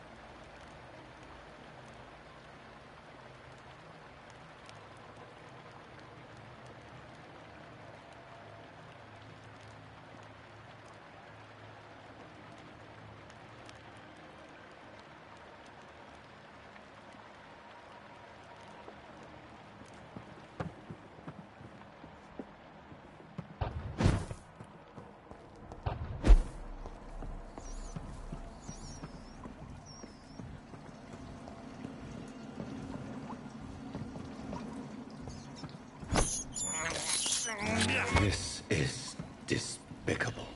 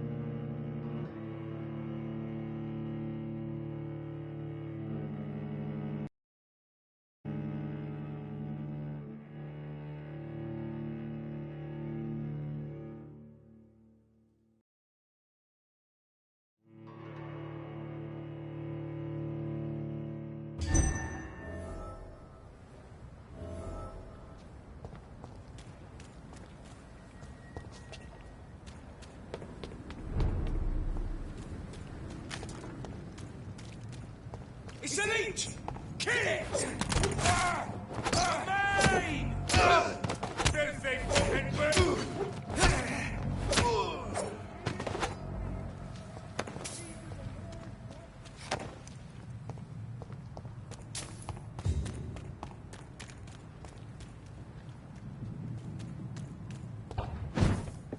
Stupid beast!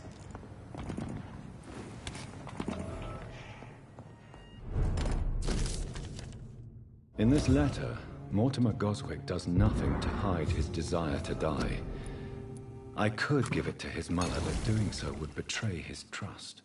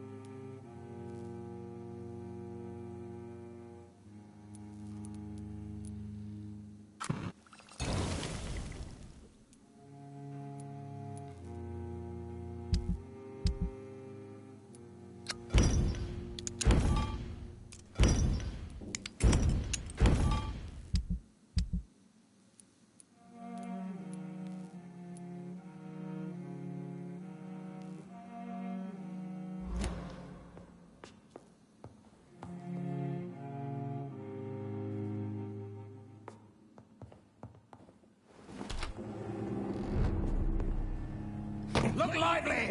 It's up to us! Oh my god!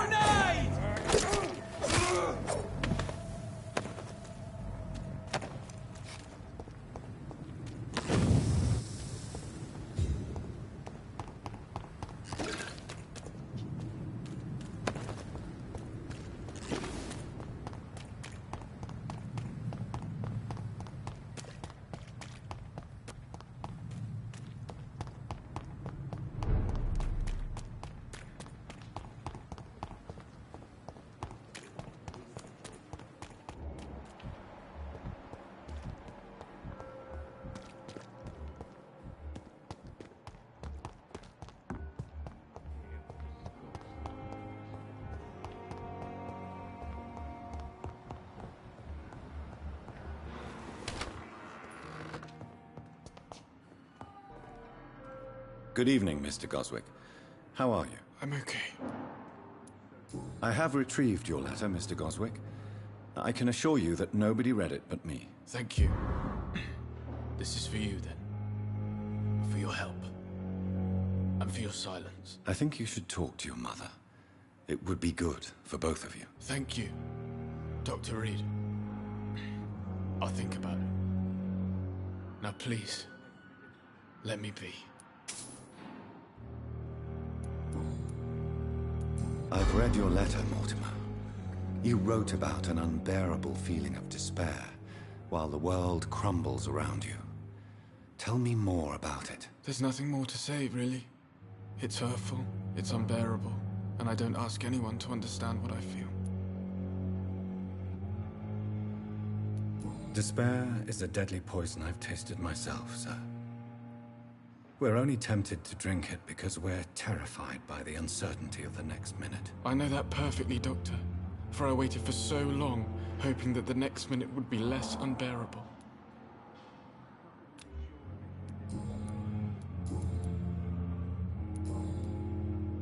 I have to go now, sir. But don't hesitate to contact me if you need any help. Good evening, sir. Doctor.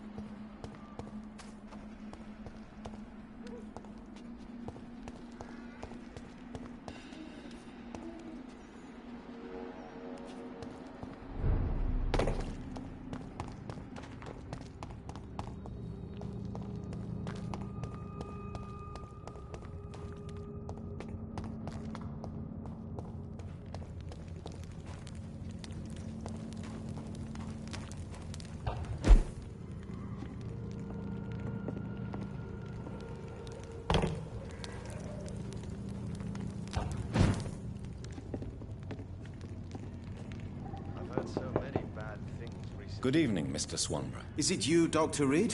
Please come in. Tell me, how do you see the world these days?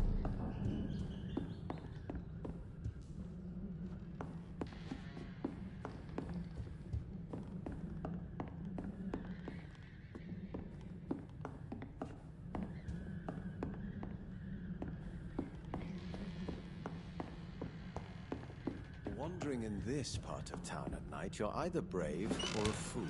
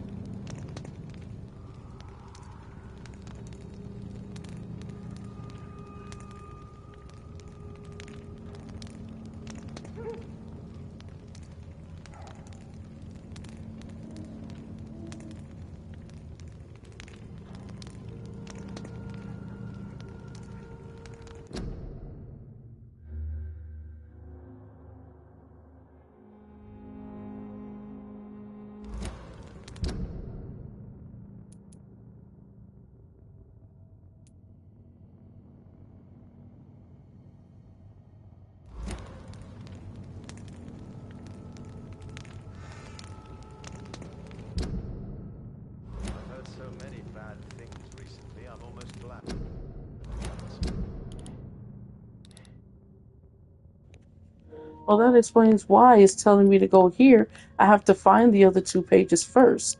I know they said it's one near the docks, one near the docks, one near Stonewood Park. I've already found 2 of the pages already. I already found 2 of them. I just gotta find the other 2, which one's near the docks, and the last one is in the West End. But I haven't been to the West End yet. I gotta go.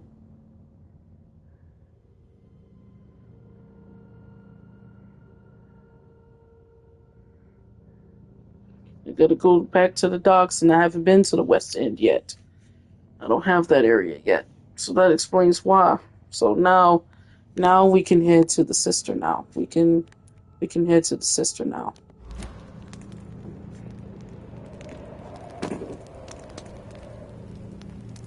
Oh, damn it. I wasn't supposed to tell y'all that was the sister, but yeah.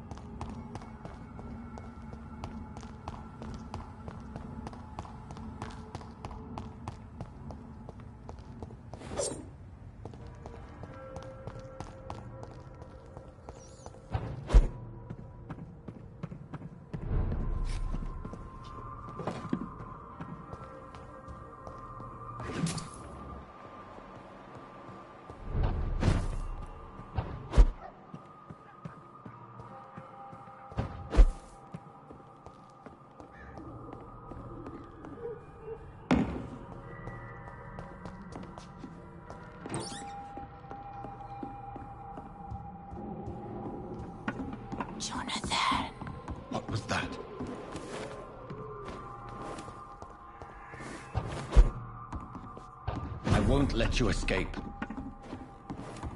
You're very fast, but I'll catch you.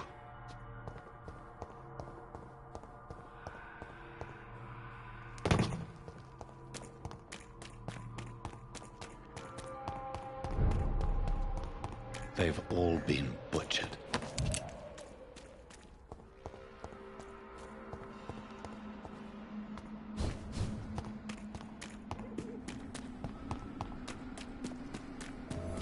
I can still sense a presence.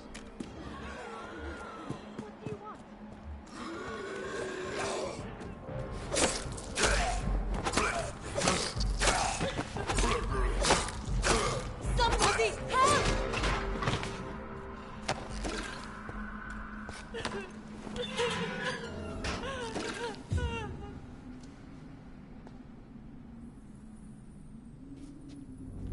Are you all right, miss?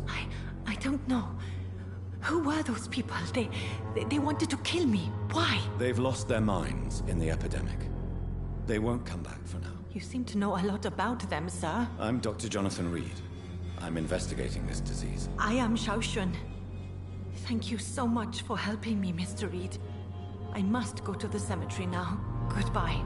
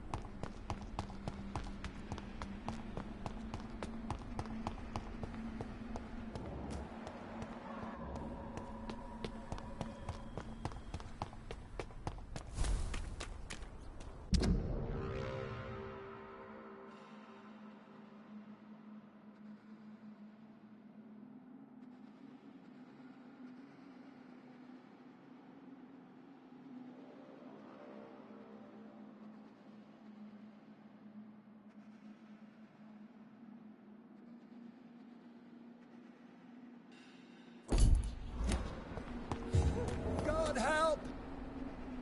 You! What have you done? Vicar Larrabee, what happened? Demon!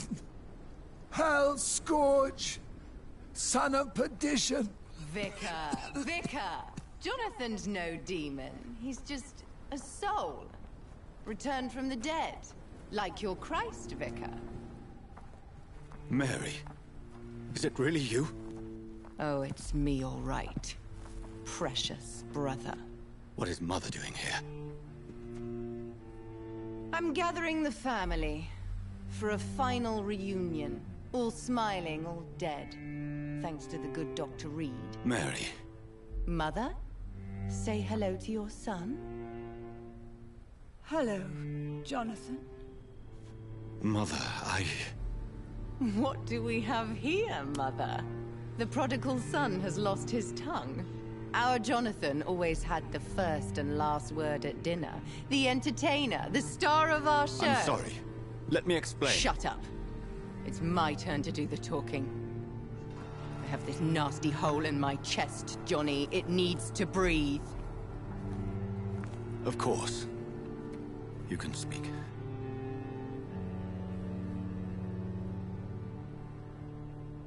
My prayers went so long without an answer. My husband, killed in France. My child, carried away by the flu. My brother promising to return in his letters, then disappearing in thin air. I went from hospital to hospital. Cemetery to cemetery. Grave to grave. I've lifted every stone in London, searching for an end to the nightmare. And there you were. In front of me. On a dark pier. The hunger had taken me. The joy to have finally found you. I longed for your arms, a final happy ending to so much tragedy, to tell me all would be well again, as you did when we were children. It was this filthy dock where you greeted your sister. I dug a tunnel from my grave with my fingers and teeth.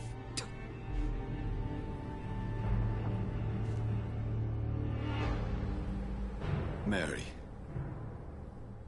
I thought I had murdered you. I tried to end myself. We've been through the same horror. We are a disease, Jonathan. A sickness that corrupts all it touches. All we kiss, and all we kill. Look at me. Admire your ilk. I'm so sorry. Apologies will not suffice. I demand reparation. I want a miracle. Are you a miracle worker, Dr. Reed? No? I'll show you mine then. The family Reed, reunited and complete, living forever in a red sea of eternal love. Time to go, Mother. Say hello to my son for Mary, me. wait. I have made friends with vital knowledge. Vampires. We are not alone, Mary. With time, we can learn to live almost as we lived before. How long? What? How long will this masquerade continue? I've been watching you.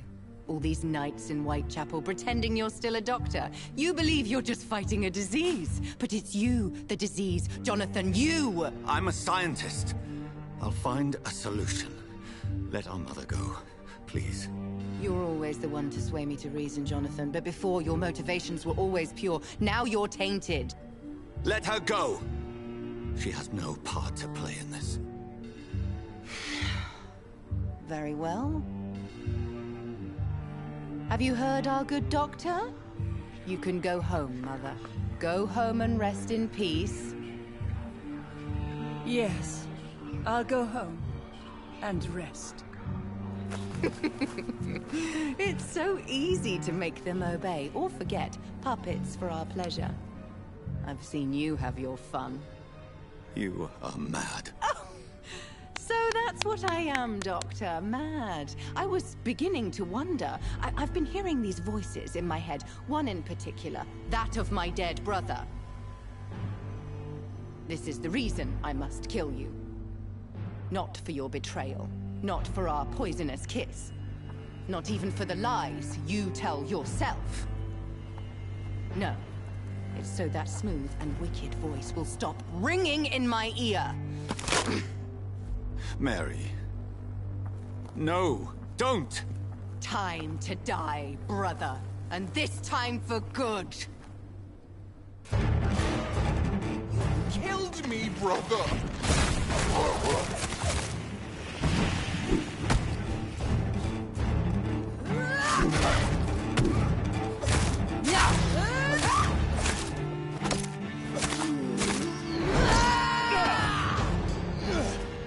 You burned away Nurse Crane's mind.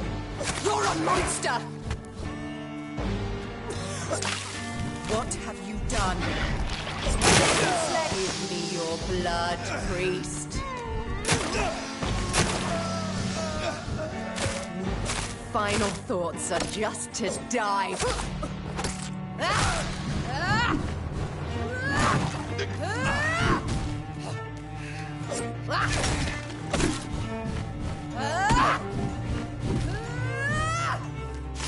Assassin!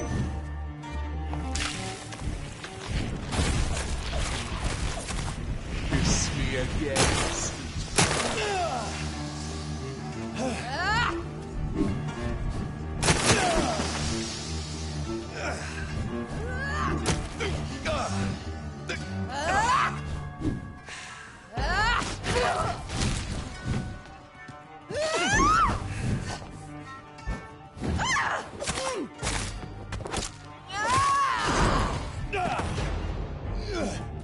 Because you spared Sean Hampton, don't expect the second. Come to me, Jonathan.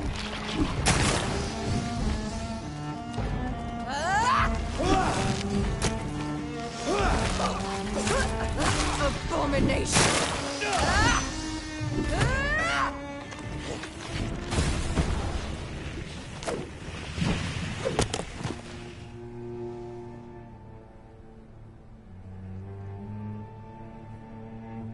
Well, brother, it's time to bring this conversation to an end. Forever. You know I will not play this game. Calm now, Doctor. Like a rabid dog. Or think you're performing an autopsy. Don't be ridiculous. I'll kill them all. The kind Dr. Swansea. The sweet little lass with hair of red. I am the Harbinger, bringing your punishment. Mary. Don't you see? This is not me. Flesh that never ages. All nightmare, no dream. Bring it to a close. Let me sleep.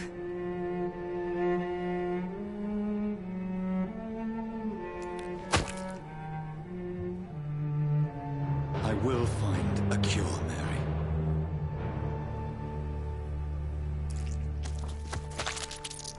I swear it. Then, at last, I can forgive you.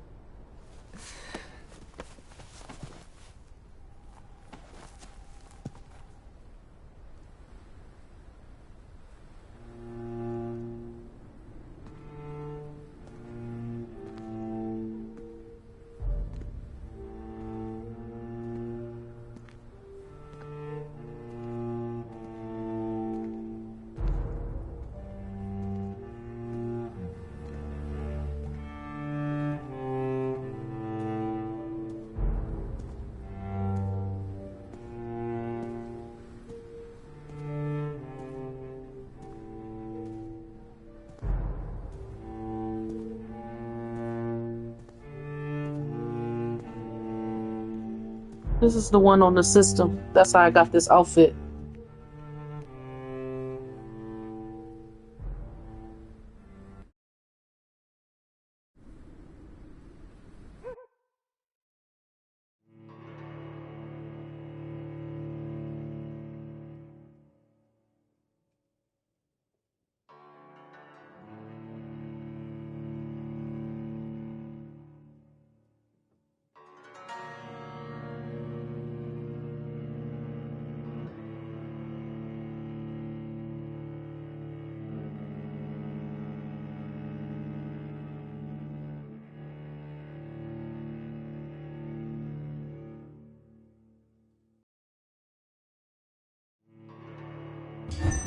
Blood.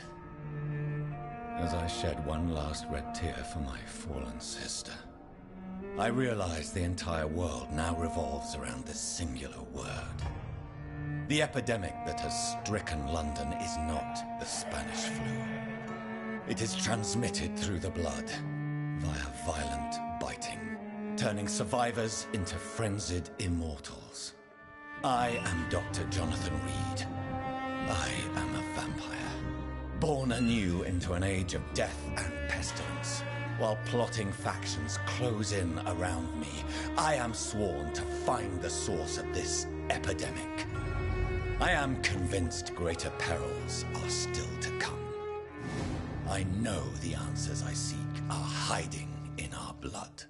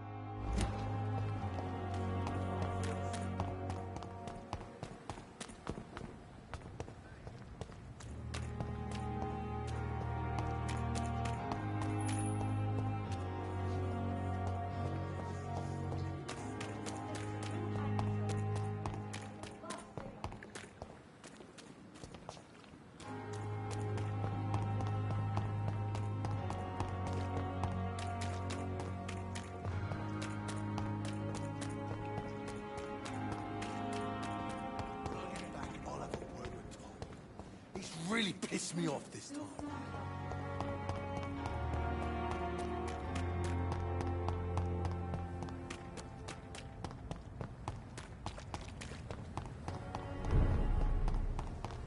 Look lively! It's on to us! Any boys! We've got one of them! I'll kill him!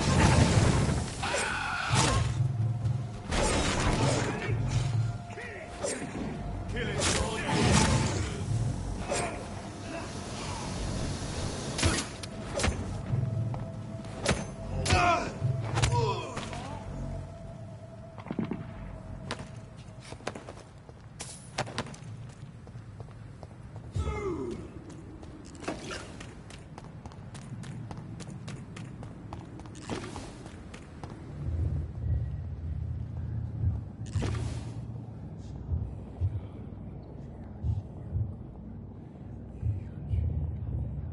You must prepare, child, for the earth is bleeding and the harvest is upon us.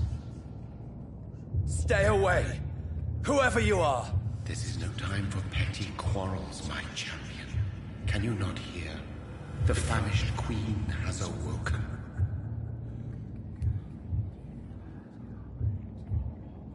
Leave me! Return to the shadows and never come back! But the shadows are our home. And wherever you stand, my son, I stand beside you. I had to kill Mary. I have known your pain, child. Do not succumb to... Silence! I dismiss you, now! The land calls for a champion. All and everyone needs you. Silence! I'm tired of all these puppet shows.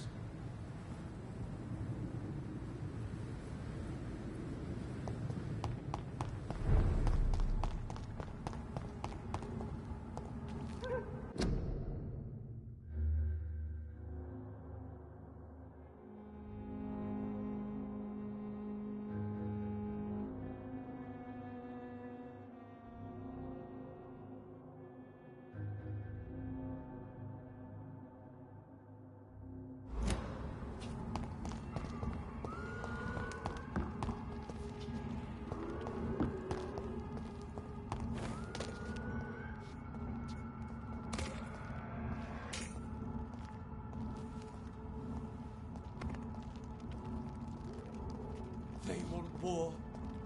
I'll show them war. Whatever this poor woman is, nobody deserves this kind of punishment. You Londoners are no match for all you deserve! Burn it, boys! I'll kill it! Want some of this?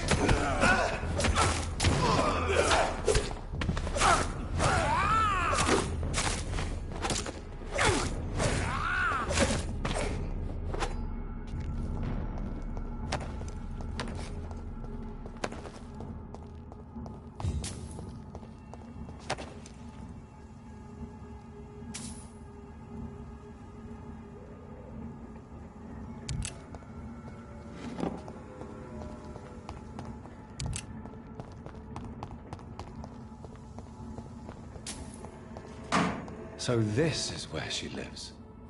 What a splendid house.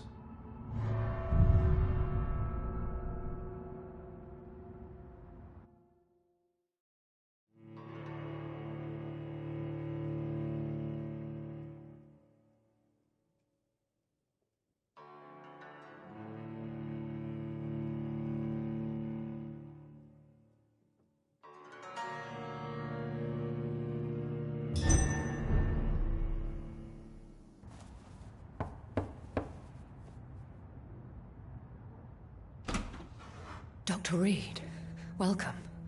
How are you? As good as one can be, considering the circumstances. Yes. Death and affliction seem prevailing themes of late. Please, come in. We have much to discuss. I hope I haven't disturbed you. Not at all. Actually, I was counting on you visiting me tonight.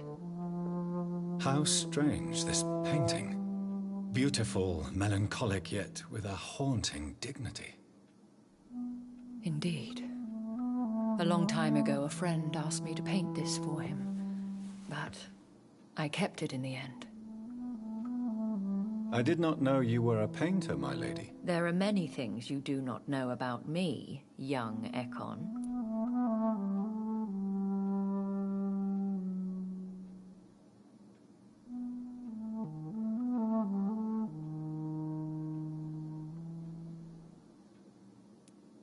Please, call me Jonathan. Please excuse my behavior, Jonathan. I tend to tease my friends when uneasy. What is bothering you, my lady?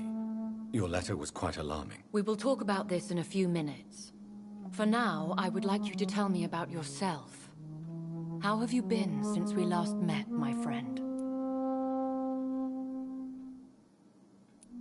I came to the conclusion that my maker, whoever he might be, must be a powerful vampire.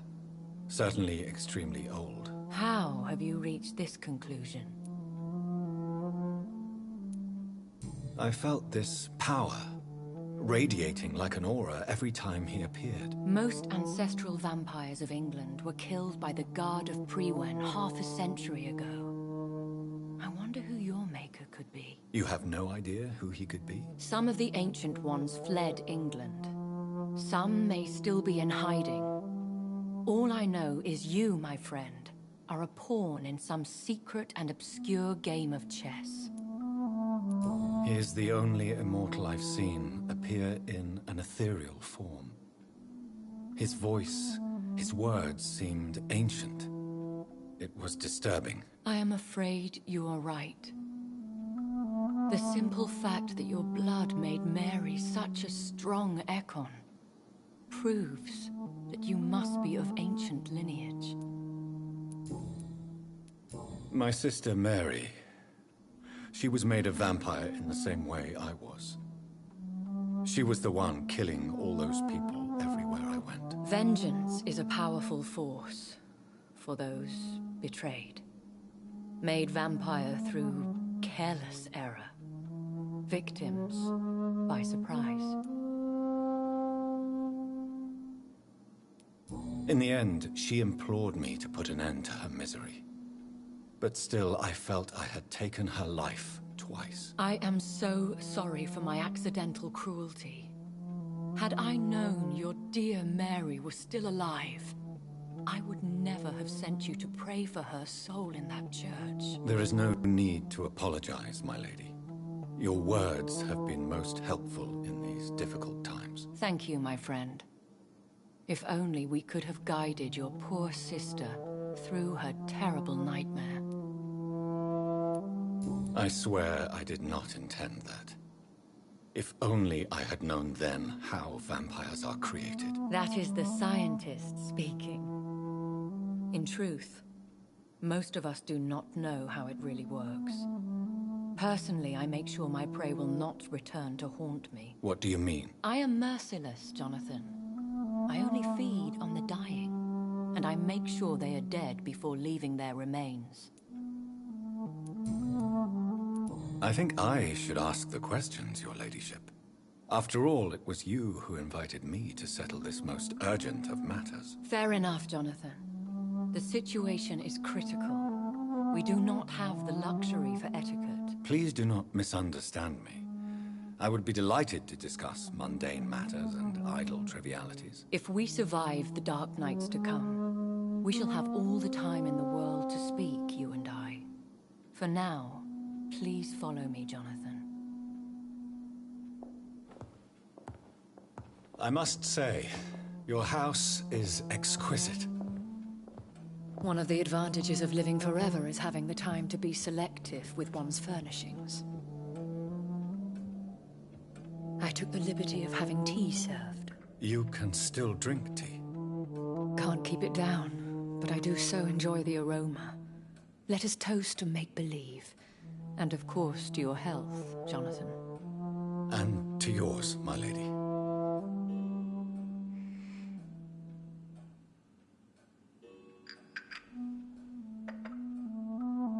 Please, call me Elizabeth. So, my lady, why, truly, did you invite me here? I've been asked to deliver an official invitation to meet the Ascalon Club. Why use you to contact me? Because they know we are close. The Ascalon Club has many spies. Their main occupation is gathering information and then deciding how to use it. Why not ask for your help? Since you are obviously a powerful and influential immortal yourself. You have to understand that I am invisible to the eyes of Ascalon, for I am a woman. That suits me well, as long as they leave me alone. Have they threatened you in any way? Not at all. Their message surprised me at first, but it is only logical, considering the critical situation in London. Who are they? Really? They are the embodiment of vampire law in Britain. Some say they influence the destiny of the Empire. Some believe they merely protect it. Will they fight the Guard of Priwen? I doubt it. Fergal was Lord Redgrave's executioner forever and a day. By defeating that beast, you deprived them of a powerful weapon. How many are they? Only a small number of powerful and deceitful immortals. All of them entangled in a sticky web of shadow cabinets, influencing trade. Should I trust them? Of course not. Do not misunderstand me. They can be very useful, but I believe their long-term goals differ from yours. Should I lie to them? We all lie, Jonathan. It falls to you to choose your behavior. The most important rule is to show them due respect. Why meet them then? Because nothing truly important can be achieved in this city without their consent. They could be powerful allies in this current situation. They have done nothing but impede my investigations since I became known to them. Why would they want to see me now? I guess they now see you as Ascalon material. They must have found out what happened to your sister. Proof of the potent blood flowing through your veins. I'm not sure I can accept their invitation. I have seen their handiwork. How Fergal the Beast imposed the club's law. You have no choice, Jonathan. Even I would not openly defy Lord Redgrave, the chairman of the Ascalon Club. How powerful is his reach? The Ascalon Club may be the most influential secret society in England. Not all its members are immortals, but they are all very powerful. They are not all immortals. How is that? The club is mainly comprised of political figures who seek the safety and expansion of the Empire. The most loyal are awarded immortality. Any familiar or famous names? As the richest, most relentless British tycoon, Aloysius Dawson is considered ideal Ascalon material and has been watched for years.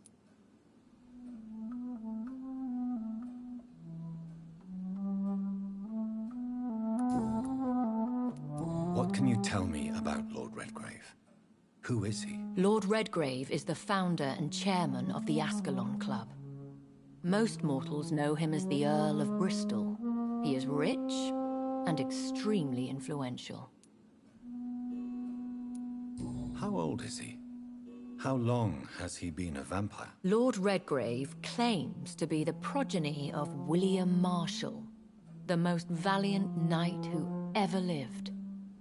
If that is true, he could be very old.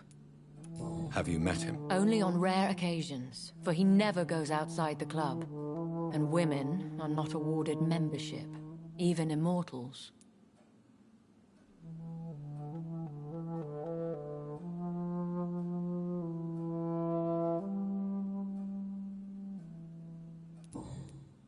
If you are convinced I must meet him, I will heed your advice. Thank you, Jonathan.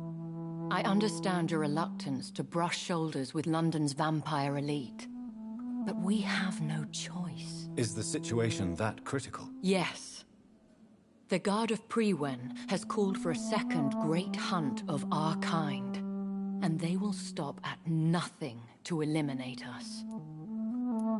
What is a great hunt? The first great hunt was launched about 75 years ago. In just a few nights, the Guard of Priwen located and destroyed most of the old British vampires.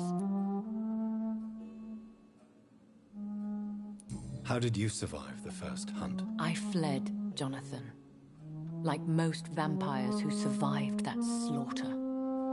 And I secretly came back when I was sure they had lost my trail. Why start a second one? Priwen has always seen us immortals as a threat to mankind. My guess is they suspect one or more of us is the cause of the epidemic. Will the Guard of Priwen and the Ascalon Club fight each other? I doubt it. If Priwen really launched a great hunt, I think most of the Ekons I know would flee the country to escape the bloodbath. Should we fight back? I will not be hunted down like an animal again. I admire your courage, Jonathan. But the best way to fight them is to put an end to the epidemic. This is the only way to clear the air.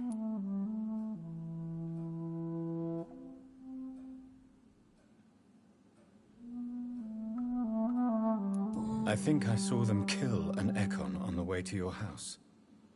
They seem to have a list with names. To launch another great hunt, they must have collected intelligence on vampire identities and whereabouts. They are a resourceful lot.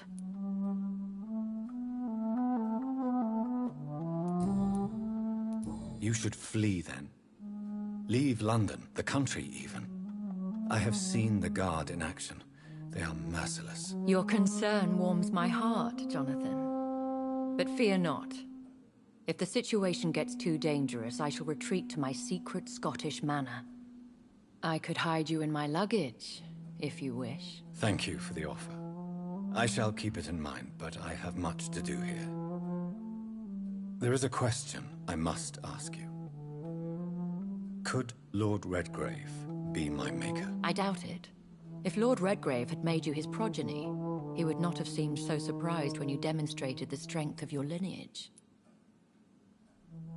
Will I ever discover the identity of my maker? Maybe not, Jonathan. We know for sure you were made by a powerful vampire, but most of those fled England long ago.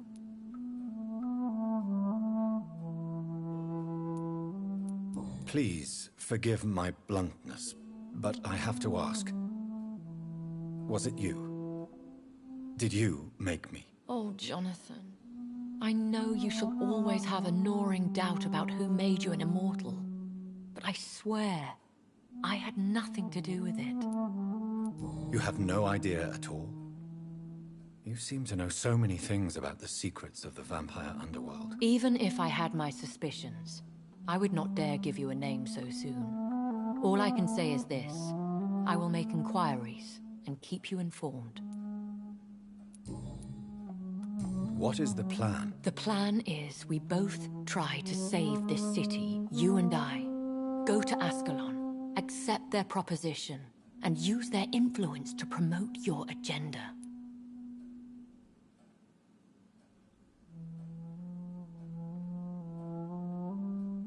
How can I save London? The epidemic is the priority.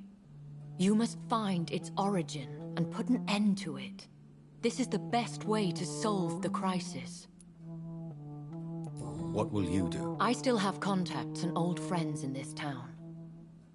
I shall make some inquiries and attempt to learn more of the situation. We need clarity. One day soon, I will have to find the answer to this mystery. And I shall help you in your research, I promise. For now, you must go to the Ascalon Club and play their game. Will I see you again at the Pembroke Hospital? No. You will find me here if you need me. I shall conduct inquiries alone, and we can then share our discoveries. When will we meet again? As soon as you meet Lord Redgrave, I suppose. Fear not, my dear. I shall only be a heart's beat away. Will you not visit Pembroke again? No. I must remain discreet and avoid attracting attention to Pembroke Hospital for the time being. But how will you sustain yourself? I shall not, Jonathan. Fear not. I'm used to it. I want to thank you for all your support and your help, my lady. Could you do me a last great favor and call me Elizabeth? I should be honored, my lady. Then it is settled. Finally, some good news in these dark hours. Thank you. I appreciate the advice. I had best prepare myself to meet this Lord Redgrave now. How thrilling to meet the Earl of Bristol in the flesh, so to speak. Something tells me you're not very keen on the man. Don't get me wrong. The gentlemen of the Ascalon Club are honorable, but their attitude and opinions are somewhat antiquated. I see. As long as they deny access to female applicants, I will leave them to their antediluvian considerations as to the natural order of things. Jonathan, promise me you'll be careful. Of course. But why the fear in your voice? Look at me, Jonathan. I am. I mean, really look at me, young Ekon.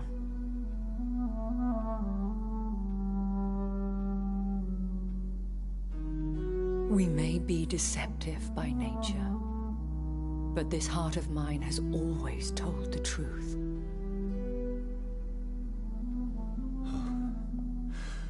Elizabeth.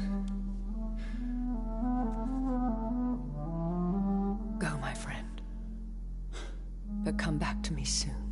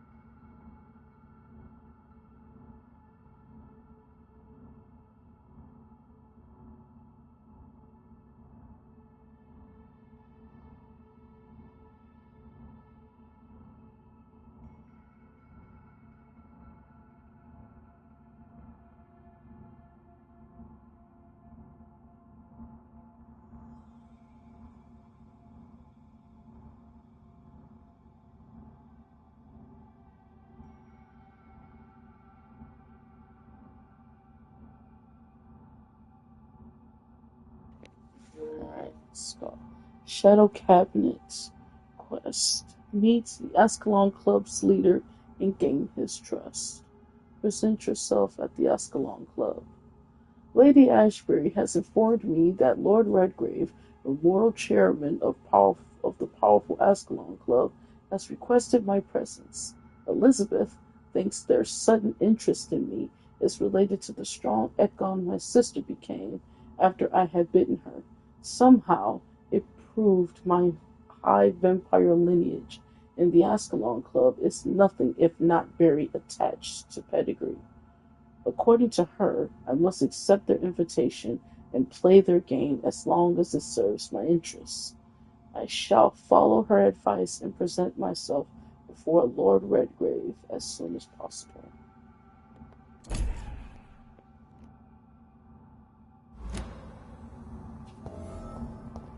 So, time to visit the Ascalon Club.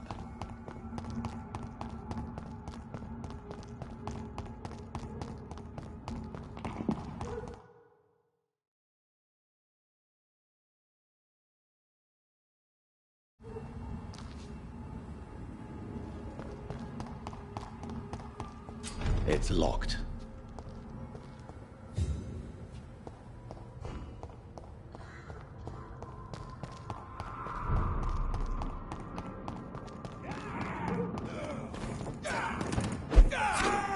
Bloody leech!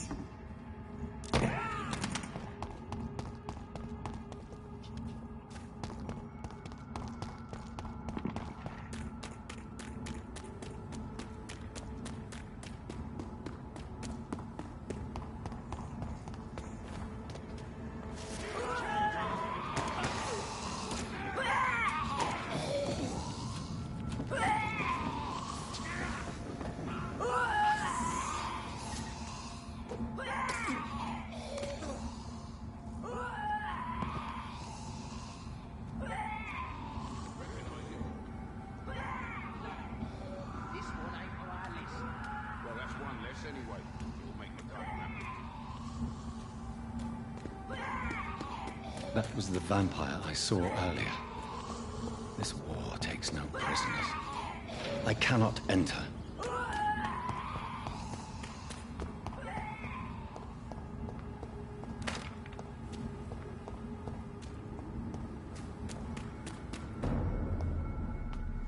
This one's mine!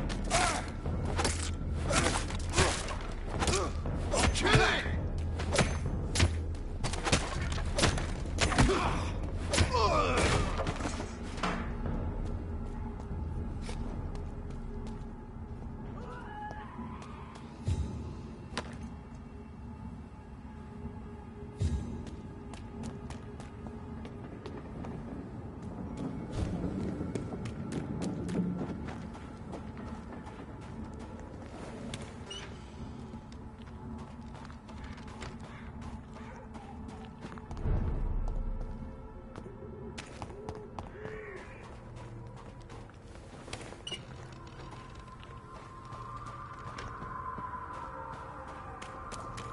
The West End. Never have I felt so sad to be back home. Steady, fellas, we've got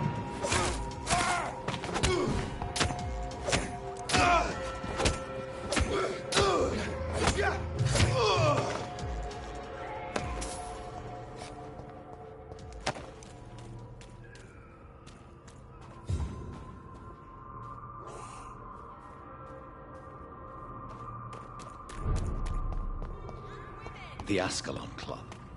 The heart of British vampire society. Not quite as subtle as I expected.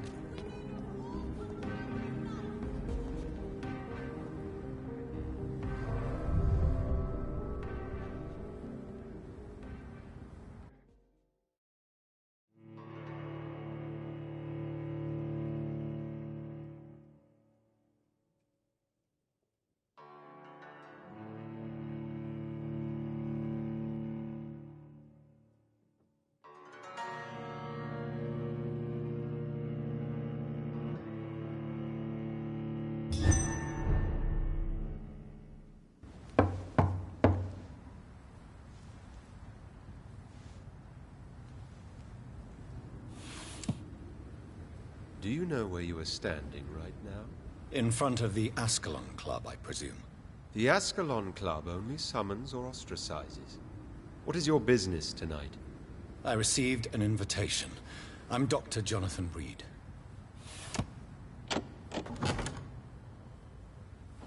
Welcome to the Ascalon Club, then, Dr. Reed. Please proceed. Lord Redgrave is waiting on you upstairs.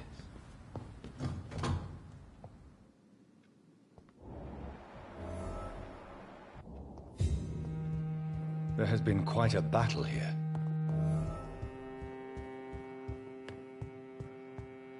I'm sure the Ascalon Club has the money to replace the furniture.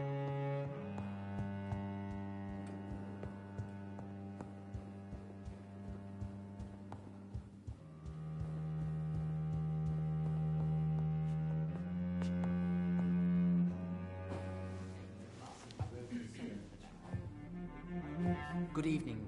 We repel the intruders for now.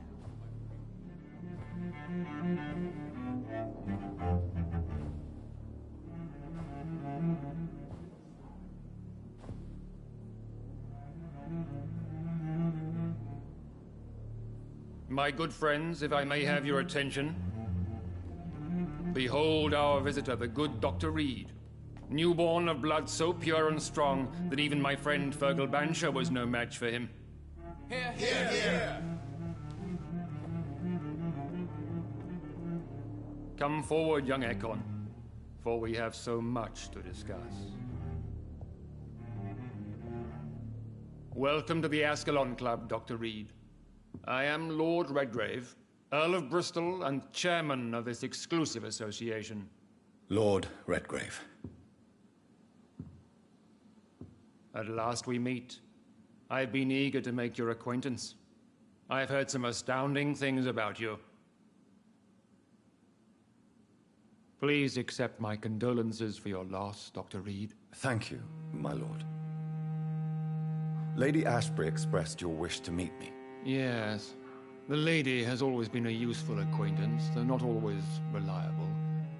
Is she a good friend of yours? She's a close friend, and I'm honored that she feels the same about me. The centuries have taught me never to trust a woman completely, especially if she is a mortal. Too prone to emotions, if you ask me. Too fickle when it comes to important decisions. My lord, do not expect me to speak ill of Lady Ashbury. Of course not, and I praise your loyalty. Would you offer the same fidelity to the Empire? What do you mean? I speak of the Skull Plague that threatens London and the country. You have been on the front line in the East End, but the time has come to open up a second front here. The epidemic has escaped the quarantine. You have new cases of the outbreak. We don't know for certain, but we cannot allow the disease to threaten the prominent heads of Great Britain. Why are you suddenly so friendly? The last time I met one of yours, he tried to kill me. Are you referring to Fergal? He was the most useful of servants, but he was just a servant. You, on the other hand, Doctor, proved yourself much more worthy. You want me to find possible sources of the outbreak in the West End? Is that it? Ah, straight to the point, like all eager newborns. We shall have time to talk about all this, Dr. Reed, but first, I should like to get to know you better. Talk? Is that the only reason you asked me here? Well, no. I also wanted to meet the intriguing Ekon, who made such a powerful progeny of his sister. You have not learned the name of your maker, am I correct?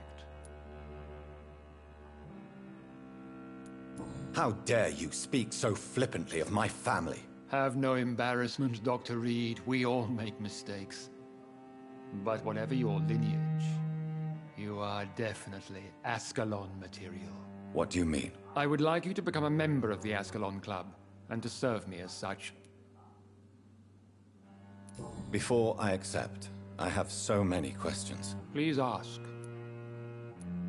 What does it mean to be a member of the Ascalon Club? It means that you swear to protect the interests of the Crown, that you become a loyal servant of the British Empire.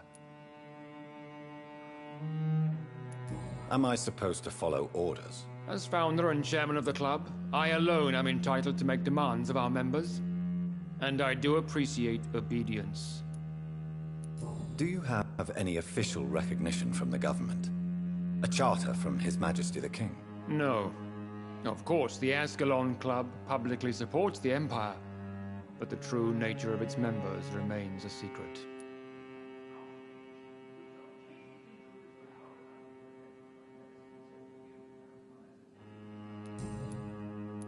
I killed Fergal, who claimed to be one of yours, sent to cleanse the East End of all Skulls. Will his death be an issue? Do not worry. My priorities have changed. Fergal was a zealous servant of mine, but like any servant, he had his limitations and is readily replaced if necessary.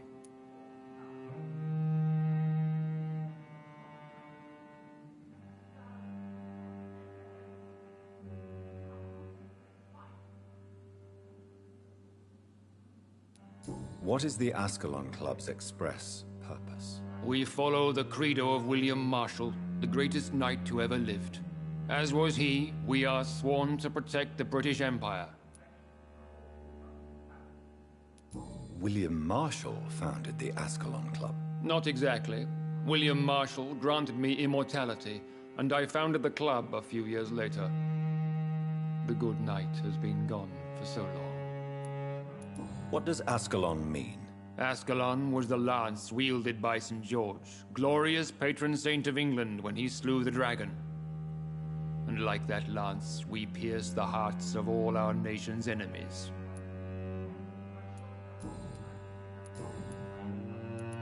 I agree to join the club. This is good news. Good news indeed in these crucial times. Let's inform the Assembly formally and proceed with your initiation. My initiation? Fear not. Nothing fancy nor dangerous. It is just that we, the members of Ascalon, believe that tradition and custom are the backbone of this country.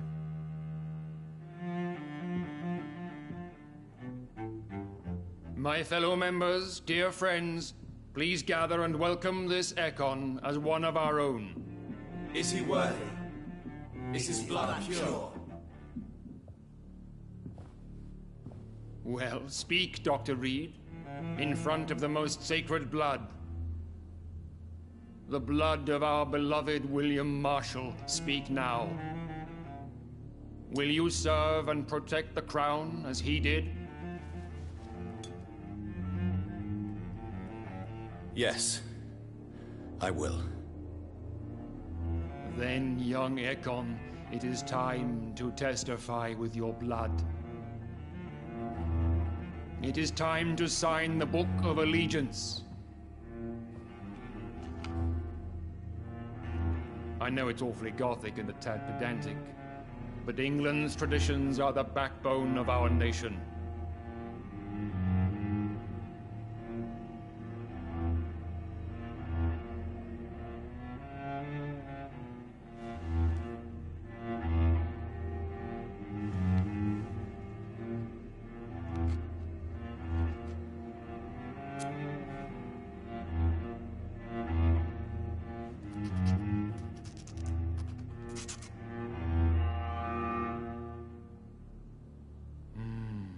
Delightful.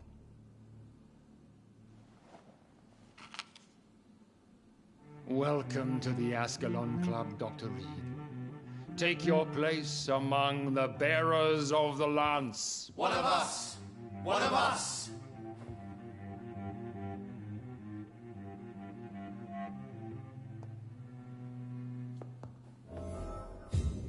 That went well, did it not? It is always useful to bolster the troops' morale, especially before a difficult battle. You have the makings of a general, my lord. I was, though very long ago. Well, not quite a general, but a proud defender of the crown. So why did you really want to meet me? Straight to the point again, young Ekon. All right, let's talk, you and I, Lance Bearer. I'm listening, my lord. According to my spies, you have worked with Dr. Edgar Swansea on the epidemic, and your findings were quite alarming.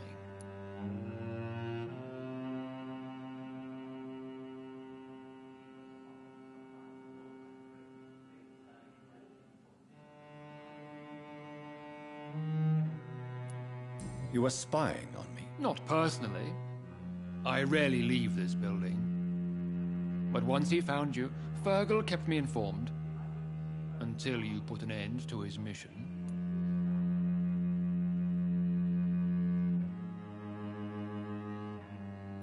Who was Fergal? I don't see him sipping tea with the others in the club. Fergal Banshire was my squire of sorts. Even before becoming that magnificent beast, he was a brute. He served me well for decades. No, I mean, what was he? He was clearly no ordinary vampire. No. He was a Volkod. All muscles and instinct. Quite the rare breed. Ferociously territorial. Mortals often mistake them for werewolves. You do know I killed him? Yes. Will you bear ill will towards me for his death? Of course not. Your victory was quite impressive and courageous. You earned my respect. Lord Redgrave can play with the brave all he wants, but I won't put a foot outside until the pre-went at their hunt. Ah, no, they fucking lying. I'm Act like I didn't hear his ass, cause I'll be damn right. Knowing damn well you off in 30 minutes. No, thank you. Have somebody else do the U-boats. I'm about to backstock my shit though. Okay, bet. And take your sweet ass time doing it too. I mean, go so damn slow that it take you a full 30 minutes to do your backstop. Cause I'll be damned. Do you know Edgar Swansea? Not personally, but I've been told he has some sort of immortal fetish and is a good friend of yours. Does it bother you that I consider him my good friend? As long as you reveal nothing of the club's inner workings, why should I forbid you engaging in conversation with the good Dr. Swansea? Yes, I'm convinced the recent invasion of frenzied Skals in London is directly linked to the epidemic. This is not the Spanish flu, but something else. I would be glad to hear more of your discoveries, Dr. Reed, but for now, my main concern is the security of London's inhabitants, both mortal and immortal. What do you mean? Alarmed by the epidemic, the Guard of Priwen has started a war against us British vampires. To appease the situation, we must eradicate the Skals. Skals are malevolent and disgusting creatures. I knew I was right to induct you, Dr. Reed. You would not dare lie to me on such a vital topic now, would you? So, what do you want me to do? I want you to investigate the city thoroughly. I have reason to fear there are cases of contagion in this part of town. Our absolute priority is to find and cleanse them. And how would you like me to proceed? By all means necessary, Dr. Reed. You are now a member of the Ascalon Club, and you have carte blanche. Interrogate the locals, follow all the leads you find, and get results.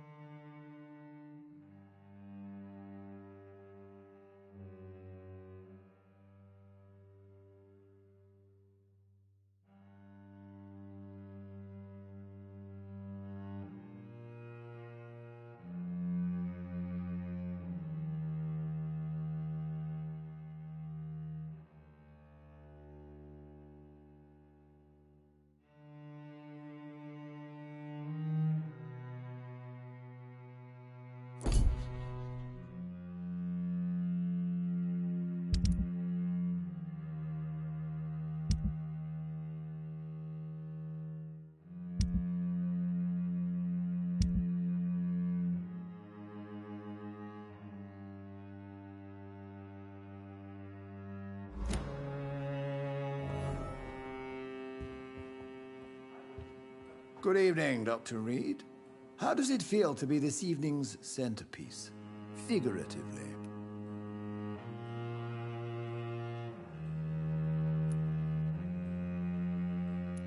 I feel like the newcomer, and I do not like it at all. Do not be alarmed. The Ascalon Club has a tried and tested policy for choosing its initiates. May I ask who you are, sir? Why would you be interested? Well, as you seem to be the only man in the room with a beating heart, you draw quite a bit of attention yourself. Ah, Vampire senses never cease to fascinate me. They dwarf those of mere mortals. I am Aloysius Dawson, by the way. Are you a member of the club? Yes, I am. And I have been for many years. And will be until the day I die. Are you sick? Personally, I consider my advancing years are a sickness in itself. My body is slowly abandoning me, Dr. Reed.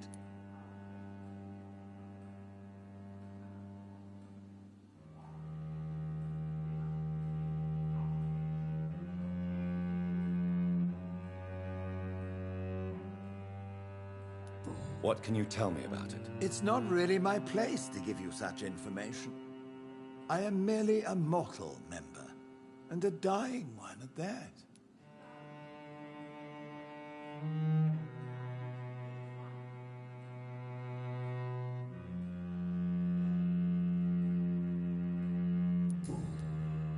Are you not afraid? You are surrounded by vampires. Sir, it's for that very reason that I joined the club in the first place.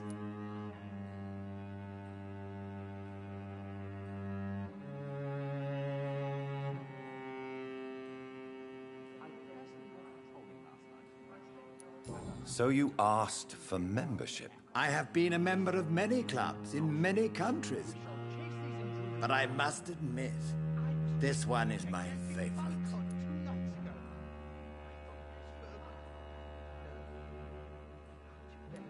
Is not the nature of this club a secret, shared by only a privileged few? My dear Dr. Reed, I have spent years and a fortune precisely to gather that kind of information.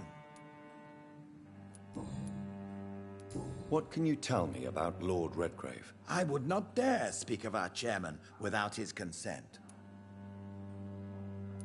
Mr. Dawson, of Dawson & Dawson, the wealthiest man in England. It is a pleasure to meet such a prominent figure of London. A withering London figurehead, to be precise. Are you sick, Mr. Dawson?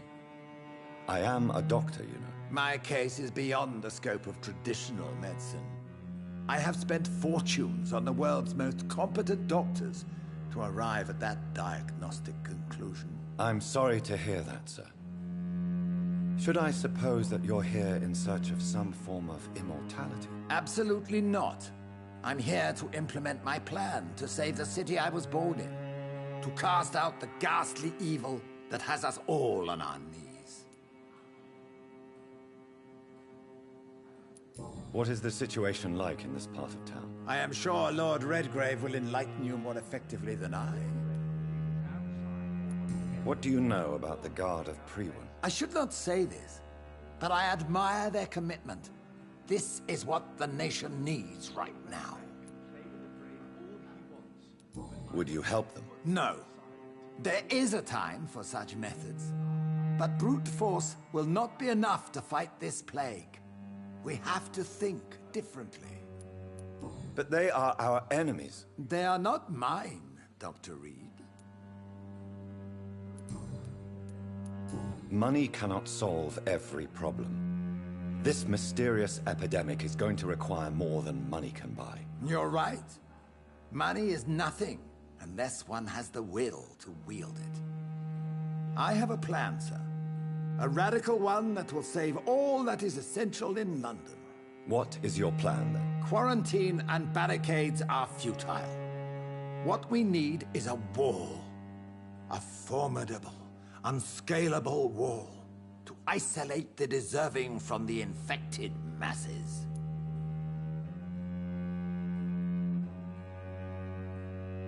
But that would segregate the rich from the poor, would it not? It would be unjust. Our only course of action must be to save England. And to save England, we have to make sacrifices. Are you not mistaking sacrifice for summary execution? Why do you care? Are you not a vampire? Removed from all mortal concerns? Decisiveness is what the city needs, and it needs it now. Have you heard the rumors of some horned vampire revealing himself and singing obscure songs around the city. What is this new malevolence? Skulls have been spotted everywhere in London. We are losing this fight.